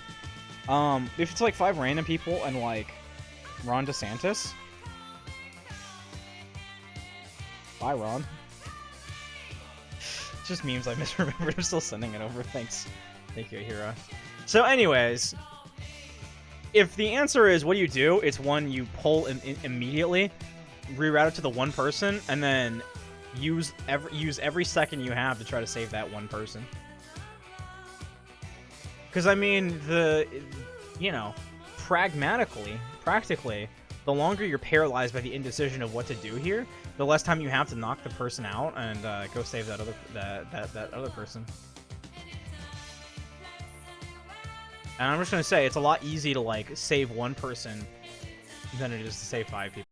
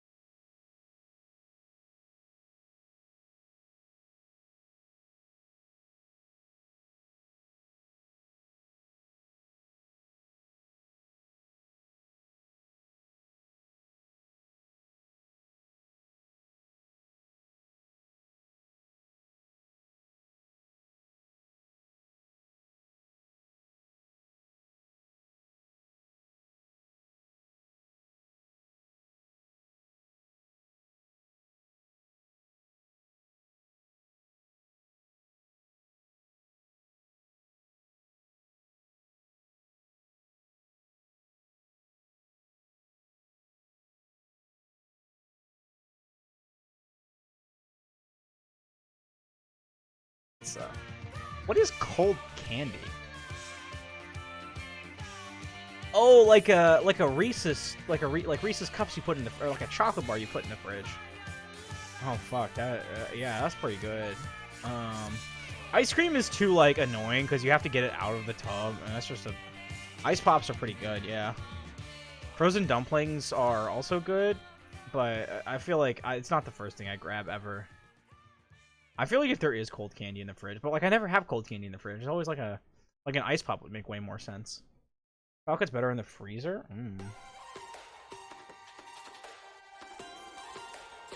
Put a Payday in the freezer, see how you feel about it then. Pick a picture of Petch. Pick a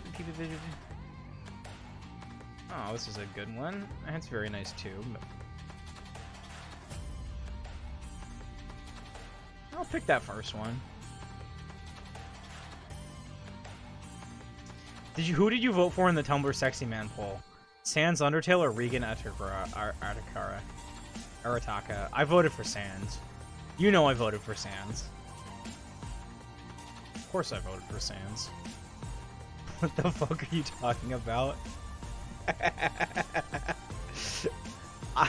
Hey, I voted. Happy 4th of July, everybody. I voted. You just learned you will die in exactly 1 hour. What do you do? Do something stupidly dangerous, you're gonna die anyways? Ooh, that sounds like a self-fulfilling prophecy. Put a list of your most cancelable takes on Twitter. Sleep. Finish that game that's on my bucket list. Call your loved ones. Have a massive existential crisis. Probably that one. I'm going to use that hour to figure out how to circumvent this goddamn stupid prophecy. In a the only way out is through kind of way. I am going to die. And then I'm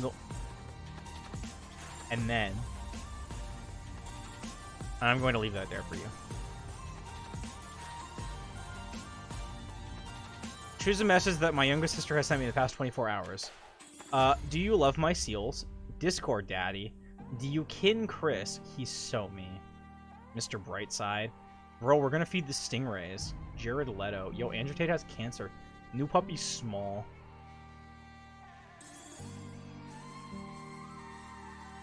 If this said it's so over, I would have done that one. New puppy small. Y'all, new puppy small. Your friend keeps talking about this game, Funky Mungos. What do you do? Ignore your friends, you have bad taste. What the hell is a mungo? I'm asking what the hell is a mungo?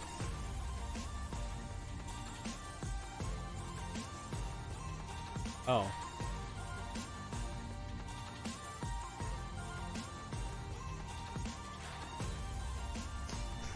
This is some smungus shit. Have you guys seen the schmungus stuff? Okay, I'm at my girlfriend's house. Can someone tell?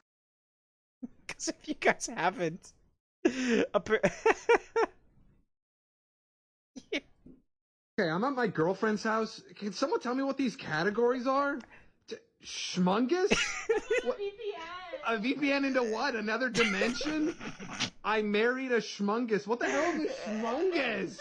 What is the schmungus among us? What the schmungus is revenge? What? They stole my schmungus. What?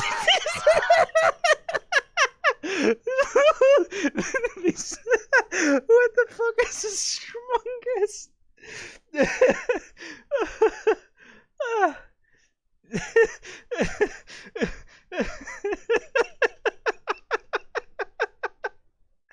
Can't get over that. What the fuck is a schmungus? What the hell is a mungo? Pick a color for your Amogus character. Oh, that's easy. It's purple. What is the worst social media site out of all of these? Easily Twitter. Easily Twitter. Easily. Favorite part of a sandwich? Probably the meat. Yeah, probably the meat. You need cheese. Like, I hate sandwiches without cheese. Meat sandwiches without cheese, specifically. I'm not gonna fucking eat a peanut butter sandwich. Yummy. Peanut butter and ricotta. Yum, yum. Yeah.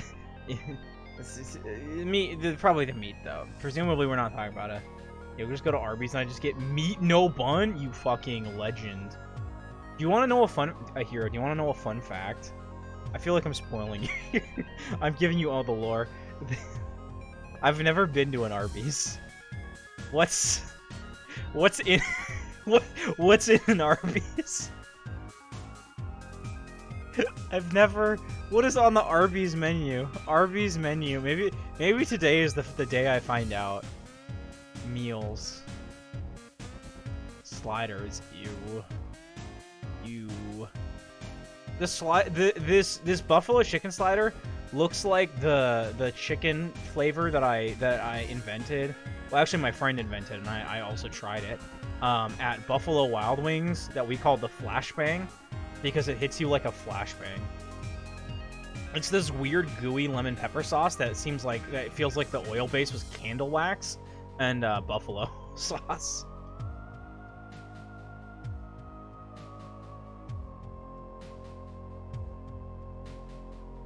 Well, yeah. That's not even a sandwich. That's just meat. That is a pile of meat. that they slid 2 buns around. As if that would disguise the naked fucking arrogance of this invention. Yeah. Now, you have the smokehouse brisket, and now that looks like a burger. Starting to look like a burger. The cheddar looks disgusting, but other than that, yeah. I can see it. How much is this? I don't know.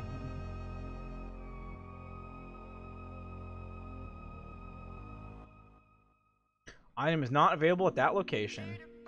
Item is not available at that location. A hero, I feel like you're lying to me. It's not available at that location.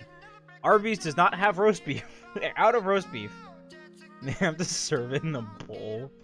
Good lord. What instrument do you mainly play? None. I don't play instruments. I play you. I play you like a fiddle. My viewers. I guess in a way that's voice. I get roast beef and cheese is overpriced and I eat it with my hands. God.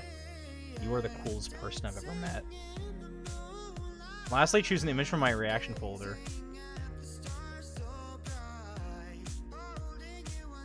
True.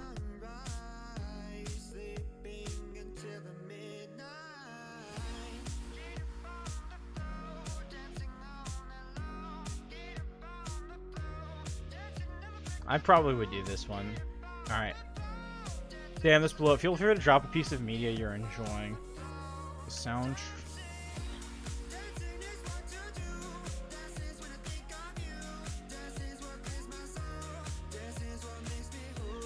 Change the time. What was the Mistral one?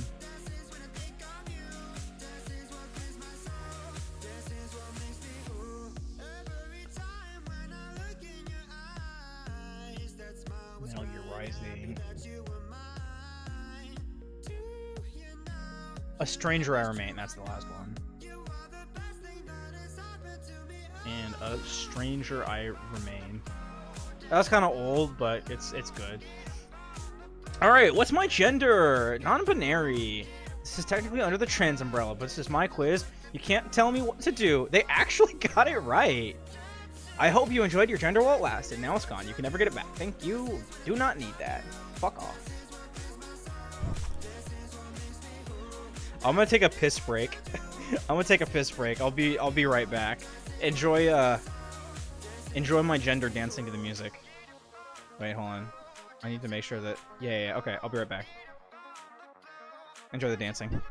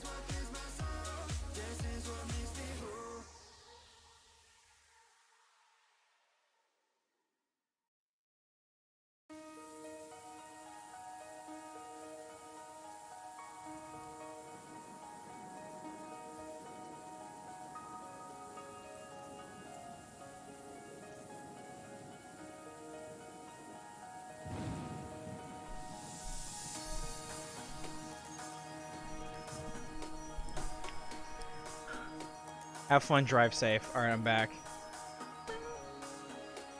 I fucking A+ to this quiz. A+ to this quiz, it got me right. This quiz successfully detected my gender on a scale from trans to Italian. I feel so seen. What the fuck? I gotta post this one. I'm not gonna lie, I gotta post this one.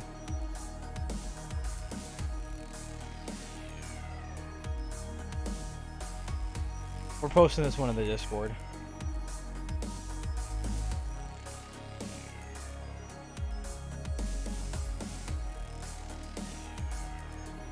Link to the quiz. Fuck.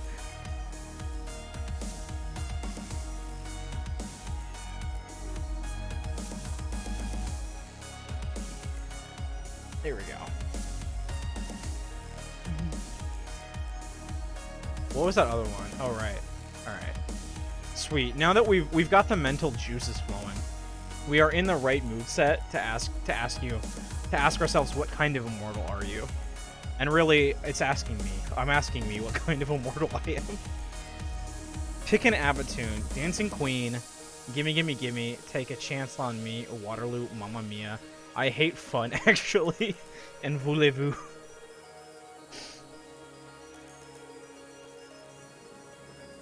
I hate fun, actually. I'm sorry. I've never listened to, like, a whole ABBA song. Not that I know of. I'm sorry. I don't... This might be a tough quiz. This might be a tough quiz. I'm so sorry. I feel like I've heard these songs, some of them, but it's not like I don't know them. They are strangers to me. They are the cross-state rivals. But I was never on the sports team, you know? I'm sorry. I know all the words to all of these. Pick a man. Mikhail Zabrowski as Geralt, literally any woman. Robert Sheehan, Yuri on Ice Victor, Jesse Pinkman. I like men, but all these choices suck ass. I'm gonna go literally any woman. Pick a woman. Ada Lovelace, pretty cool. Yeah. Amanda. They want me to choose the pig?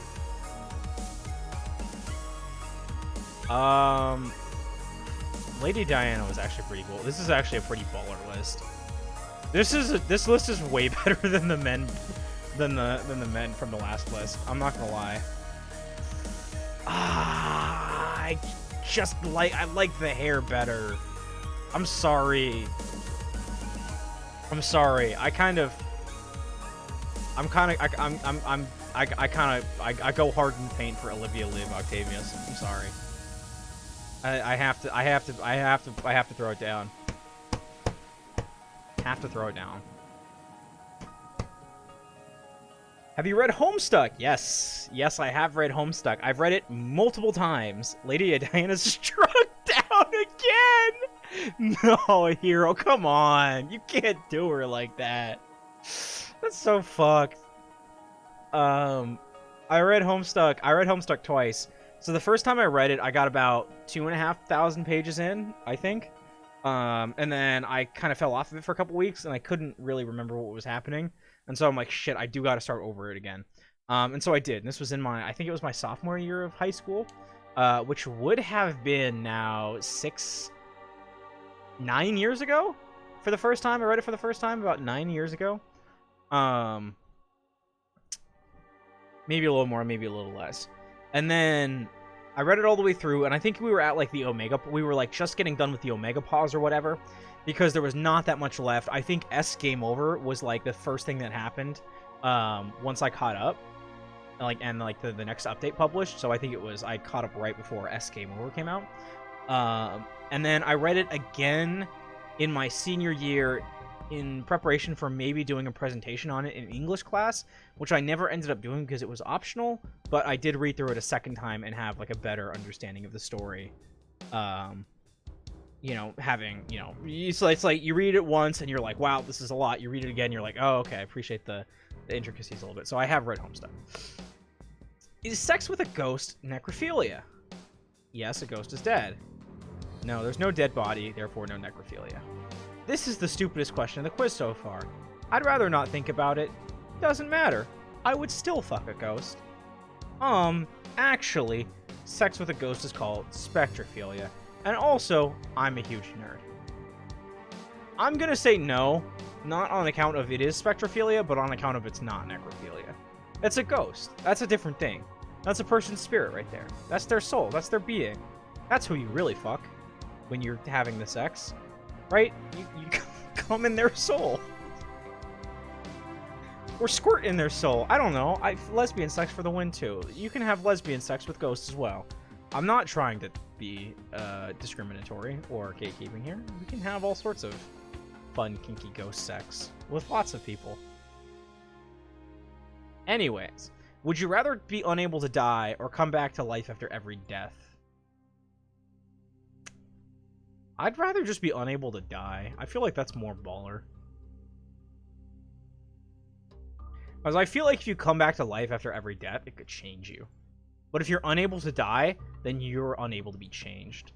And I feel like there's like a certain like it. At some point you're gonna want to die. And then you'll throw yourself into like a star or something like that. Or you'll be the guy that lives to the end of the universe, and you'll see what happens after it. That'd be pretty cool, I think.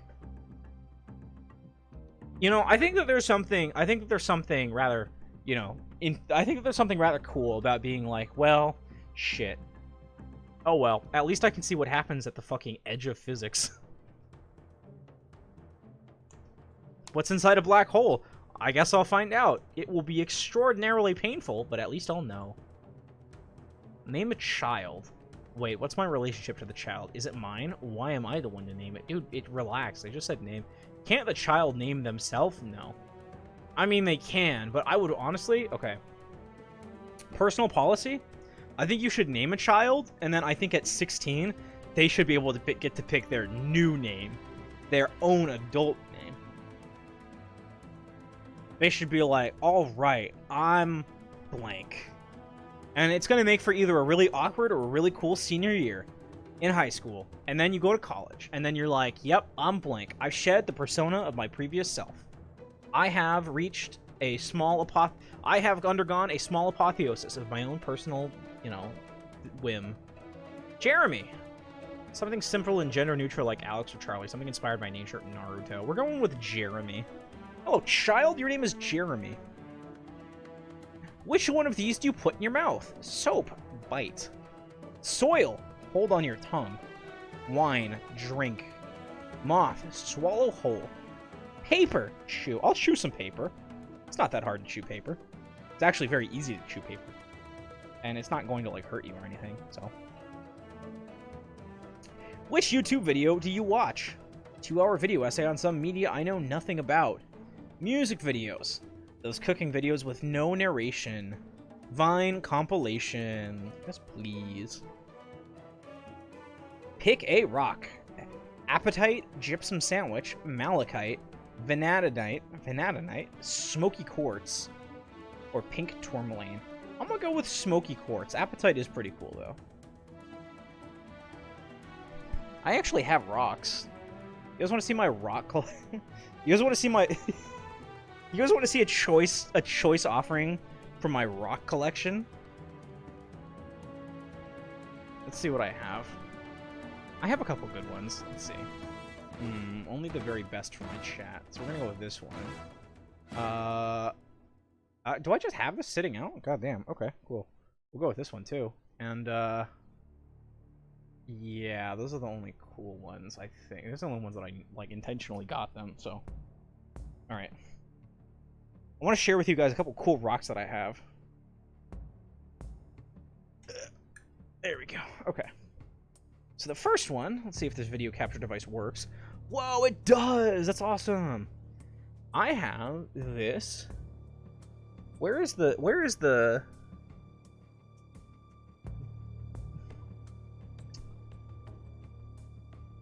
Ah, man, the quality on this is not that good for some reason. That's weird. That's tough. It doesn't like autofocus if I put it right up to the camera. That's rough. Anyways, I've got this this amethyst. That's pretty cool. It's got just like a, it's just got like a, I want to say metamorphic rock kind of base here, and then it's just got amethyst crystals pushing up from it.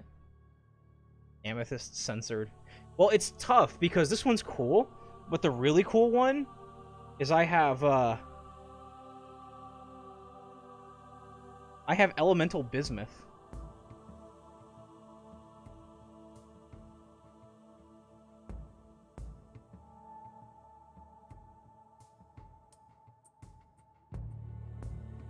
And it's really, I think the camera angle is just not very, like the lighting is not very good. Oh, okay, hold on, there you go. I can see it a little bit. But it has this insane, very like, sort of, yo, I love bismuth. It's insane. It's got this very, yeah, like a geometric kind of configuration. It's so cool. It's so cool. The lattices that it forms are so dope. And there, it's hard to see the dimension with, because again, this camera is just not very like good. But I think I got both of these in Washington D.C. from a like Smithsonian shop or like the National Museum of Rocks and History or whatever. I forget, but they're both really cool. The bismuth one is probably my favorite. It's really sick.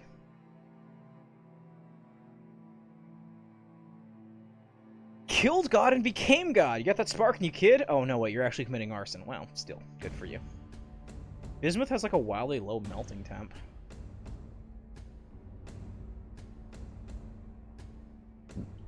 F 520 degrees Fahrenheit? I mean, fair.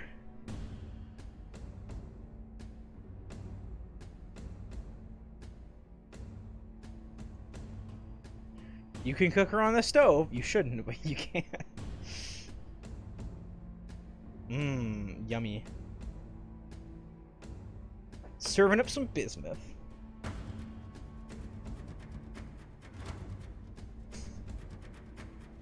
Apparently it can be melted.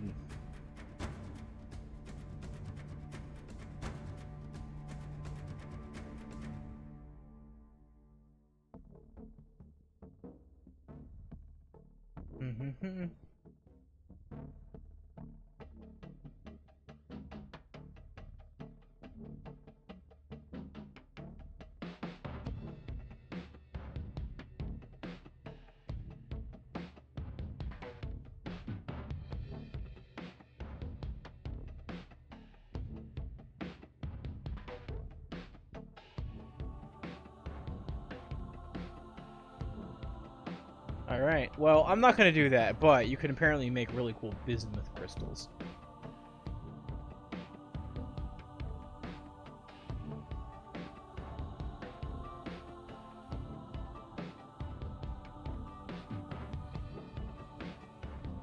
It's also in Pepto-Bismol. I melted it as a kid. It's also in Pepto-Bismol. Oh.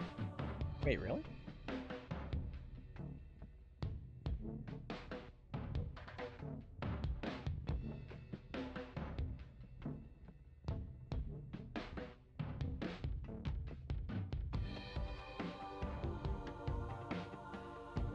Bismuth subsalicate.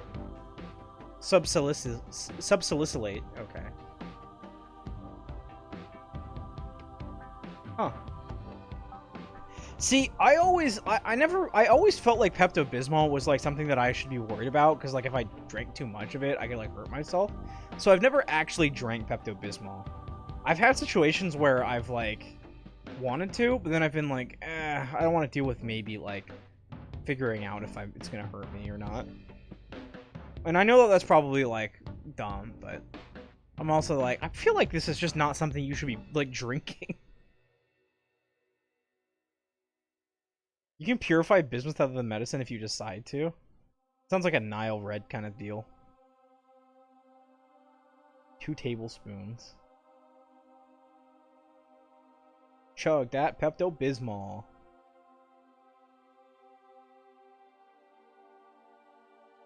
I think Nile Red literally did that.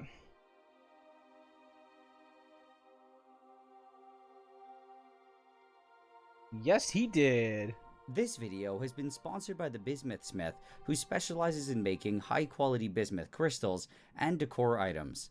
His entire catalog and his shop can be found on his website, thebismuthsmith.com. When a lot of people get indigestion or heartburn, they turn to an antacid to help alleviate the symptoms. These antacids all contain some sort of base, like baking soda, aluminum or magnesium hydroxide, or calcium carbonate. I can't the watch a exact details of how each of them 40-minute work is slightly video different, but in general, their overall mechanism is the same. When they enter the playing stomach, at they immediately double start reacting with the acid, and they neutralize some of it. And in many cases, this can very quickly get rid of mild stomach upset or heartburn. Most of the common antacid products are relatively simple and only include a base. Some other ones, though, like Alka-Seltzer, can also contain a pain reliever like aspirin. But out of all of them, I think Pepto-Bismol is the most unique. Just like Alka-Seltzer, it's a mixture of a pain reliever and a base, but it doesn't just use run-of-the-mill aspirin. Instead, it uses something called bismuth subsalicylate. It's chemically similar to aspirin, and in the body, they're both broken down to salicylic acid, which is the active pain reliever and anti-inflammatory. Okay. However, on top of this, it also has some of its own unique effects. The exact way that it works apparently still isn't clear, but it seems to also act on the gastrointestinal tract, and because of this, it can help treat diarrhea. All of its effects aside, though, Nice. what I think is the most interesting about it is just the fact that it contains bismuth. Bismuth is an element that's rarely seen in medications, and besides Pepto-Bismol, there are probably only a couple other ones that contain it. Commercially, bismuth is mostly used to Wait, make other that's things. actually nuts. Aside, though, what I think is the most interesting other ones that contain it. Like- Commercially, bismuth is oh, mostly used to jeez, make bismuth is an element that's rarely seen in medications.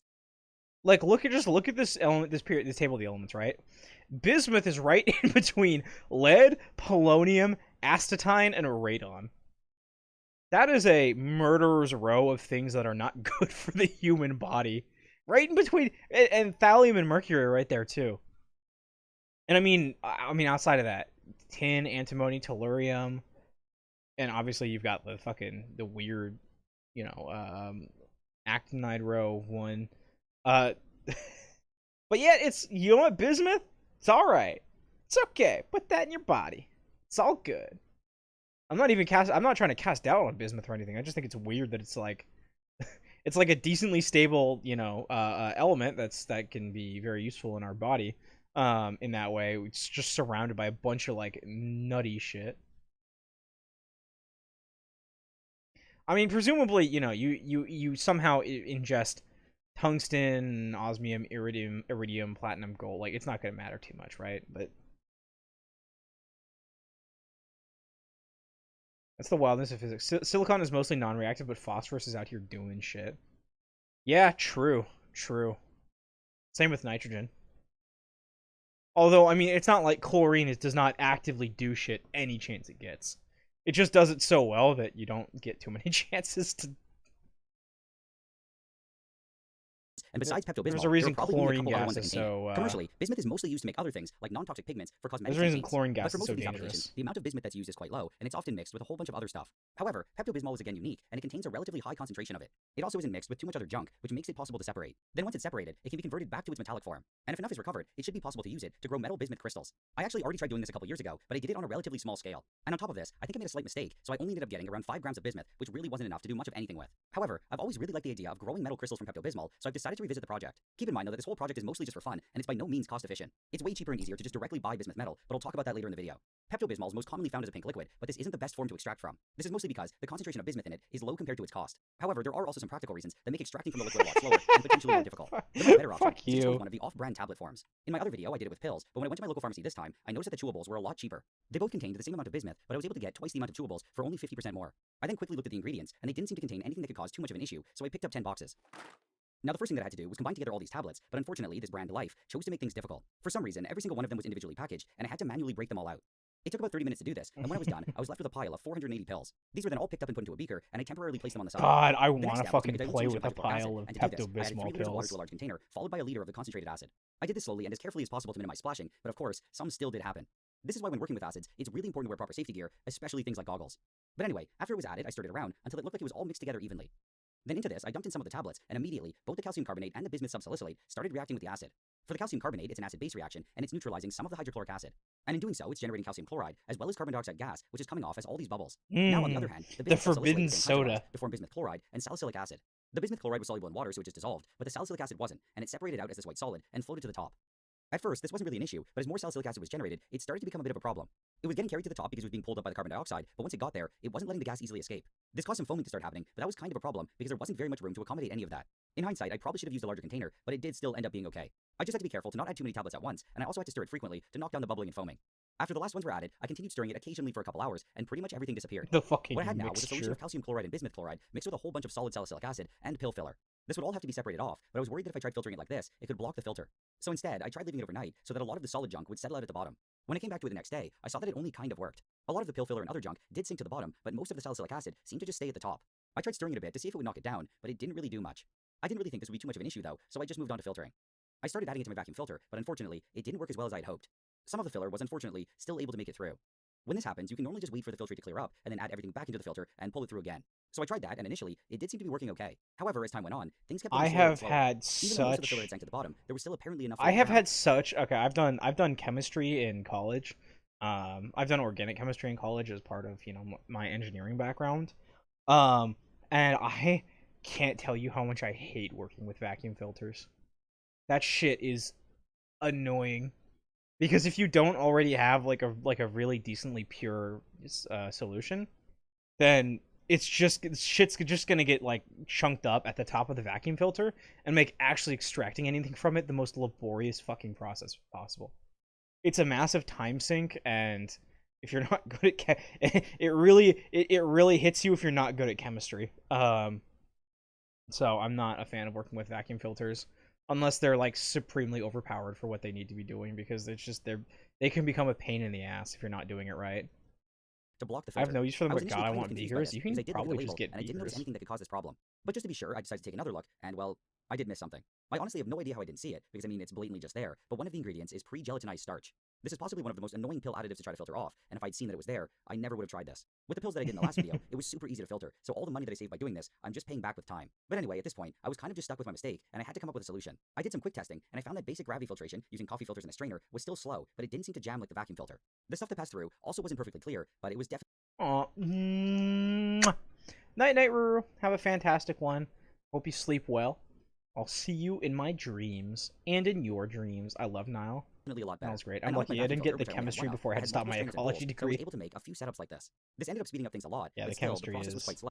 The chemistry is like I was a biomedical engineer, and I have no idea how chemical engineers do it. Chemical engineering is one of the most thankless fucking like occupations that I could possibly think of, and every single chemical engineer I know is just like, yeah, this fucking stuff. Chemical engineers are known for drinking because they spend 8 hours, they spend 10 hours, 12 hours in their 14 hours in their lab doing reactions. Fucking bone tired, they walk out, they're like, I need a fucking drink. So they all go to the bar together, get wasted, and wake up the next day and do it all over again. It's the oil rig. It's like the oil rig workers of they're like the oil rig workers of the engineering field. All the eco students were just like, bro, we just want to tag frogs and shit. Oh, and it took about half a day to filter everything. I had a what's it called?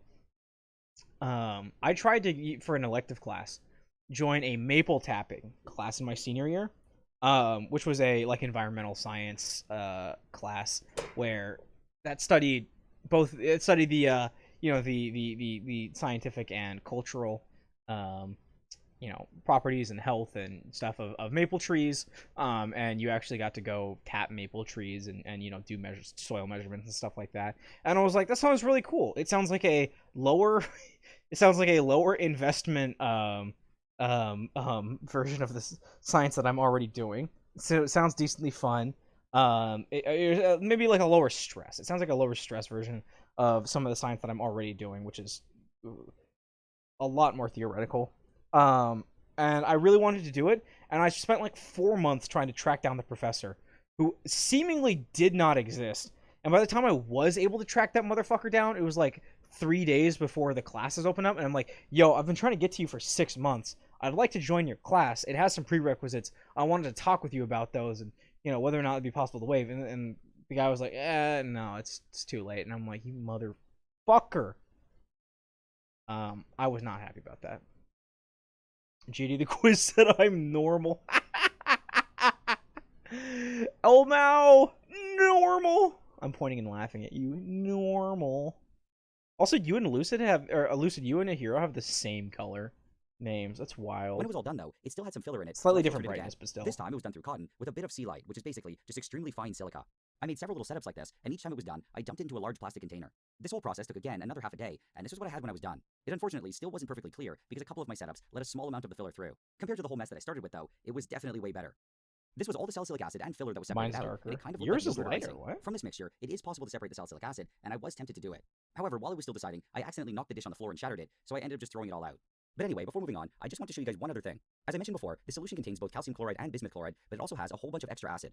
This extra acid was important because in the presence of water, bismuth chloride has a tendency to get hydrolyzed. The hydrochloric acid helps keep it as bismuth chloride, but if the concentration of it drops too much, it'll start precipitating as bismuth oxychloride. I did this by just adding it to a bunch of water, and very quickly, the whole thing became white. The potential of bismuth compounds, like the oxychloride or the oxynitrate as white pigments, has been recognized for a long time. It goes all the way back as far as ancient Egypt, and what I find interesting is that to this day, it's still commonly used in things like cosmetics. At this point, one thing that I started to wonder was where the pink color went. You just see that if you started with 108 pink pills, you'd end up with a pink solution. However, what I had was yellow, so something must have happened. Either the dye was destroyed, or it changed in some way. Because it was all being added to acid, I thought that maybe the dye was just sensitive to pH. So to test this, I took another sample, and I added strong base to it. Then I shook it around, and the pinkish purple color did come back, so it was just pH sensitive. But anyway, moving on, the next step was to separate out the bismuth and convert it back to its metallic form. And thankfully, this was really easy to do. In just one step, all I had to do was add aluminum foil. The moment it was added, it started reacting with the bismuth ions and reducing them back to the bismuth metal. The bismuth formed on the surface of the foil, but it wasn't shiny like you might expect, and instead, it was completely black. And the reason for this was that the bismuth was forming as clusters of very small particles. When light hits a particle, it gets scattered in all different directions, but then it very quickly hits another particle and gets scattered again. Most of the light ends up just getting trapped bouncing around like this, but with every reflection, some of its energy is absorbed. And because of this, very little gets reflected back, and it appears black. One other thing that's going on here is the direct reaction between the aluminum and the acid. This not only generates heat and hydrogen gas, which is both flammable and dangerous, it also causes some other problems. The reaction with the bismuth eats away at the foil, but so does the acid, so it's really hard to know exactly how much foil to add. It also makes it hard to tell when the reaction's done, because even when there's no bismuth left, the acid will keep eating the foil. But in the beginning, this isn't really much of an issue, and I just kept adding more foil. As a quick point of safety though, and as I mentioned earlier, this generates a lot of hydrogen gas, so it had to be done in an extremely well-ventilated area. Is this the As I kept Mr. adding more and Beef more creates the foil, it took cure longer for and longer death for it to video? disappear. This was because No, this both is bismuth now and Red acid were slowly creating being consumed. bismuth from It eventually slowed down Pepto-Bismol. quite a bit, and I had this completely black mixture. At this point though, I didn't it's realize really hard to tell Pepto-Bismol if had the bismuth bismuth is in it. precipitated or if it's just the acid eating away at the foil. One method to check this is to just take a small sample and to add it to aluminum foil. Some bismuth is included with this, but what's important is to look really closely to see if new bismuth is forming. And if that's the case, it's clearly not done yet, and more aluminum foil should be added. At some point though, when the bismuth concentration got low enough, I found that this method stopped working. To get around this, I had to start taking larger samples and also filtering off the bismuth. This way, it was a lot more sensitive, and I could see that if even a small amount of bismuth was made. I also used my heat gun to speed things up and to get the reaction going faster. And this was what it looked like just a couple minutes later, so clearly, the reaction wasn't done yet. This meant that I still had to add more aluminum foil, and I just dumped a bunch in. The little old lady who swallowed the fly nature of Like all the chemistry other always times, this just spooks me. slowly Like, fizzled away, and I eventually, added this I was again left with acid to black remove mixture. this, now I need to add this I to went ahead and remove tested the it like before, acid. and this time, there was way less bismuth. But some still did form, so I had to add Yeah. more foil. I It's ended up kinda doing 2 like- additions, and this was the final test. There was still a small amount of bismuth that was made, but it was way too little to really care about. Also, adding more aluminum foil at this point can be a bit of a problem if there's not enough bismuth or acid to get rid of it. This could lead to small bits little that still bit, being left yeah. over and contaminating the bismuth. As one final test, which I didn't really need to do, I just dipped in some more foil. I then let it sit out for about 10 minutes, and absolutely no extra bismuth formed. At this point, it was pretty much done, but I could still see some small bits of aluminum. I wanted to make sure that they all completely disappeared though, so I let this sit overnight. By the next morning, it looked pretty good, so I moved on to filtering. The first stuff that I added was mostly just water, and it passed through really quickly. I eventually got to the bottom though, which was where pretty much all of the bismuth was. When I started adding this stuff, the rate of the filtration did slow down, but it was nothing like before, and it still went pretty quickly. I just kept transferring it cup by cup until it was eventually all added. Then I washed it a few times with distilled water. This was done to get rid of any water-soluble impurities that might still there remain, you go. things like calcium chloride. This or is aluminum how chloride. this is how Between each filtering washing, I let as should much water go. as possible drain out, but there was Where still you can always some see the escaping water bismuth. draining. In the end, after the 3 washings, it's probably clean enough, but I wanted to do a bit more. Also, I didn't want to have to wait another day for everything to dry up, so I decided to do a vacuum filtration. So I transferred all of the bismuth to a beaker, and I added some more water. I stirred it around to really watch the bismuth, and then I added it to my vacuum filter. When I turned on my pump, pretty much all of the water was very quickly pulled through. This meant that in the end, my bismuth would not only be drier, but my washing steps would also be more effective. For each washing, I made sure to thoroughly mix around the bismuth, and I did this 3 times, just using distilled water.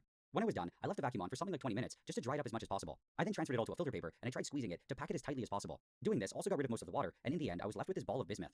Now to get it back to its shiny metallic form, I had to melt it down. To do this though, it would have to be heated, and it would cause a lot of the powder This to is start reacting with coffee. oxygen in the air. If To coffee did demonstrate this, I even broke off a small more to piece, your added it to a digestive vial, and tract. heated it with a torch. The I first thing that c- happened was just the boiling off of all the residual I water. just And then it can't. slowly I started can't cooling, do and it took on the this yellow color, which was all bismuth I oxide. can't drink At this point, I coffee. looked around at It it was just easily it's falling I apart, can't and get it over looked the mostly just taste. oxide. This obviously I'm isn't something sorry, I want, I'm but I did weak. find that if I continued heating it even more, it was possible to break the oxide down New back into the metal. Starbucks secret This is what I menu. found in my last video, Item and it was a method that I drops. used to melt down the bismuth, but it's not exactly the best process. Actually, Not only I do I find that it was do. not Whenever I efficient, go it to also required Starbucks, heating I get well the above 100 bismuth. vanilla bean I'm pretty sure that it frappe. gets well over 1000 C, which can cause a lot of the bismuth to start vaporizing, which is both dangerous and It's the bad for the perfect meal. combination I of looked online for a caffeine potential and solution to this flavor. problem, but I wasn't able to find anything decent. There was one potential one though, which suggested melting it under something like candle wax, and I did try that, but I never was able to get it to work. I instead just had to come up with something on my own, and this was what I did. I got a large test tube, and I packed it to around the halfway mark with a bunch of the bismuth paste. Then, I squished it down as tight as possible. By doing this, I hoped that as it was heated, the water would come off and push the air out of the tube. I also hoped that the long walls would help keep some of the water vapor in the tube and prevent the air from coming back in. When I started heating it, I had to be careful, because of course, I first had to boil off all the water. I was kind of afraid that if I heated it up too quickly, it could cause a lot of it to start to violently boil and either crack the tube or just spray the contents out. This didn't seem to be too much of an issue though, and it was all relatively tame. I just kept carefully heating it, and eventually, some small beads of bismuth started to form. I was really happy to see this, but around this point, I did start to see one major issue. As more and more water was heated off, the bismuth kept shrinking until eventually, it was separated from the sides of the tube. This meant that there was now an insulating pocket of air between the bismuth and the tube, and the heating wouldn't be nearly as efficient. Also, out of all metals, bismuth has one of the lowest thermal conductivities, which definitely doesn't help either. I tried fixing this by just jamming things down again with a glass rod, but it was pretty hard and didn't really seem like it was gonna work. What's a So this was something I Brigadero? was just gonna have to deal with, but it honestly wasn't sounds that big of an cool. issue. It just meant that I now had to heat things a lot hotter, and that this whole process would take a bit longer than expected. But anyway, I kept heating it, and it all seemed to be working pretty decently. It was slowly melting down into a nice liquid metal, and I didn't notice any real oxidation. But then this quickly changed, and a lot of yellow stuff started to appear. I think the reason this happened was because at this point, the entire tube had gotten quite hot, and it pushed all the water vapor out. I no longer had a nice protective blanket over things, and the air was able to get back in. A couple minutes later, when everything was pretty much melted, I did a quick poking around, and it didn't seem like too much ended up getting oxidized. So I was still happy with the result, and now I just waited for it to cool to room temperature. I was really hoping that once it had cooled, I could just hit the tube upside down on the table and have the chunk fall out. This definitely wasn't the case though, and it was really stuck in there, so I ended up just having to smash it.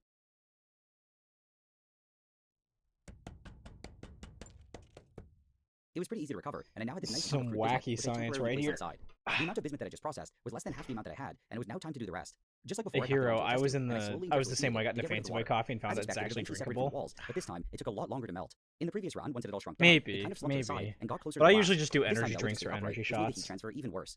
To speed it That's up, I probably easier. could have tried poking around at it, but I didn't really bother. Although it was way slower than the last one, it was still working, so I didn't really Brigadero is a see the small point in messing around chocolate with ball made from it also cocoa seemed to have powder, this wider top butter, part, and which might condensed have been milk. protecting it from Oh, air, that does so I sound figured it was good. better to leave it. Kind of like a When it was almost mocha done, then? though, I did start to poke around, just to shove down the last little bit. After that, I kept heating it for a few more minutes, Sounds and then let good. it cool down to room temperature. Like before, there was no chance that it was just going to fall out of the tube, so I had to break it. I knocked off all the other glass, and this now left me with my second chunk of crude bismuth. This was everything that I recovered, along with some small beads that I got from a few tests that I did. In total, I was able to get about 43 grams out of the theoretical 72.6 that was in all the tablets. This represents a recovery of about 60%, which isn't amazing, but it's a lot better than I did the last time. In that one, I apparently got an even worse recovery of only 22%. But anyway, now that I had the metal, I wanted to try making crystals, but first, I had to clean it up a bit. This would normally be That's done fair. in I'm just on my steel, but I soapbox wanted because I to show you guys genuinely what was love happening, so I coffee did it now in a for the beaker. taste. The only risk with doing I have it some like friends this who is are as I like heated it, that. the I glass don't could judge. crack. I just can't. So just I in case, can't below all handle this, it. I set up a metal tray. I then started heating it with I my have torch, so but like a unlike before, I didn't have ridiculously to worry too like much high about oxidation here. sensitivity to that This was because stuff. now that it was mostly all melted together, it didn't have nearly as much contact with air. It still will oxidize on the parts that are exposed to air, but it's really not a big problem. As I heated it, it slowly started to melt, and it all looked pretty good. But then, it was right around this point that I noticed a problem. For the most part, this large piece stopped melting, except for some small pieces of it. When I saw this, I knew it was a really bad sign, especially when some of it started turning yellow. This meant that I didn't melt it enough in the last step, and a lot of it was still in the powder form. I had no choice but to poke around at it, and immediately, it crumbled into a powder. And because it was so hot, the bismuth all quickly oxidized and turned yellow. This was exactly what I wanted to avoid, but at this point, I didn't really have an option. There was way too much oxide to just throw away, so I had to try converting it back to the metal. And as we saw before, this is done by just heating it up like crazy and breaking it down. This is not only really dangerous though, just because of the sheer temperature, it also produces a bunch of metal vapor. So for these reasons, I don't at all recommend anyone trying this, especially in glass. At some point, it looked like it even started boiling, but I'm not sure if that was actually the bismuth or just something else producing gas. But anyway, all the oxide did eventually disappear, except for some other junk. I'm not really sure what this was, but it was some sort of impurity, and it had to be separated off. This was pretty easy to do, and while it was still extremely hot, I just poured off the liquid bismuth. And at first, everything that came out was nice and clean, but then I shook the beaker a little bit too hard. A small piece of slag fell into it, and I immediately tried to pick it out, but it was already stuck. I'd have to deal with this later, but for now, I just let it cool down. This was the beaker that I just poured it from, and you can see all the junk that was left behind. You can also see that the bottom of the beaker started to melt and liquefy, which definitely wasn't safe. But anyway, back to the bismuth, it cooled down pretty quickly, and I easily removed I it from think the watch glass. Brigadeiro's near When I looked server. at it, Oh, the first thank thing that I you. noticed were all the different colors, which was pretty typical of bismuth. On its Take a surface, it look. has a very thin film of bismuth oxide, and depending on the thickness of this film, it can change the way that light is reflected. This phenomenon is generally known as thin film interference, and it's the same reason why a small amount of oil can cause all those different colors on the surface of water. But anyway, to make crystals, I had to melt it again, and to do this, I had to break it apart. Bismuth is a relatively brittle metal, so I just tried snapping it in half, but it was harder than I thought. To break the rest of it, I just smashed it a bunch of times with a hammer. This also helped crush all the slag and oxide that I accidentally dropped into it. I thought I had to do another cleaning step, but this separated it surprisingly well, so I just went directly to making crystals. Now for this part, when it comes to making the crystals, the biggest challenge is just doing it with this little bismuth. I now had even less than I originally started with, because that whole cleaning process caused me to lose about 9 grams. So I now only had about 34, and getting anything to grow at all, even bad crystals, was going to be pretty difficult. For the first attempt, I Yeah, put this all is the a pile, and I struggle took for the top now off. right here. In some videos that I saw, He you could melt is. the bismuth, wait for it to Whew. cool, and crystals would start to grow from the top down. However, in my case, the volume was just way too low, and this technique would probably never work. As it cooled, most of this would probably start crystallizing all at the same time, so I figured my only hope would be to wait a bit and then dump off the liquid bismuth that remained. And left inside would ideally be some crystals that started growing from the sides or something. So with the heat maxed out on my hot plate, it all slowly melted. When it all completely liquefied, I skimmed the top of it, and I removed some of the slag. There was no real way to actually measure the temperature of this, so when I just arbitrarily felt it was hot enough, I turned off the hot plate. I occasionally checked on it as it cooled, and I waited for the edges to solidify. When this started happening, I watched it closely for a bit, and then when I felt it was ready, I dumped everything out. What was kind of cool was that this exposed fresh bismuth to air, and as it slowly reacted to build that film of bismuth oxide, the color gradually changed. Ooh. What wasn't cool though was when I looked at my file, and it was just a bunch of scrap. As far as I could tell, nothing had crystallized, and I was gonna have to try something else. I tried peeling off the bismuth, but it was still too hot, and I had to wait a few more minutes. It was kind of still liquidy at that point, but it was solid enough to separate. I also recovered a small amount of bismuth from the junk that didn't crystallize in the vial. Instead of using a hammer this time, I just used pliers, and I broke it into pieces again. Then like before, I melted it down, skimmed the top, and waited for it to cool. My goal here was to do the same thing again, but I wanted to wait a bit longer so that more would solidify. However, I started to notice one major issue, and I think things were just cooling way too quickly. For proper crystals to form, it has to cool relatively slowly, but there just wasn't enough metal here to do that. There was little to no chance that anything decent formed here, so at the last minute, I decided to try something else. The bottom part of the vial was losing the least heat because it was still in contact with the hot plate. And because of this, I thought that it might be possible to seed it from the top and have a crystal grow to the bottom. So I melted a small piece of bismuth, and I squished it onto the end of a steel wire. Then I pushed this into the area that was still liquid. The only issue now, though, was that I had no idea how fast the stuff inside was solidifying. I really had no way to monitor it, and I ended up just randomly waiting about a minute. Then to open it up, I got my pliers, and I smashed the bottom of the vial. There was still a bunch of liquid bismuth at the bottom, but unfortunately, I didn't grow any crystals. I was definitely going to have to try things a bit differently, and the first thing that I needed was better temperature control. Boy, this From all one's the this liquid is bismuth that came out, tough. there He's wasn't just a lot I like liked. It all ended up staying this really nice blue color. he's and like everything I don't looked like I a don't ball. really know how It to sounded measure like it, so I this, guess but I'll just everything else would break be this melted vial again. open and Now find for this out. run, my brother had an idea to use a heating mantle and a measuring spoon with some extra fiberglass insulation. This way, once the heating was turned off, it could cool down much more slowly. After the first big piece had melted, I added all of the scrap blue ones. Then, as usual, I skimmed off some of the slag. Suddenly, though, my heating mantle stopped working, and it all started solidifying. So I had to quickly swap it for a new one, and melt it again. When it was a liquid again, and I felt that it was hot enough, I turned off the heating. Like before, I waited for the edges to harden, and to slowly creep towards the center, and when I thought that some decent crystals might have formed, I poured off the liquid. The stuff left in the spoon hardened relatively quickly, and it was pretty easy to get out. Unfortunately, there still weren't any crystals in it, but I thought that it was a lot more promising than before. So I loaded it all back into the spoon, and I started heating it again. When it all melted, I did like all the other runs. I skimmed the top, and then I turned off the heating. I originally planned to just wait for the edges to harden, and then to pour off the liquid. However, at the last minute, I decided to try something different. I wanted to see if it were possible to just seed it with plain steel wire. When I poked it in, though, I felt something hard just below the surface, which I wasn't expecting. This time, it apparently seemed like something more interesting was happening on its own. So I took out the wire and waited a bit longer, and I occasionally tapped the spoon to see which parts were still liquid. With all the insulation and with this heating mantle that was deeper than the other one, the temperature decreased much more slowly. This not only made it much easier to control the process, it also made it much more likely to actually be growing crystals. I wasn't exactly sure when to stop, and I ended up just waiting until there was only a little bit of liquid left near the center. I took the Morning, heating mantle and Bully. poured it out, We're and watching immediately, some. the We're results were watching truly Nile Red make There bismuth were actually crystals some out of crystals that I formed, and I was really Pepto-Bismol. happy with this, but honestly, Woo! also really surprised that it worked. To get it out, I just carefully knocked the spoon against the table. From the bottom, I thought it Carefully was nice little knocked the crystals, but when I spoon. flipped it over, it looked like it was blocked by this middle piece. So to try to get a better view of things, I used my pliers and I pulled it out. This thankfully didn't destroy it, and it made it much easier to see the nice stepwise pattern that's pretty typical of bismuth crystals. The piece that I removed didn't have as many obvious crystals, but I thought that it still really looked Speedrunning interesting, YouTube. so I decided to Yep. keep it. Yep. We're experiencing So some what I had now YouTube were these two together. really weird looking pieces, along with that water droplet that I accidentally made. There was still some stuff left over though, but since I had already successfully made crystals, I wanted to try something else. I ended up thinking that it might be interesting to try to mold There was it, a and lot to of remake a slapping Pepto tablet instruments in entirely this out of one. bismuth. Yeah, there's a The lot only of one that I used fucking was this plain black, which slapping wasn't very interesting, glass but the brand vials name one against the actually had some ground and texture. It also waiting had for them to Pepto-Bismol written on break. it, which would have been amazing to get onto the bismuth, but I didn't really think that would work well. But anyway, to make the mold, I just used some quick drying plaster that I had laying around. All I had to do was mix it with water, stuff it into a measuring cup, and then squish in one of the tablets. About an hour later, it was quite hard, and to get the pill out, I just scraped at it and ran it under water. Because I'll be pouring hot metal into it though, it can't really be wet, so I put it in an oven for about an hour. Then, when at least the surface seemed dry, I took it out. Now to mold it, I just melted the rest of the bismuth in a spoon, and I poured it in. Unfortunately though, there was clearly still some water left, and it caused some bubbling and splashing. And because of this, it ended up solidifying with a very uneven surface, but this was pretty easy to just fix with a torch. When it had cooled, I knocked out the piece, and it was genuinely terrible. This was all because of the water though, and I figured that now most of it should be gone, and it was probably worth trying again. So I went ahead and melted it, and I poured it back in, and this time, there wasn't any bubbling. The result now was still far from perfect, but it was definitely way better than before. As I expected, it wasn't able to get the Pepto-Bismol writing, but the general shape was actually pretty good. When I first started this project, I honestly didn't really know exactly where it was going to go, but I think it turned out way better than I expected. I honestly didn't think that I was going to be able to grow any This crystals is at all, this so I is was really happy, actually even if they were wild. just these little tiny ones. At the end of the day, though, despite having a lot of fun working on this, it definitely wasn't the best way to Percussive get this. science, All of the yeah. Pepto cost me around $120, and on top of that, it also took me 3 or 4 days of work. It would have completely defeated the entire purpose of what I was trying to do, but if my only interest was getting bismuth, I would have just directly bought it online. It's relatively easy to find places that sell it, and in the future, if I ever need any, that's definitely the way that I'll go. What's also possible is just to directly buy nice and already finished bismuth crystals like this, or like this one. All of these were made by the Bismuth Smith, who's actually the sponsor of this video. But even though he's figured out the technique to make these really nice and large crystals, that's not the only thing that he does. He's also found out how to mold the bismuth with high detail and quality, and he makes a huge array of different shapes and animals. This is just a small sample of some of the ones that I like. Burrito. However, he has way more than this over on The his third website. one is just What a I think is straight really up cool, though, Pokemon is that badge, he's the already water controlling drop. the and its thickness. You're right. And this way, he's able to make these stunning rainbow patterns. As I Wait, mentioned do I still before, have the these crystals dragon I are got just from something called thin film Australia? interference. And because of this, I think that his products I are an interesting do. blend of chemistry and art. Also, in terms of abundance, bismuth is rarer than silver, which definitely adds to its uniqueness. He mainly makes rainbow patterns, but he's also able to make some with solid colors. In particular, I really like the blue color that I can have, and I also really like the bears that I made in an old video a while ago, so I asked him to make some blue ones for me. So just for this video, he's going to be making a limited amount. I can't believe we were being indoctrinated by Big Bismuth this entire time. I know, right? This is wild because like it feels like he fucked up like so many times because he didn't have like the proper procedures in place, and yet somehow like like what he did was he did like actual real chemistry for 40 minutes, well for like 4 days, in order to get that stuff, and yet it somehow feels like less like it somehow feels less finished than like I did a thing when he made like the 50 cal hammer. Although some of his things recently seem kind of I don't want to say half-assed, but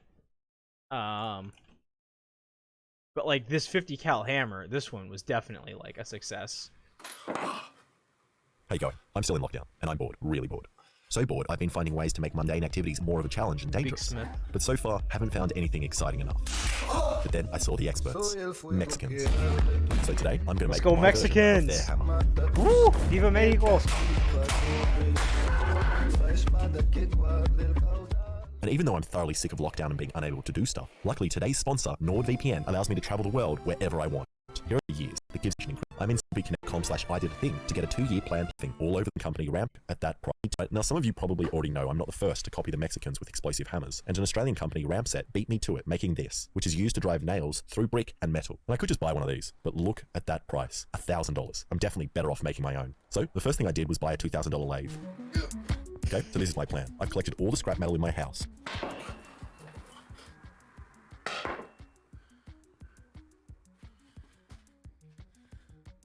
Which I reckon I can combine to make this. It's pretty simple. Just a block of metal in 2 pieces with a swivel point here. Then you put the nail inside with a charge behind it, and when I hit the nail here, it moves back and hopefully sets off the charge, firing the nail out the end. And some of you might recognize some similarities between this and stuff made here's baseball bat. But look, if he's allowed to copy my steel-toed croc video and make it much better, then I'm allowed to copy his video and make it much worse. And that's my idea. But I don't actually think I have the skills to make this, since this is my first time using a lathe, and so far I've only made this. So hopefully making the hammer is similar. And unlike this, which is made from round bar and fits in a 3-jaw chuck, I'm using square bar for the hammer, which doesn't fit. So either I add another jaw on the side, or use this 4-jaw chuck. And this sounds like an easy solution, but when you put material in a 4-jaw chuck like this, it needs to be centered using one of these. And I hate being precise. I always avoid it, but now, thanks to this tool, I have the ability to tell how unprecise I am, accurate to 1/100th of a millimeter. This is dumb. I feel like nothing I do makes any sense. I hit this side, and now this side has moved in. And then I turn this thing, and now the whole thing's the wrong way. Wait, what? But after mucking around with it for ages, I seem to have gotten the piece roughly in the middle. So I brought in the tool to do a cut across the face.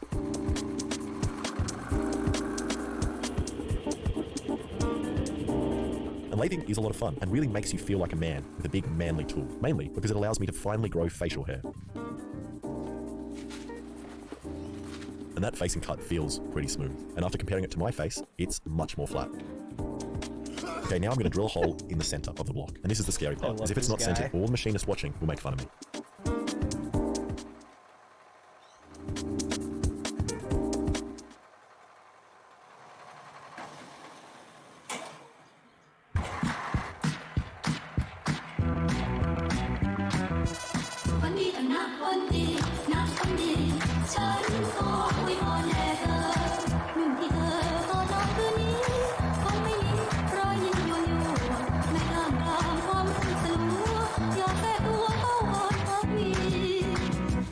Fuck.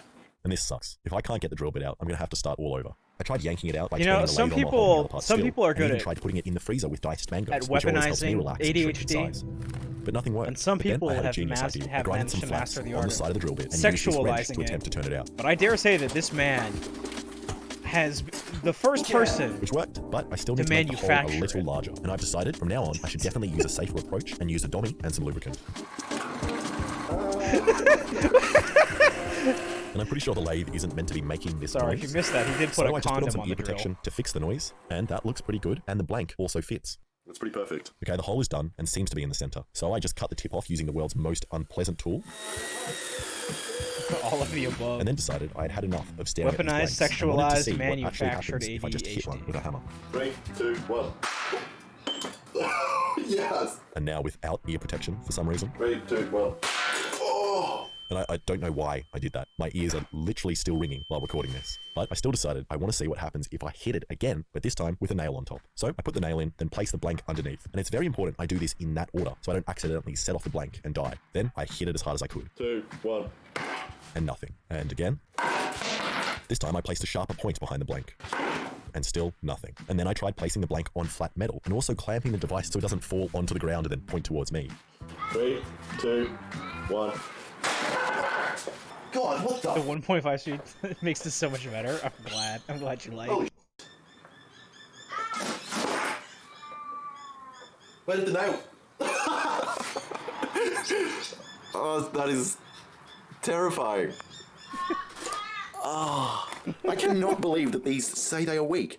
I am so glad I didn't buy the strong ones. Let's check upstairs and see if that did any damage.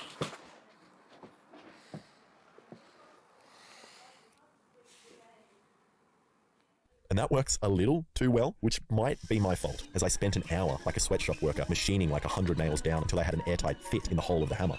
And I'm really starting to think I should make myself like a Kevlar apron or something to protect my innards. If for some reason anyone watching has some Kevlar they don't want that they want to send me, hit me up. Okay, moving on with the build, I need to make a hinge between the two pieces. So I decided to just use a store-bought hinge, which will attach to the bottom of some flat bar like this. Bully, And I've now got it's time for some something else I've never great done, news which is for you use this regarding tap and what's die going set to create continue threads happening in this metal. video. But first, I thought I'd better read the instructions very, very carefully to make sure I don't die. Then, once it was kind of together, I realized a potential problem with my design, which was that the round could go off when I closed the hinge. Which it didn't, so I set it off with a stick once again. 3, 2, 1. Oh my god, it's too powerful, so I went straight through. And it went to the roof again. And let's go check upstairs again. What? And that works great, but I still decided to swap the hinge out for a more beefy one, which I took from the door of this cabinet. And I like this thing. It's like I'm holding a badly rented pistol. Now I need to decide on the locks that hold the pieces together. And at first I was going to go with this kind of artistic wanky lock, but I don't actually think it would hold together with the extreme forces on the hammer. So I went with this sturdier one. Then once I tap and not dyed the rest of the holes, I've essentially got the finished thing. Except it looks really ugly. And after looking online at other kinds of hammers and other stuff, I found this by Adam Savage, which I'm going to take slight inspiration from.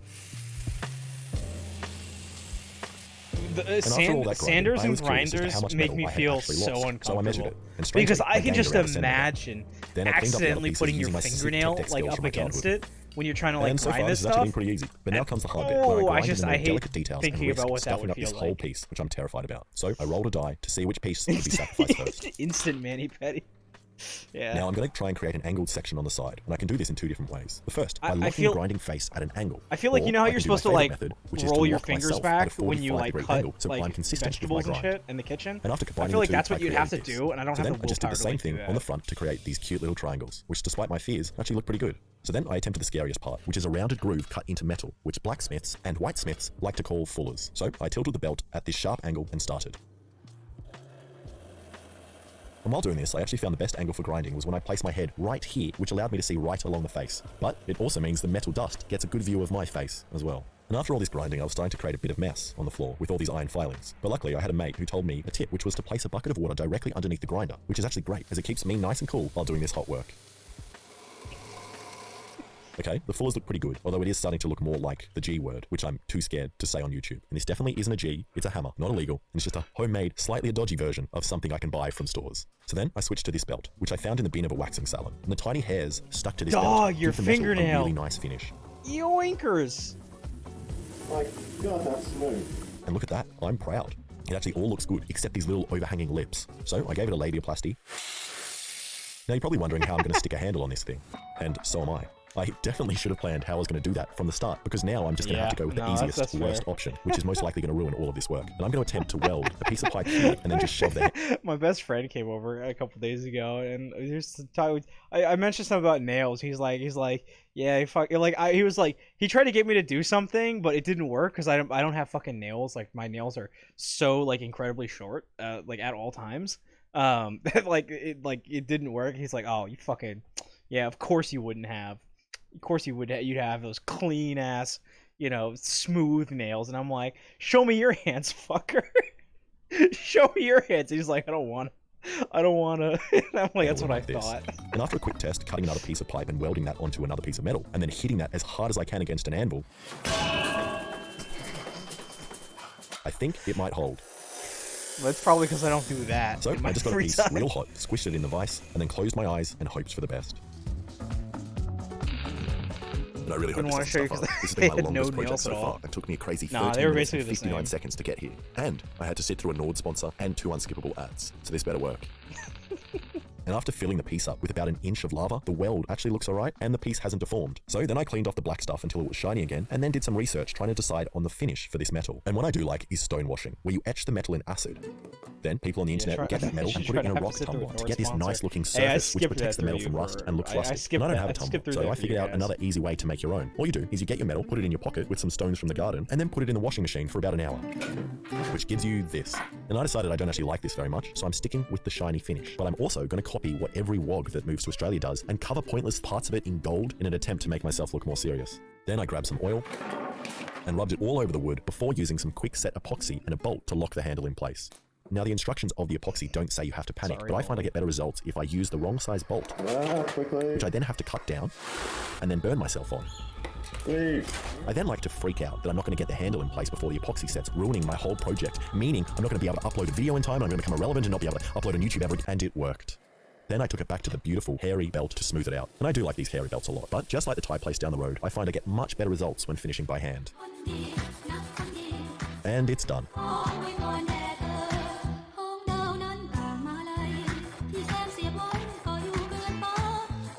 So I decided to do one last vice test just to make sure it all still works. 3, 2, 1.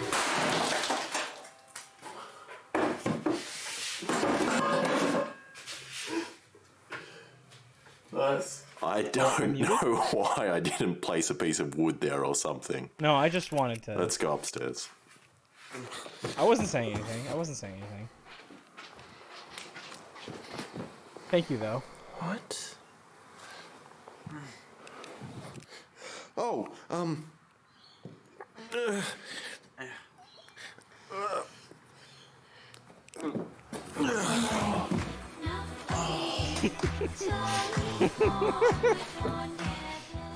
And I'm very, very happy with that. This thing is powerful and beautiful. Definitely the coolest thing I've ever made. But I just realized that the vise was definitely adding heaps of support on the side and on the bottom of the hammer. So before I swing it by hand, I decided to put it on this rig, which perfectly recreates how my arm works.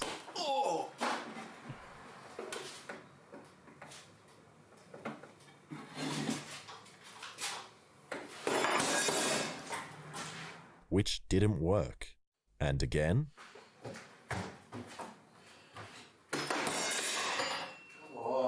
Then I figured out what was happening. My hammer was working in the vise, but not for the reasons I intended. I thought the nail was moving back and pushing the blank, setting it off, but that wasn't actually happening. Because I was scared and crouching down to make sure I didn't die, I was actually hitting the top of the hammer, not the nail, which meant I was squishing these two pieces of metal together, setting off the blank. So I switched to a shorter nail so that the end of the hammer would actually hit the table. And...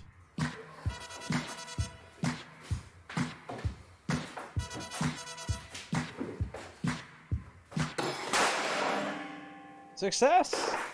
yes. Yes. Whoa. What was that? all right, let's hammer some stuff What was you that? shouldn't be able to. Like, this fry pan.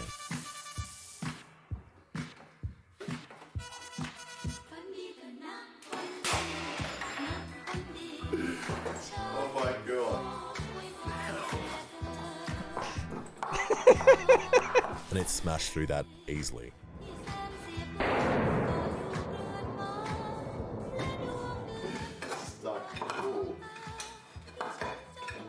So this is how they get the nails in those baseball But bats. it is pretty thin metal, so let's move on to some thicker metal, like this a barbecue plate, which is 1.5 centimeters thick.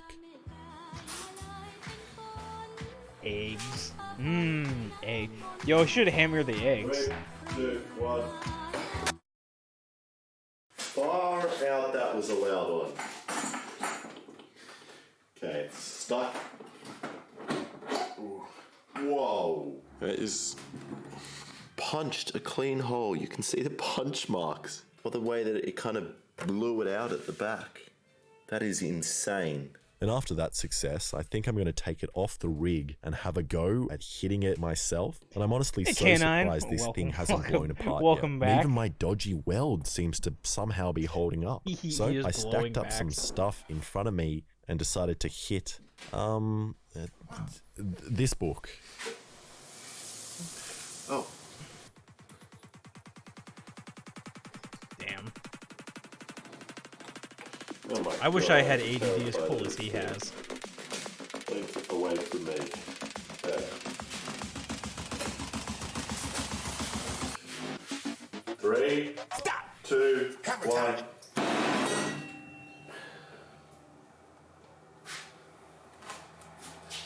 I'm gonna chill out and try to sleep while we Two, stream plays. What one. are we watching? We're watching this guy invent a 50 caliber hammer. was actually fine to hold. Don't go all the way through the table. We're watching Then this. through the This is board. this is a YouTuber Through the I like. table. He's a, Through this surfboard I I have guess here, like a mechanic. and He makes shit. it's sticking out. That is insane. I'm gonna stop playing with this thing.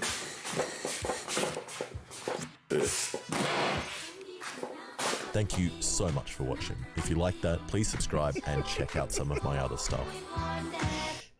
Yeah, so the sword fan is the kind of thing that he will make. Why did my scissors just fall off of my desk? That was weird. Hopefully not an omen. I was in the middle of doing U quizzes. We were just doing a U quiz night. Oh, ignore that. That's not. You guys don't have to worry about that. That's for something else. Let's see what happened with the quiz. Hey, B's got transgender. Congratulations. They're on to lucid being Brazilian. And this is a Brigadero. Oh fuck, that looked really good. Kinky. What, that you're Brazilian? According to the quiz? I don't know.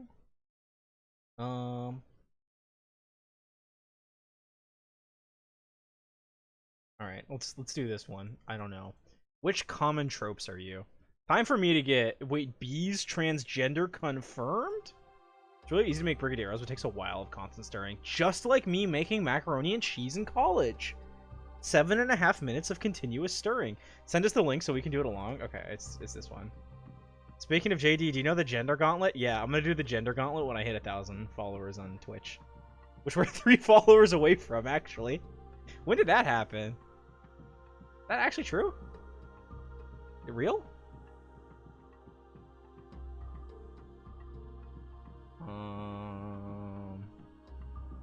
Where's my total follower count? It says I'm at 997. I don't know how true that is, but you know. That's the wrong link? What do you mean it's the wrong link? Oh, that is the transgender on the scale from trans to Italian. Come on, y'all. No. Don't get me to whatever. Don't worry about it. It's fine. It's fine. Won't get me to 1,000. It's chill. How about this one? How about this one? You can do this along with me. That would have been smarter than doing it just in saying, like, trying to like get you guys to, we can get to 1,000. It'll be its own stream. It'll be its own stream. All right. Select your gender: man, woman, secret, third thing, princess, slut, loser. Oh, you know, none of your business. Oh, you know. That's probably mine. Yeah, you know. That one next. What's your favorite color? Purple. Interesting. Easy. If you had to answer a trivia question about a 90-second celebrity in order to not die, you will die if you get it wrong. Would you choose to answer it, or would you just give up and die? What? I'll give it my best shot. What is this question? What do you mean? What is this question? You're in a room with Hal 9000, GLaDOS, and Am from I Have No Mouth and I Must Scream. And you have to bet on who you think will win. Who are you choosing? I'm gonna go with Am, I think. Because GLaDOS can be thwarted by a foe of a particular disposition. And I think that Am is like all powerful. So, and then I don't even think Hal 9000 is even in this conversation. I'm gonna go with Am there. Pick a word: swipe, frog, hiccup, isolation, stage, smooth, gloom, carve, ladder, and rifle. I'm going with isolation. That's a word that I fuck with. What's your writing utensil of choice? Regular old number 2 pencil, mechanical pencil, pen, glitter pen, crayon, or my bare hands. I think probably mechanical pencil. Regular number 2 pencils are just like, they get kind of weird.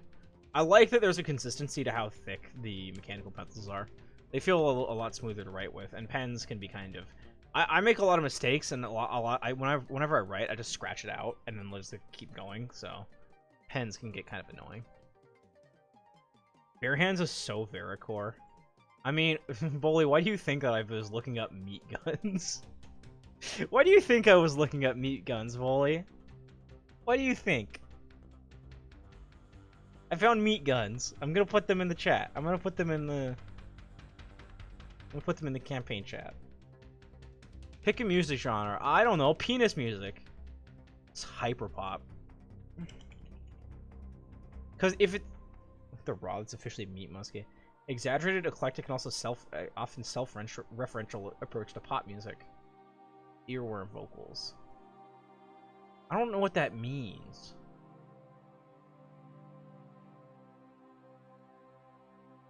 I don't know what that means. I'm gonna go with rap rock. Fuck it, penis music. Fuck it, penis music. I don't care. It's a Zoomer music genre. I want like, I don't know, whatever. I like instrumental video game type stuff. Which of these really raw phrases do you like the most? Dad, I think God should kill you. Alright, starting off strong. Double barrel shaboing boings with no condiments is insane. Long lines to the grocery store. New grocery must have come out. Wood-fired pizza? How will pizza get a job now? I cooked the pizza. Bert is no longer with us. He ate all the fucking bees.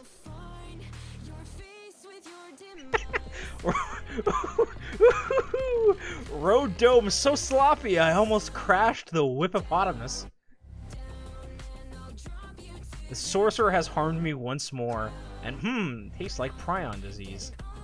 Fuck, it's between road dome and I think God should kill you. I'm gonna go with Dad, I think God should kill you. This one is funny, but it's kind of funny because it's crude. This one's funny just because of how it's delivered. Dad, I think God should kill you. Pick a hairstyle. Ooh. Yeah, I'm wrong with that one. Fuck yeah. Pick a high school group to associate with. Nerd, jock, prep, goth, joth, proc, gerd. Why do you feel like I made you fast as you can? I'm probably going joth. I'm not gonna lie. Joth time. You're all out of time. Which of these is most important to you? Nature, friends, family, being successful, myself, getting bitches. Probably being successful. I'm a vain motherfucker. I'm streaming. I'm streaming. You can't say nothing to me. What? Well, actually, no. Friends are probably more important. Being successful is important so you can support your friends and family. Or like, I say that because, whatever. Fine, friends and family. Fine. This quiz was actually made for, not even, dog. Not even. There's more Vericore ones. This doesn't have the necessary level of insanity that Vera has. Pick a book that I've read. Haven't read this one. The Goldfinch, Bell Jar of Viceman, Life of Pi. I'm gonna do Life of Pi because that's the only novel that I've read here. I've seen Fight Club, but I've read Life of Pi, and I thought it was a good book. I've never actually read any of those. Life of Pi was a good book, and it was a good movie. The book was obviously better than the movie, but I think they were still both good.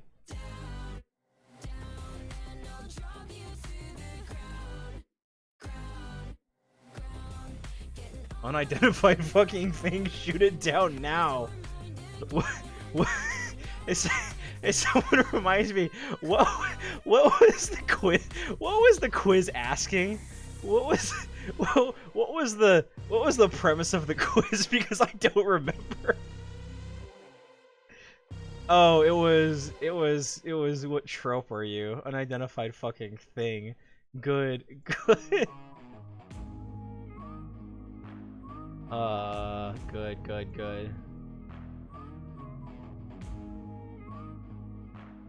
This is I got diagnosed with certified weird girl moment. Yo, congratulations. Certified weird girl moment. We love it.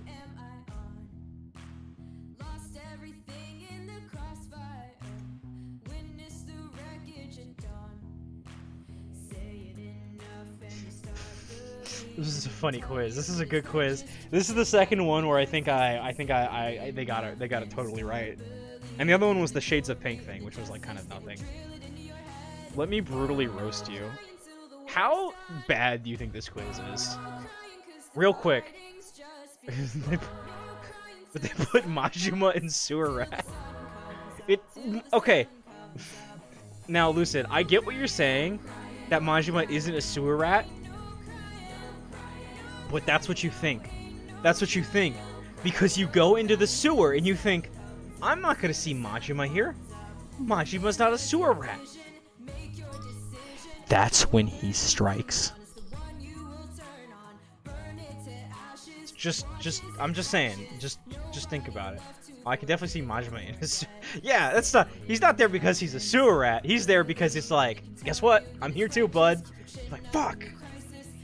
But he 100% doesn't smell bad. Yeah, but it's not about. So it doesn't have to be about smell. I don't think he smells bad. I bet he smells like bad cologne, but you know. Gross sewer rat. The common link between most of these guys is that I know they smell awful. Oh, fair enough. I don't know. Fair enough. Fair enough. I was willing to do it.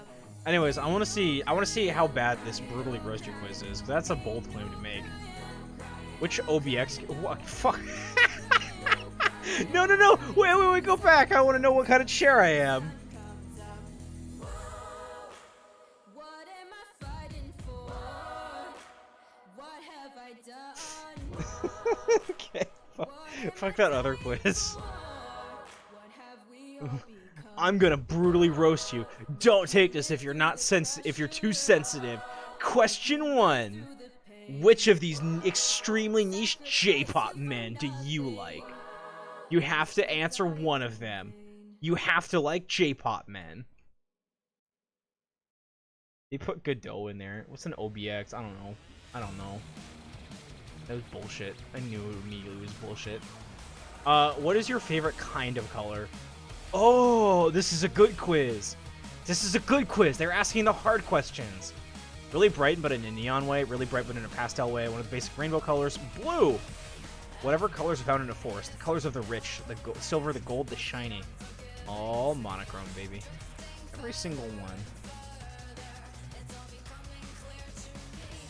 I like the colors of the rich. And that doesn't necessarily have to be in terms of money. But richness. The richness of the sky. The richness of the sea. Purple.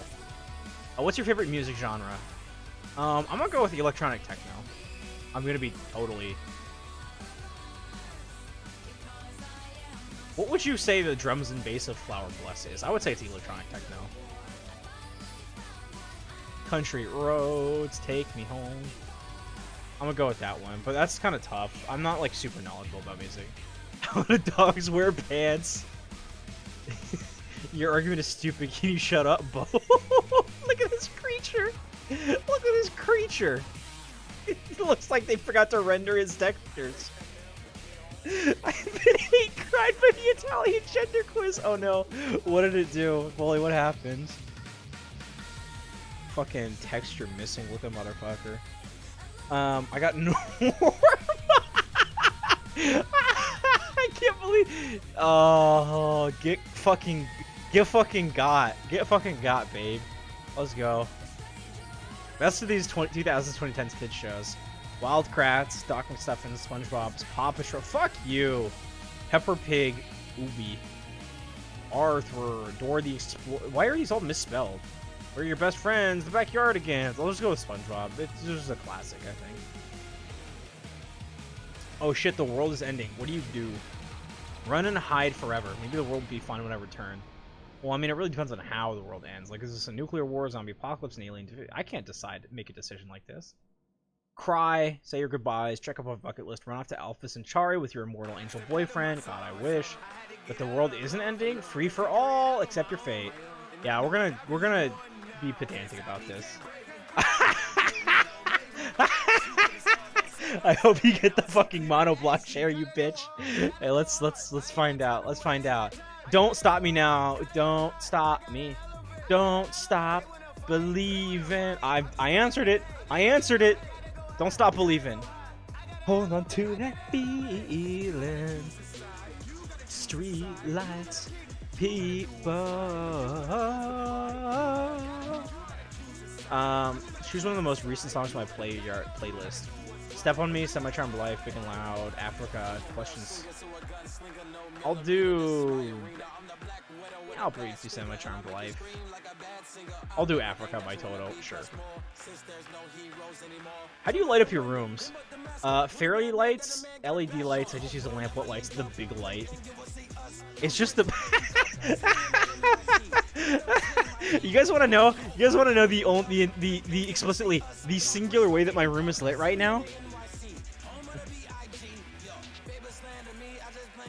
Oh, you guys are gonna get mad. You guys are gonna get mad about this.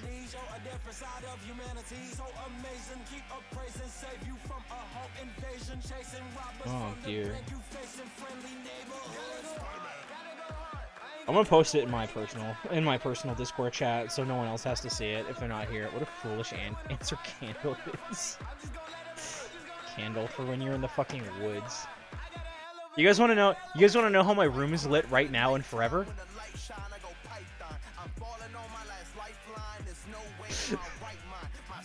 Suffer. Suffer. I want you guys to suffer.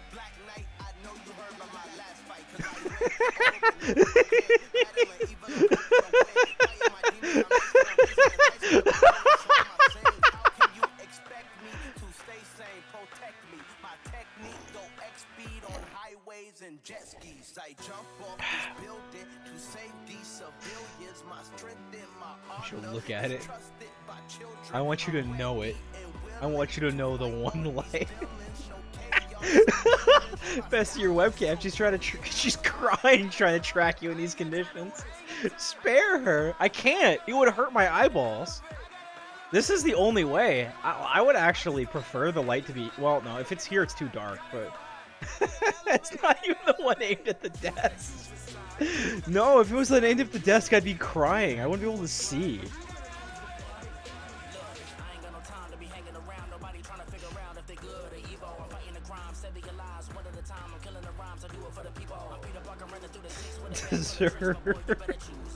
I just want you to know that good things happen to me and you can't stop that.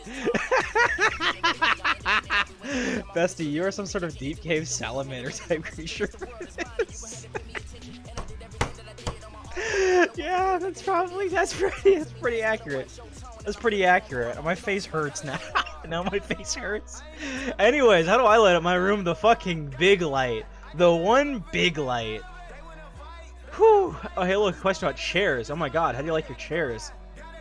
Hard. I like wood metal hard. No, hard, but I really like poorly made cushioning. Cold to the touch.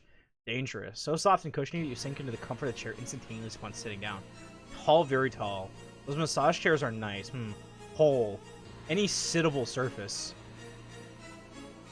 Hole. Oh. So, like, anything that reclines. Anything where I can lean backwards. Those massage chairs are pretty nice.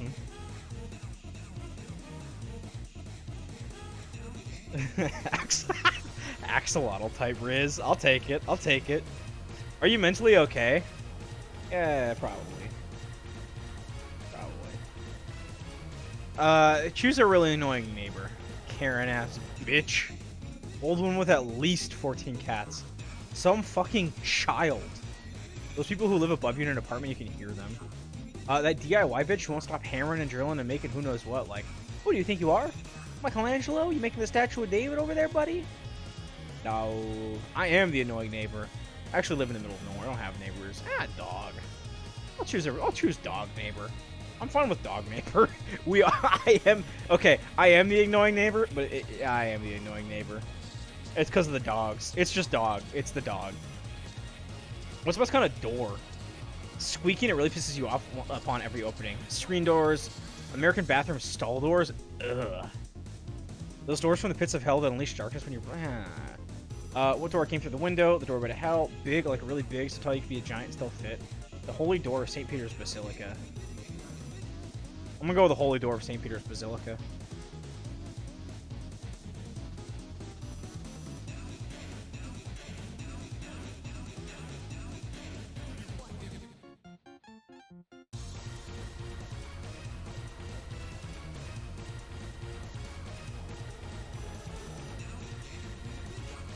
I mean, I feel like that's like a door. It works.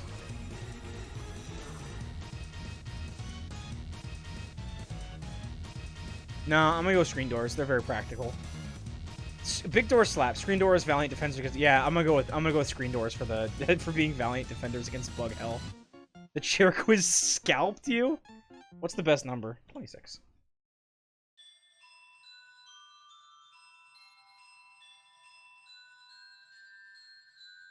Who are you in the fantasy friend group? I'm the knight. I'm the spooky mage.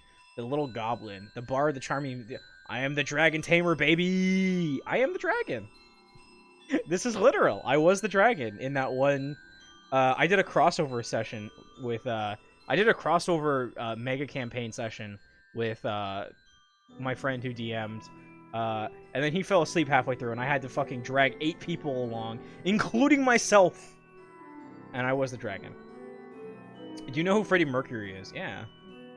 Of course, who doesn't? Yeah. Tell me whatever and enjoy being a chair now. Sit. Your result is an armchair. I hate to say it, but you're a little basic. A few aspects about you are bland. You tend to fit in too much. Get out and live a little. I disagree, but at the same time, I'm here at home streaming instead of partying on the 4th of July. So maybe you're not wrong. But hey, guess what? You know what's great about armchairs? Is you sit in them and you get all comfy.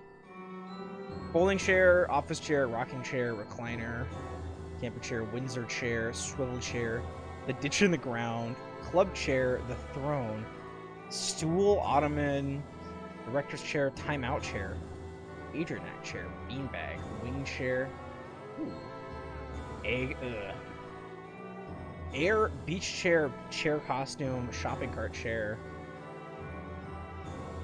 the monoblock. Alright, fair enough. I got ottoman, footstool. Haha, you got normal too. What's wrong with being normal? You tell me you don't like armchairs? I mean, this one in particular is, like, not very good because it's kind of hard to sit on in, like, a comfy way. But, like, everyone's got an armchair that they like to sit in. I got office chair, industrial.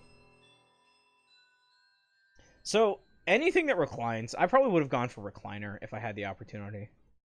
Fucking gaze upon the big light. Fuck you. Just slump your arms. How much would I hate you?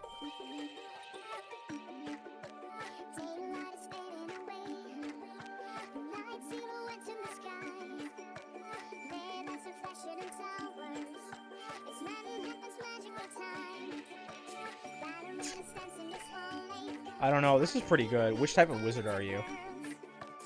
Oh shit, what the fuck?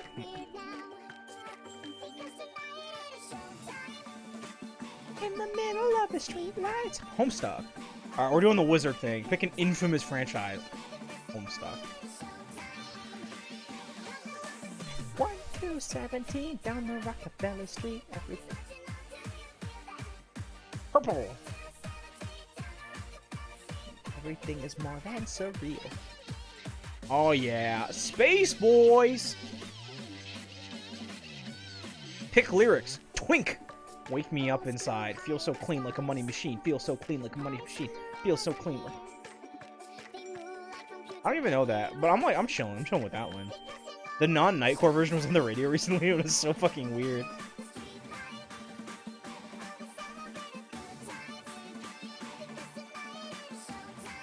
That would be. 17 down the Rockefeller Street. Life is marching on. Do you feel that? 1217 down the Rockefeller Street. Everything is more than surreal. Keep moving, keep moving, keep moving, keep moving. If you want to know what Rockefeller groove is, keep moving, keep moving, keep moving, keep moving. Pick a free time. Surf the radical. Strengthen my skills. I do this a lot in my free time. I strengthen my skills. Pick a language. English. I don't... Well, you know what? Fuck it, Spanish. Doesn't say anything about the language. We're just gonna pick one. I'll go Spanish. RPG ass. Hey, you listen here. My one-handed is 70 levels above yours. I don't want to hear it, Bully. I don't want to hear it. Pick a movie genre. Comedy. No. Science. Or... There's no science fiction. Darn. I'll do comedy. I love a good comedy. We all love a good comedy. TMI. What is that? Listen. You know that's not what I'm... You know that's not what I didn't say that. Oh, fuck! my jam. Fuck, it's the soundtrack to football. Fuck yes. Pick a food. Cake, beef stew, grilled cheese, meat. I'm gonna go with a grilled cheese. Fucking a nicely made grilled cheese. This is raw. It could be anything. This grilled cheese is right there. You fucking slap some bacon on that, boom, you're chilling. Pick an obligatory free response question.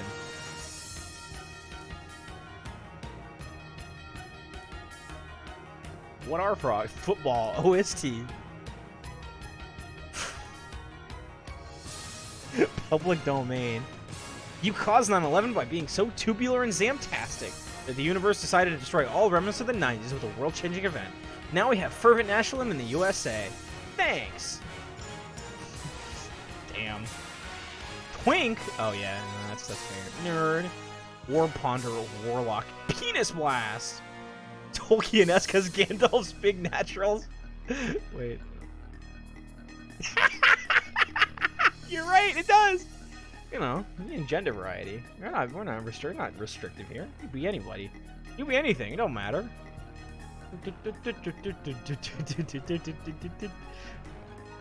Okay, new quiz. New quiz. Let's see what the trending quizzes are.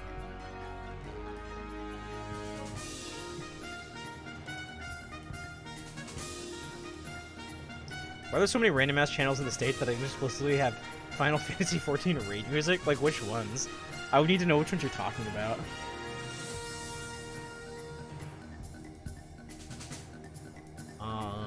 Which one's the autism one? Could you be autistic? No, that seems a little serious. Fuck, this Penis Blast one was pretty good.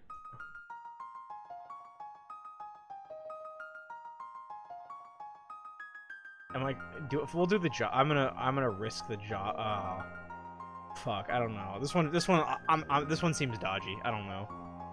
The fucking weather storm okay, fair enough. That's a very specific one. What's your name? Huge ass. Aneth. Silly McGee. Wagoogas. I'm going with huge ass. Why do you feel like you're qualified for this job? Because I stayed up past 1 AM last night researching. What skills do you have that differentiate you from other candidates? I'm a supportive person and a great advice giver. Very independent and good with deadlines. I'm creative and I can think outside the box. I'm just very skillful and talented. It would take way too long to explain my amount of talentedness and skill. I'm very good at problem solving and quick thinking.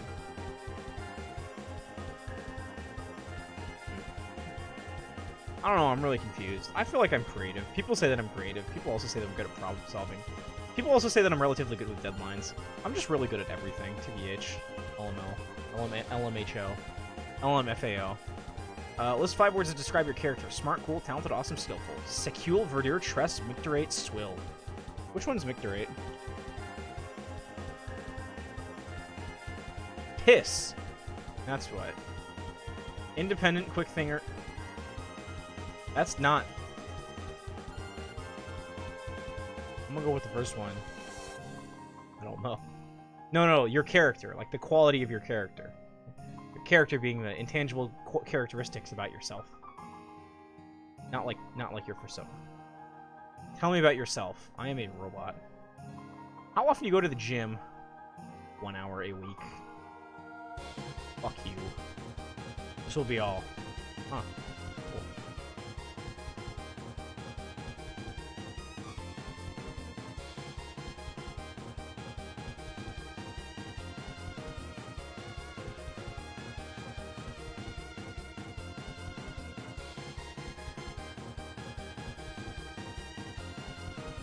Damn, I didn't get it. 39% of people got it. Oh, well. Bogus quiz anyways. Bogus quiz, TBH.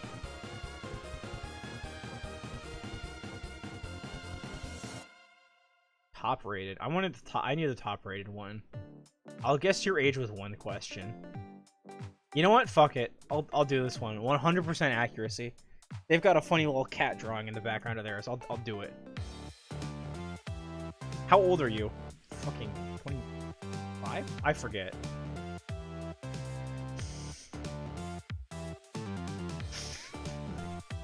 Motherfucker. Okay. Alright.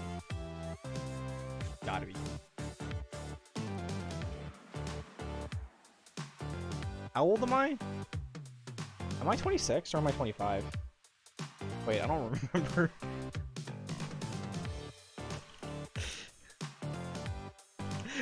One second. One second. Give me a second. Shh. Don't worry about it. Don't worry about it. Don't worry about it. 8 a.m. I'm 25. Alright, poggers. Forgot for a second.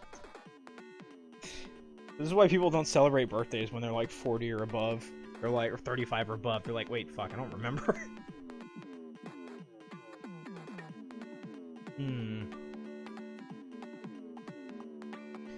What? They're all personality quizzes. What fucking other types of quiz would there be?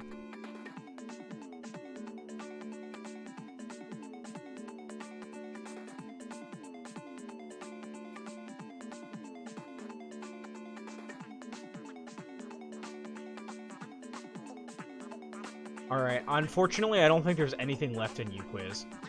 I think this whole fucking thing is boofed. I think we're done. I think we're done here. I think that's it. Thank you for joining me on my...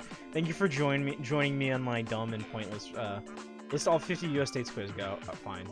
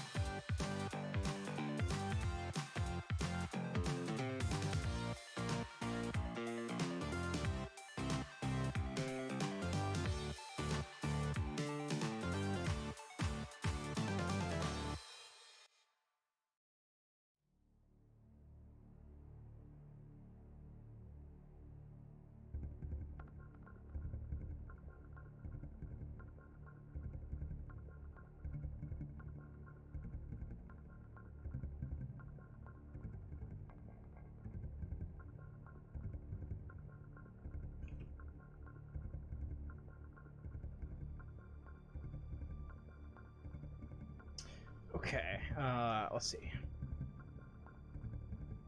Damn, it's stormy outside. Well, I'm sorry to hear.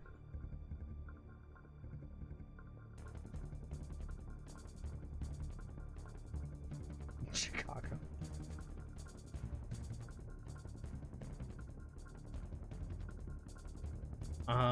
Washington.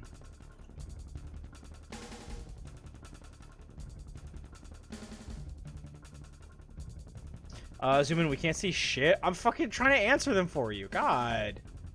Relax. There you go. Okay.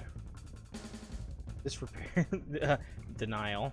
No. Fuck you. New Mexico. I think I already did Nevada. Colorado.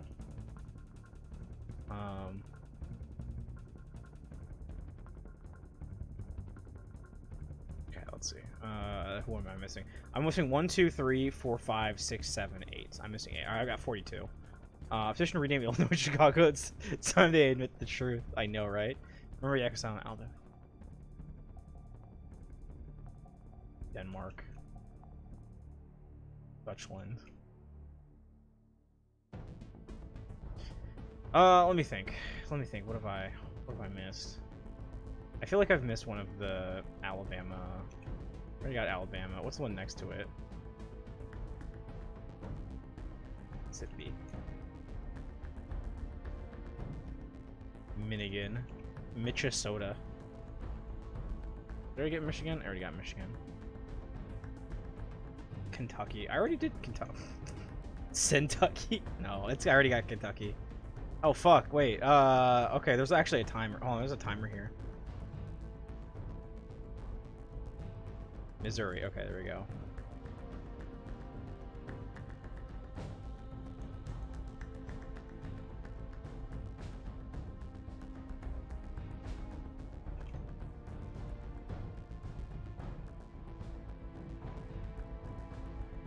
Kansas.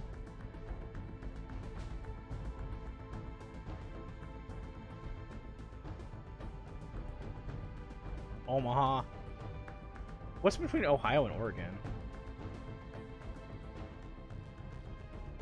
Oklahoma. Right. Washington, West Virginia. Vermont? Oh no. Why? W. Wisconsin. Two more. Oregon, WWE. Guys, you're fucking trying to mess me up here.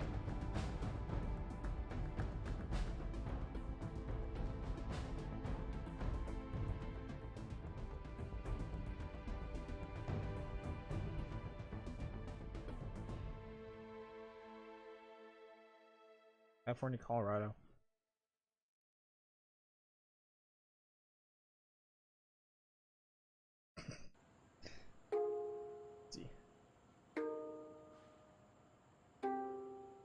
I think there's 3 C's. California and Colorado.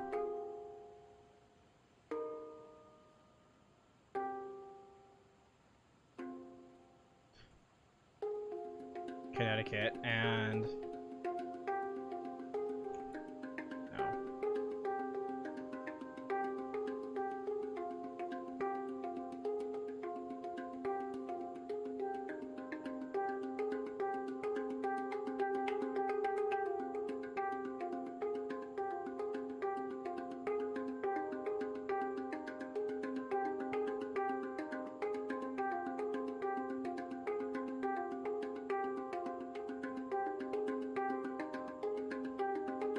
Starts with a W.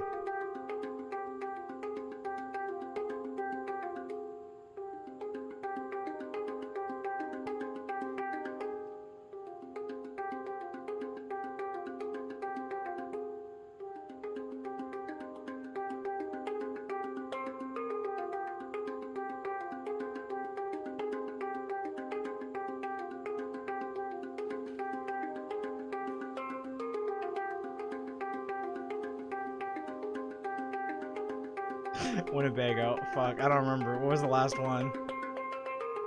Wyoming! Oh, it was over in the fucking northwest. Damn it.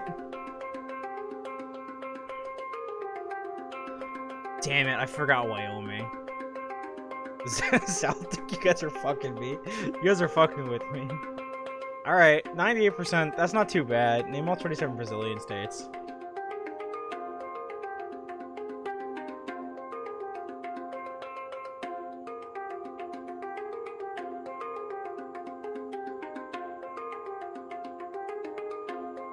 Oh, fuck. Cola! 26, I have fooled you. Fuck me. Brazil 2. Brazil 2. Rio de Janeiro. Wait, was that actually one of them? Okay. San Salvador. Hey, Cola, how are you doing tonight? It's Sao Paulo. Oh, okay. Alright, well, I did know it. I just didn't know the fucking spelling, which is fair, because I wouldn't expect anybody to know the spelling of most U.S. states. Valentino, no. Amazon.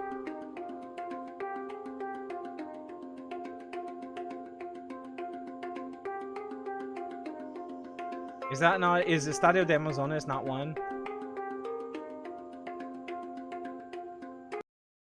Alright, fine. Eating dinner, life is good, how are you? We're doing good. We've been taking a bunch of dumb quizzes.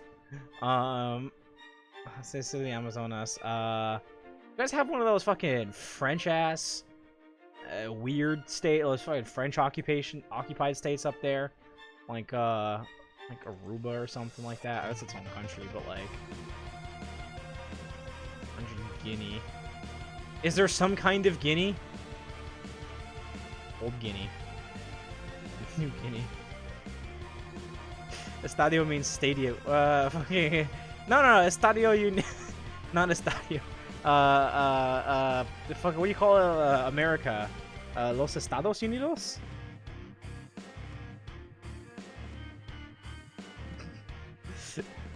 There was a student in my college from Sweden who was furious to find out, after learning all the states you can study here, that Americans do not know them that well. Tough. Los is Spanish. Alright. I don't speak Brazilian, I'm sorry. I speak a little bit of Spanish. Un poquito. Pero solo un poquito. No hablo Brazilian. Or, Portuguese. No hablo Portuguese. I'm getting dragged into the green nether portal, JD. Is Rio a part of any of the other? Okay, is there a French one? Is there like a French state name? Is there kind of something Frenchy up there, up north? Kind of maybe in this area. No? Cote. I'm just stealing names from other countries now. Alright. I know that there's Amazonas, there's Sao Paulo, and there's Rio. North of the country, entire Brazilian Brazilian Quebec. Damn, they didn't take that one. No. Give me a hint. I need fucking hints. Give me a hint. I'm gonna be stuck at 3.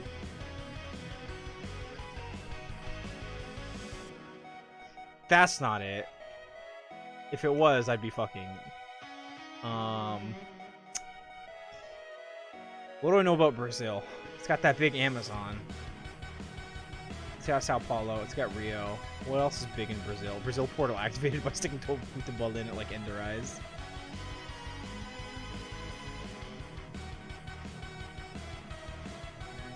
Damn. Alright. I tried to make up a word and it wasn't it. Actually, I'd love to know what like Europeans would come up with. Europeans, really anybody, South Americans, Europeans, Asians would come up with if they had to just try to like make up state names. They'd be like, what's a fake U.S. state? Yugosapi, I guess. Acre. We have an entire acre. Is acre what? Really? You have Jaffa too? No? Okay. It's not gonna be Franklin. There's no way that Franklin would be a state. It was dumb. See? Jeff. Jeffa.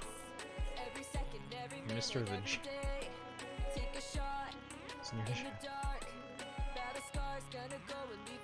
Okay. I mean the other guy. Benjamin Franklin. Oh, sorry. I got you. Benjamin Jefferson. There's not gonna be a state named Jefferson in Brazil. Doesn't make any sense. Is there... I think that did...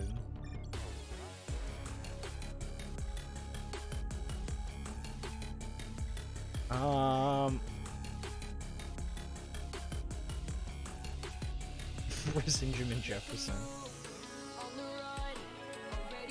You know what? I think that instead of doing this, which is doomed to failure, game name states JD the city of. When you said I couldn't use state, what else was I supposed to do?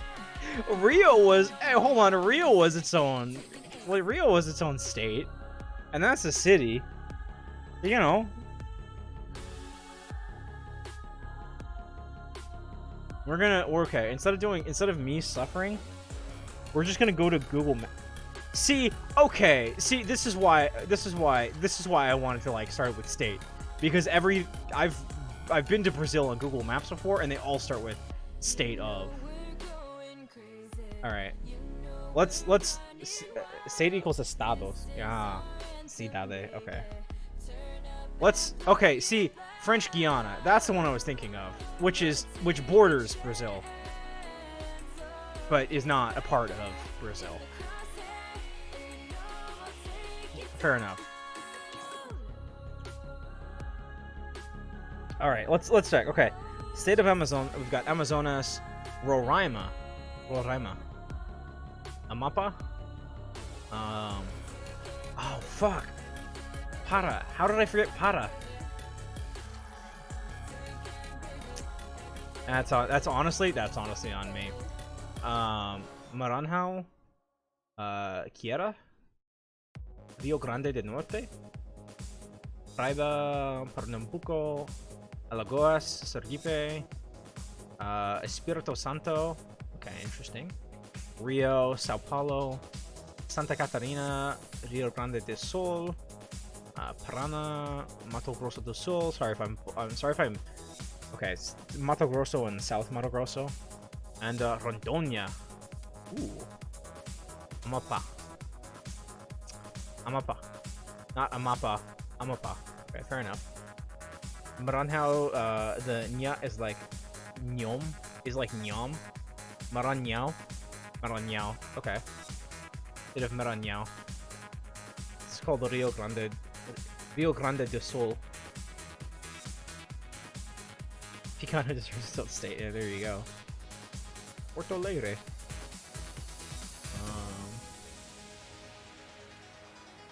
You know what fascinates me sometimes?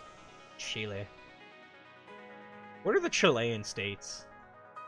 I don't see any. Does Chile have states? It does. Let's find out the Chile states. Nicki Minaj. Doja Cat. Jenny, darling, you're my best friend. But there's a few things that you don't know of. Why you borrow your lipstick so often? Arica and Carancota, Tarapacá, Atacama, Antofagasta, Coquimbo, Valparaiso. That's very long. Metropolitan region: Male, Nuble, Biobío, Araucania, Rios, Lagos, Asen, and Antarctica. Miley Cyrus circa 2012. It's just so weird. This is just strip, right? This is a very long country.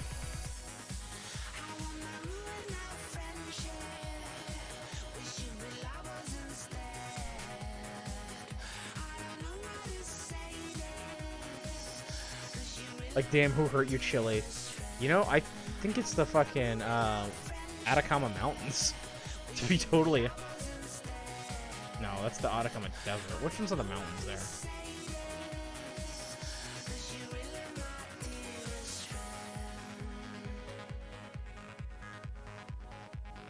What's the mountain range called? Because I think it's the mountains. That's the easy answer right there.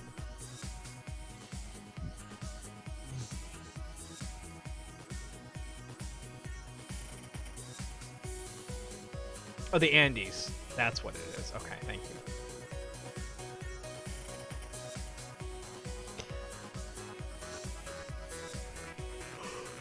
you. Give people some beaches too. You really need an entire coast. I mean, I can't fucking talk. I'm American. This country said, hey, you know how we have an entire coast? Yeah, that's not enough. Everybody get out. We're getting 2.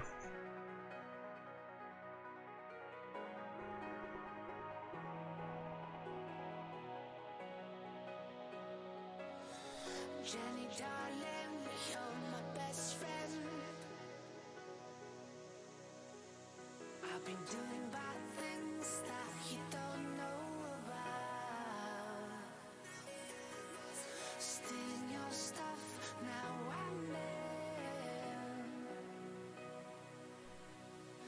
Nothing you'd miss, but it means the world to me.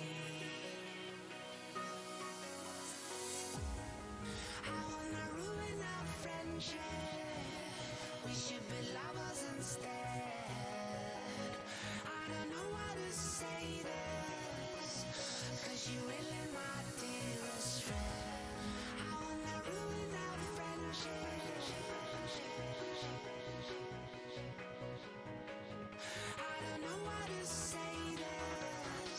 400 dead and 0 found.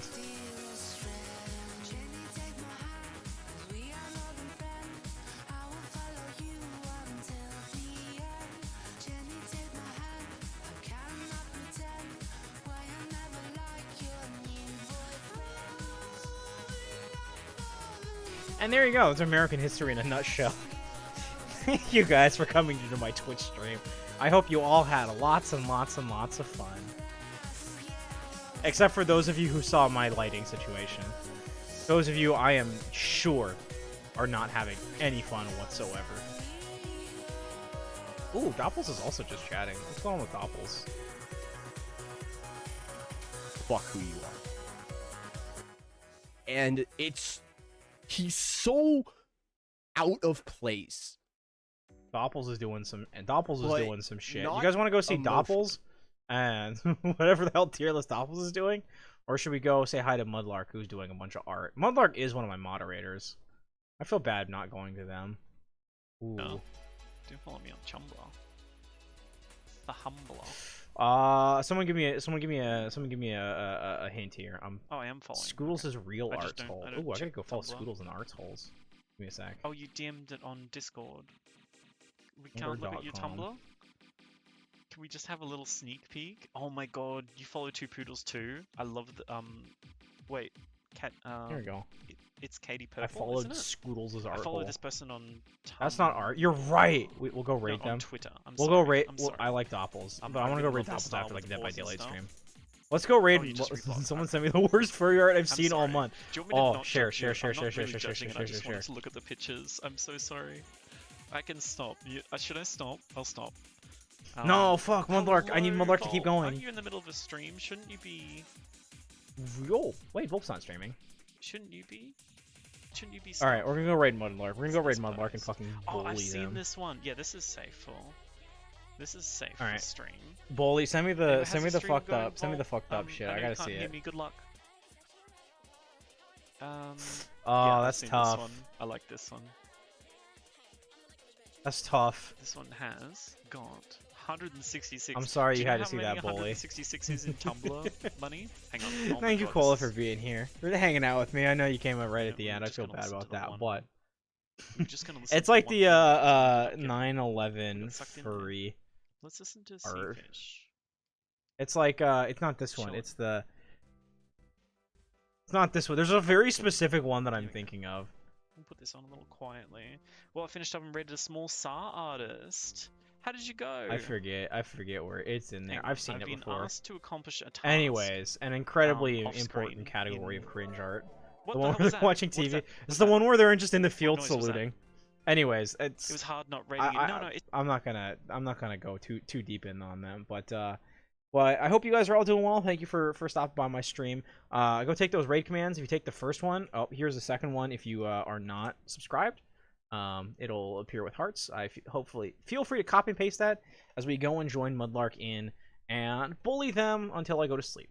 I might not stream on Thursday, so that might be it for me for now, but I'll keep you guys posted.